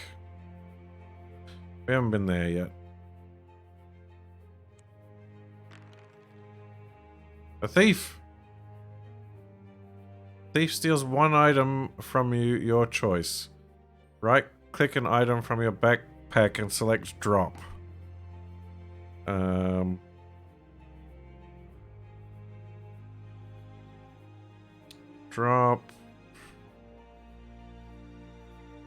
Drop the man-beast helmet.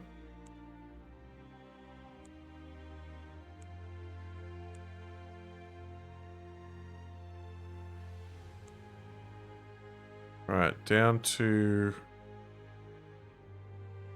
Coldbleak had the Kingsmen hiding out. The Blessed Springs had the Alchemist. The Countryside.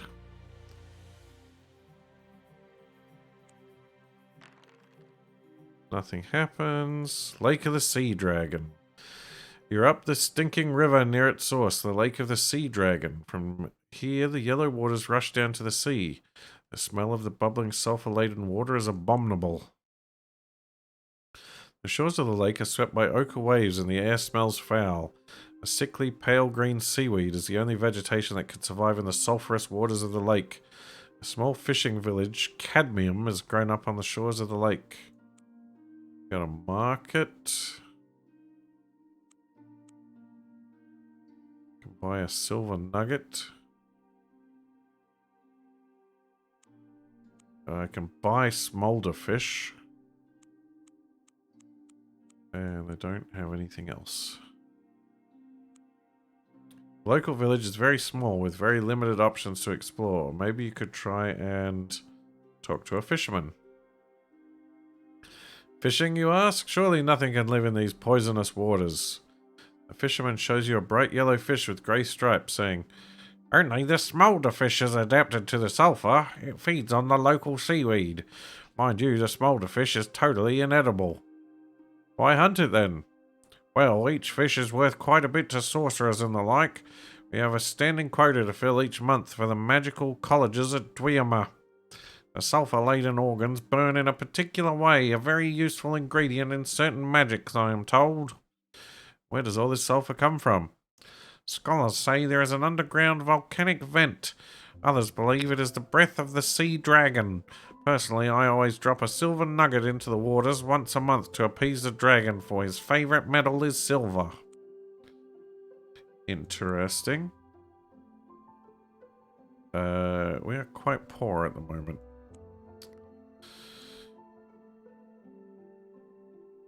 Alright, scorpions. We haven't been to Marlock yet. Let's head down there. Whoa, what? What is this? The stinking river has cut its way through the high ground here. On the edge of the chasm that overlooks the river lies the village of High Theras. The locals are behaving very oddly. You watch the villagers lay out a fine feast on the village green. A pig is set roasting on a spit. Loaves of freshly baked bread are piled beside bowls overflowing with fruits, butter, and cheese. Lastly, the richest merchants of the village bring coffers full of silver, which they set beside the table. To your amazement, instead of sitting down to dine, the villagers then scurry home and start closing the shutters on their windows. "What goes on here, you ask? Why do you behave so oddly?" The villagers seem quite frightened of you, but one old fellow has nerve enough to reply. "This banquet is for the ghosts of 3 travellers who lost their way in a storm, fell into our mill pond and were drowned." "When was this?" 7 years since. They come every year on this night, and if we didn't placate them with victuals and treasure, there'd be a massive trouble." "How do you know that?" "Old Megan told us. She knows much about such things." Stay out and watch for the ghosts. Oh, not another magic roll. From the cover of a hedge, you wait until dusk. By now, all the villagers are safely indoors with their shutters tightly barred. As the sky is turning from velvet indigo to the starlit blackness of night, you see 3 pale figures come loping across the green from the direction of the mill pond. They must be the ghosts. Seeing the banquet, they utter gleeful cries and start to devour what has been set out for them. Oh, we got a good roll for once. You notice that the figures have left footprints on the damp grass and cannot therefore be ghosts. Stay hidden and follow when they leave. Burdened by the heavy chest full of coins, the 3 figures have left deep footprints in the grass. Good thing I'm a good scout. You follow the footprints to the mill, where you see an old lady and 2 men brushing flour off their clothes. Another successful year's haunting, laughs the woman. Quietly, you creep back and tell the villagers what you've discovered. Brimming with outrage, they go straight to the mill and seize the 3 miscreants. Old Megan! Cries one of the villagers when he sees who the ringleader of the 3. So you've been masquerading as a ghost for these 7 years, eh? Well, tomorrow we'll take you to the gallows and then you can play the part for real. Out of gratitude, the villagers present you with 80 shards. You do not wait around to see what fate befalls old Megan and her accomplices. In theory, they should be taken down to the assizes in the nearest town, but feelings run so deep in this case that you suspect that there will be some rough justice meted out. Alright, we'll head down here. Roll the dice. Get stung by a bug.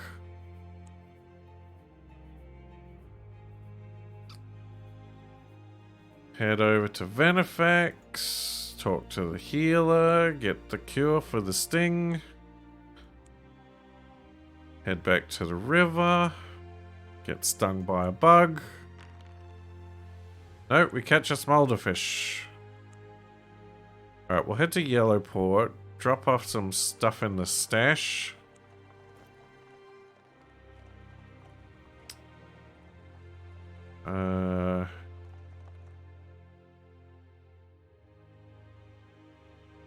Yeah, that'll do. We'll head... Alright. We'll do another save.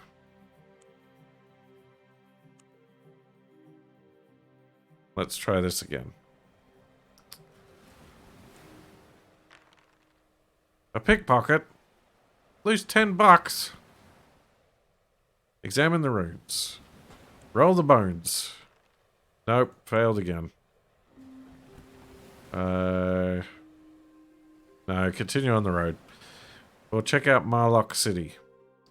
Marlock City is a huge, sprawling metropolis enclosed in a fortified wall said to have been built 1,000 years ago by the ancient Shadar Empire.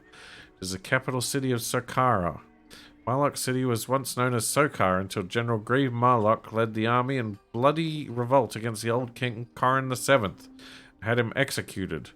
General renamed the city after himself. It is now a crime to call it Sokar. The general lives in the old king's palace and calls himself the protector general of all Sokara. Whereas the old king was corrupt, the general rules with a fist of iron. Some people like the new regime. Others are royalists, still loyal to Nurgan, the heir to the throne, who has gone into hiding somewhere. Outside the city gates hang the bodies of many dead people. Labels around their necks read, "Rebels executed by the state for the good of the people." You'd best behave yourself if you don't want to end up like one of them, grates a guardsman, nodding towards the swinging corpses as you pass through the great eagle-headed gates of Marlock City. To leave Marlock City by sea or to buy or sell ships and cargo, go to the Harbour Master. Alright, house here costs $200, which I don't have. Alright, check out the temples. The capital city of Sokara has 3 large temples nesting at different locations on its streets. In addition, it has the one-of-a-kind House of Priests, which functions as the administration of the polytheistic religion of Sokara and Golni. Alright. The House of Priests is an impressive building, a roundhouse of multicolored bricks. Myriad colors give it a bizarre and garish look calculated to unsettle the visitor. Inside, 100 officers team with the administration of the polytheistic religion of Sokara and Golni.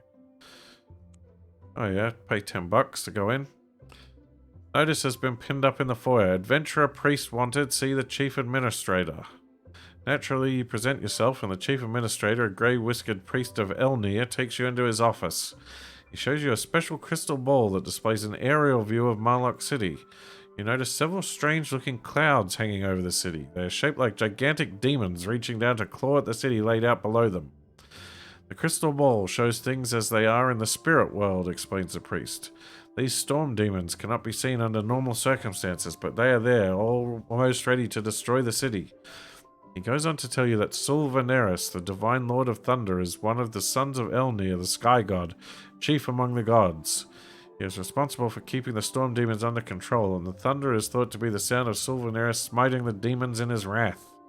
Unfortunately, the storm demons have found a way to put Sulvaneris into an enchanted sleep. He lies at the very top of Devil's Peak, a single spire of volcanic rock reaching up into the clouds. Yeah, I was there. The peak lies north of Marlock City and the Cursed Moor. We need an enterprising adventurer to get to the top of the peak and free Sulvaneris from his sleep. But I must warn you that several peaks have already tried and we've never seen them again. Yeah, I'll do it. I've been up there a bunch of times already. Let's go.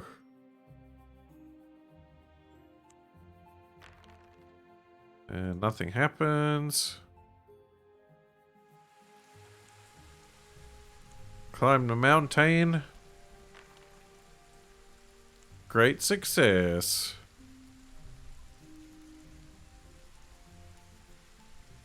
You come across a strange sight. A man lies staked out on the ground asleep.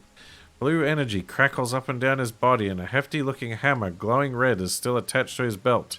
It is Sulvaneris, the one you have come to free. As you're about to lift the stakes, a whistling, keening blast of ferocious wind engulfs you. You are surrounded by whirling storm demons, vaguely man-shaped creatures of thunderous energy, which try to sweep you into the air and off the edge of the peak. You try to recite the rituals of dismissal associated with such demons. Oh boy. And I fail. Oh, but it's just a fight. Alright. A fight I can handle. Getting blown off a mountain, not so much.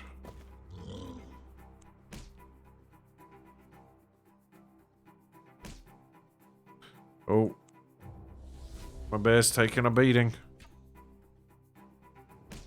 Oh no!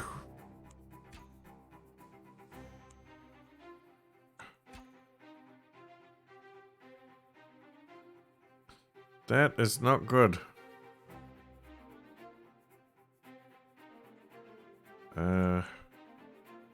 Just got a short sword. I'm probably better off with the bow.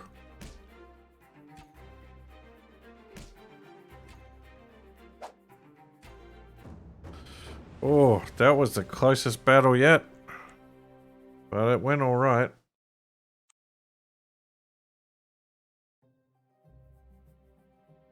You drive back the storm demons long enough for you to work free one of the stakes that is holding Sulvaneris down. Sulvaneris wakes up the moment you remove the stake. He rips the other stakes out of the ground and soars into the air with a shout like a clap of thunder. He swings his hammer around his head and bolts of lightning leap forth to strike the storm demons. As he rises into the clouds in pursuit of the demons, a bolt of lightning streaks from his hand and strikes you full force. You're thrown backwards, but to your amazement you are unhurt. In fact, you feel empowered by the blast. Your maximum stamina points are increased permanently by 3. Wow. You have freed Sulvaneris, the Lord of Thunder. Wow. We saved a god from demons. Can't say that every day. Oh no! Attacked by wolves!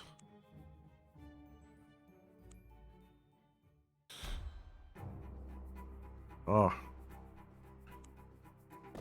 Well, I have a bear.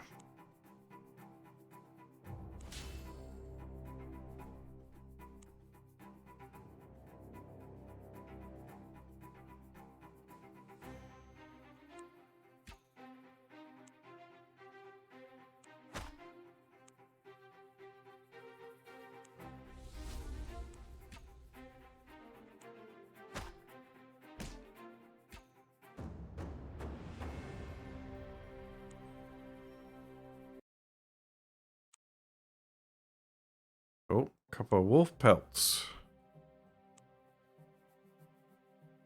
Alright, back to Marlock City. Visit the House of Priests. Oh, I gotta pay $10 again? The Chief Administrator is overjoyed to see you. The priests already know you have been successful in freeing Sylvaneris, the Lord of Thunder, because their crystal ball shows them that the storm demons have been driven away. As a reward, you receive the tuition of several high priests and gain 1 sanctity. There we go. Up to 5, not too shabby. Visit me anytime, says the Chief Administrator when you leave. But they're still going to make me pay. Alright, I'll pay again. Are you going to restore missing stamina, remove a disease or poison? Free of charge, all that costs $10 to come in. Alright, Temple of Elnir.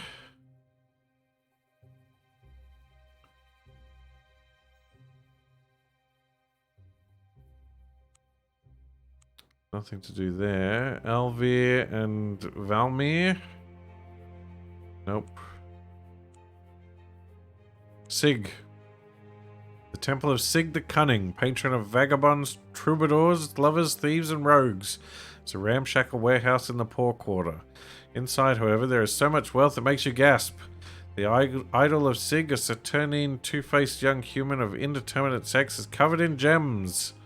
As you can see, we have been made rich by a generous donation, says a black-robed priest. Seek an audience with the High Priest. The High Priest takes you to a private chamber. You may be just what the temple needs, he says, a good old-fashioned thief. There is a suit of armor made entirely of gold. Ceremonial only, of course. Nevertheless, we would like to have it donated to us. I see, you reply, and where is this armor? Well, that's the tricky part. It's in the Temple of Tianai in Karen Baru. In fact, it's worn by the idol of Tianai himself in the temple. Can you bring us the gold chainmail of Tianai? In return, we will instruct you in the roguish arts. Well, that's tempting, but I'm not going to go against the will of the gods. That would be rude. Let's see. Let's have a look at the old market. See if there's anything here we need.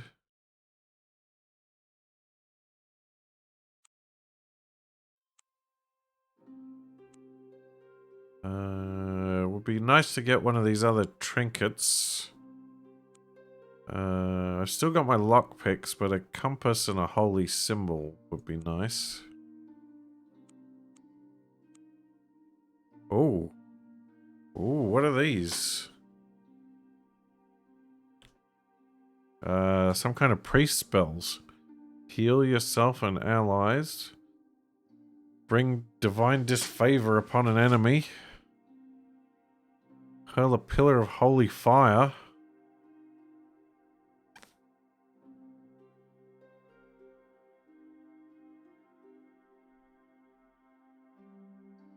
Summon an undead warrior. That could be quite cool. I could have a bear and a skelly man. That could be very cool indeed. But that's a lot of gold there.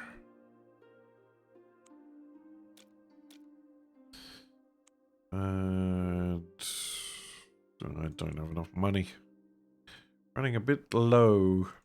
Ah, we should listen for rumors. An old troubadour tells you an epic tale of adventure and romance involving 3 heroes, a princess, and a dragon.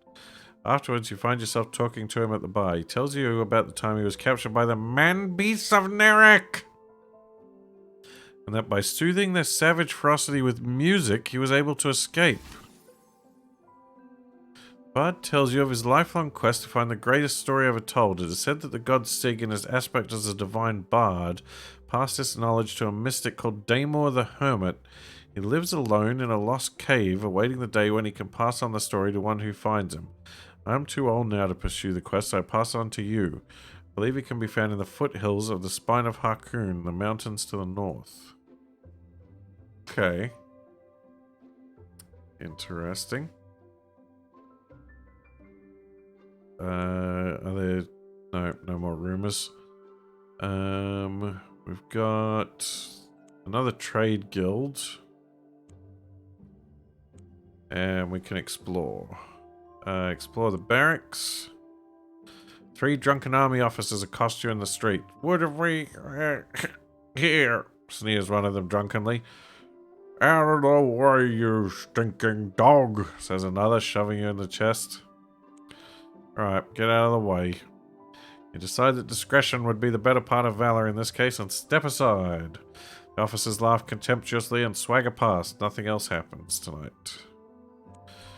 Alright, enter the residential quarter. You come across a blazing house in a poorer area of town. A crowd is gathered watching the flames impassively. A girl runs up to you in tears. My mother is inside. Please help her. Fire is raging hard. Attempt to rescue. Charge into the burning building in search of the child's mother. You see her lying unconscious at the bottom of the stairs. Desperately, you try to get to her, but a burning beam has fallen across your way and the smoke is making you choke.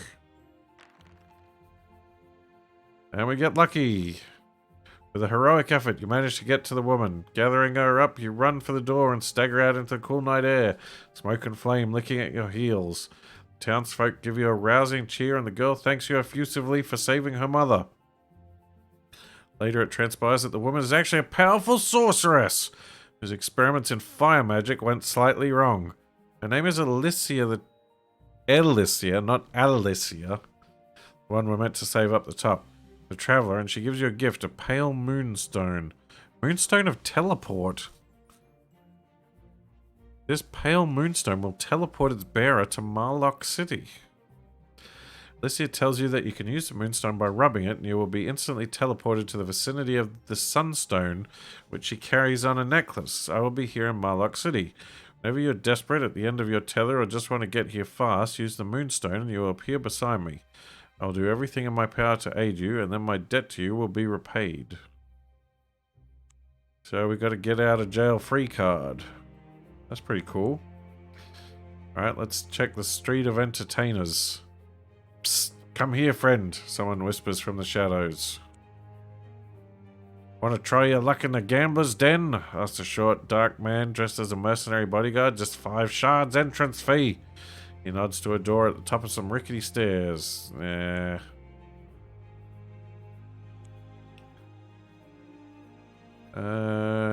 let's... Wait, did I go to all the... Yeah, I went to all the temples. Yeah, that's pretty much all there is here, at least for the moment. Alrighty. Well, I think I might leave it there for now.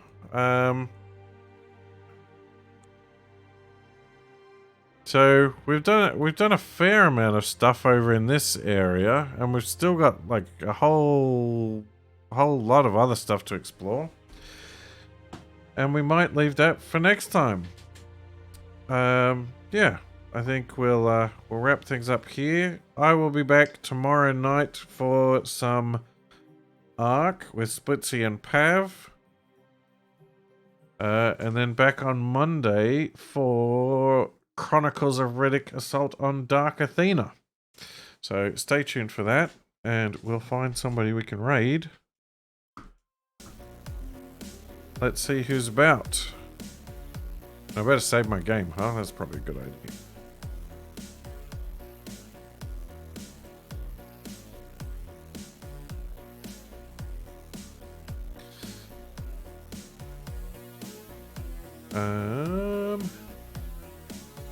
Who is doing a stream? Who is dreaming a dream?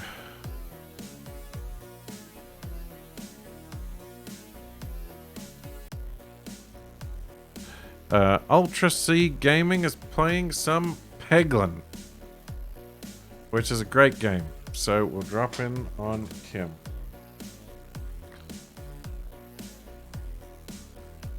I'll catch you guys next time. Have a good one, everybody.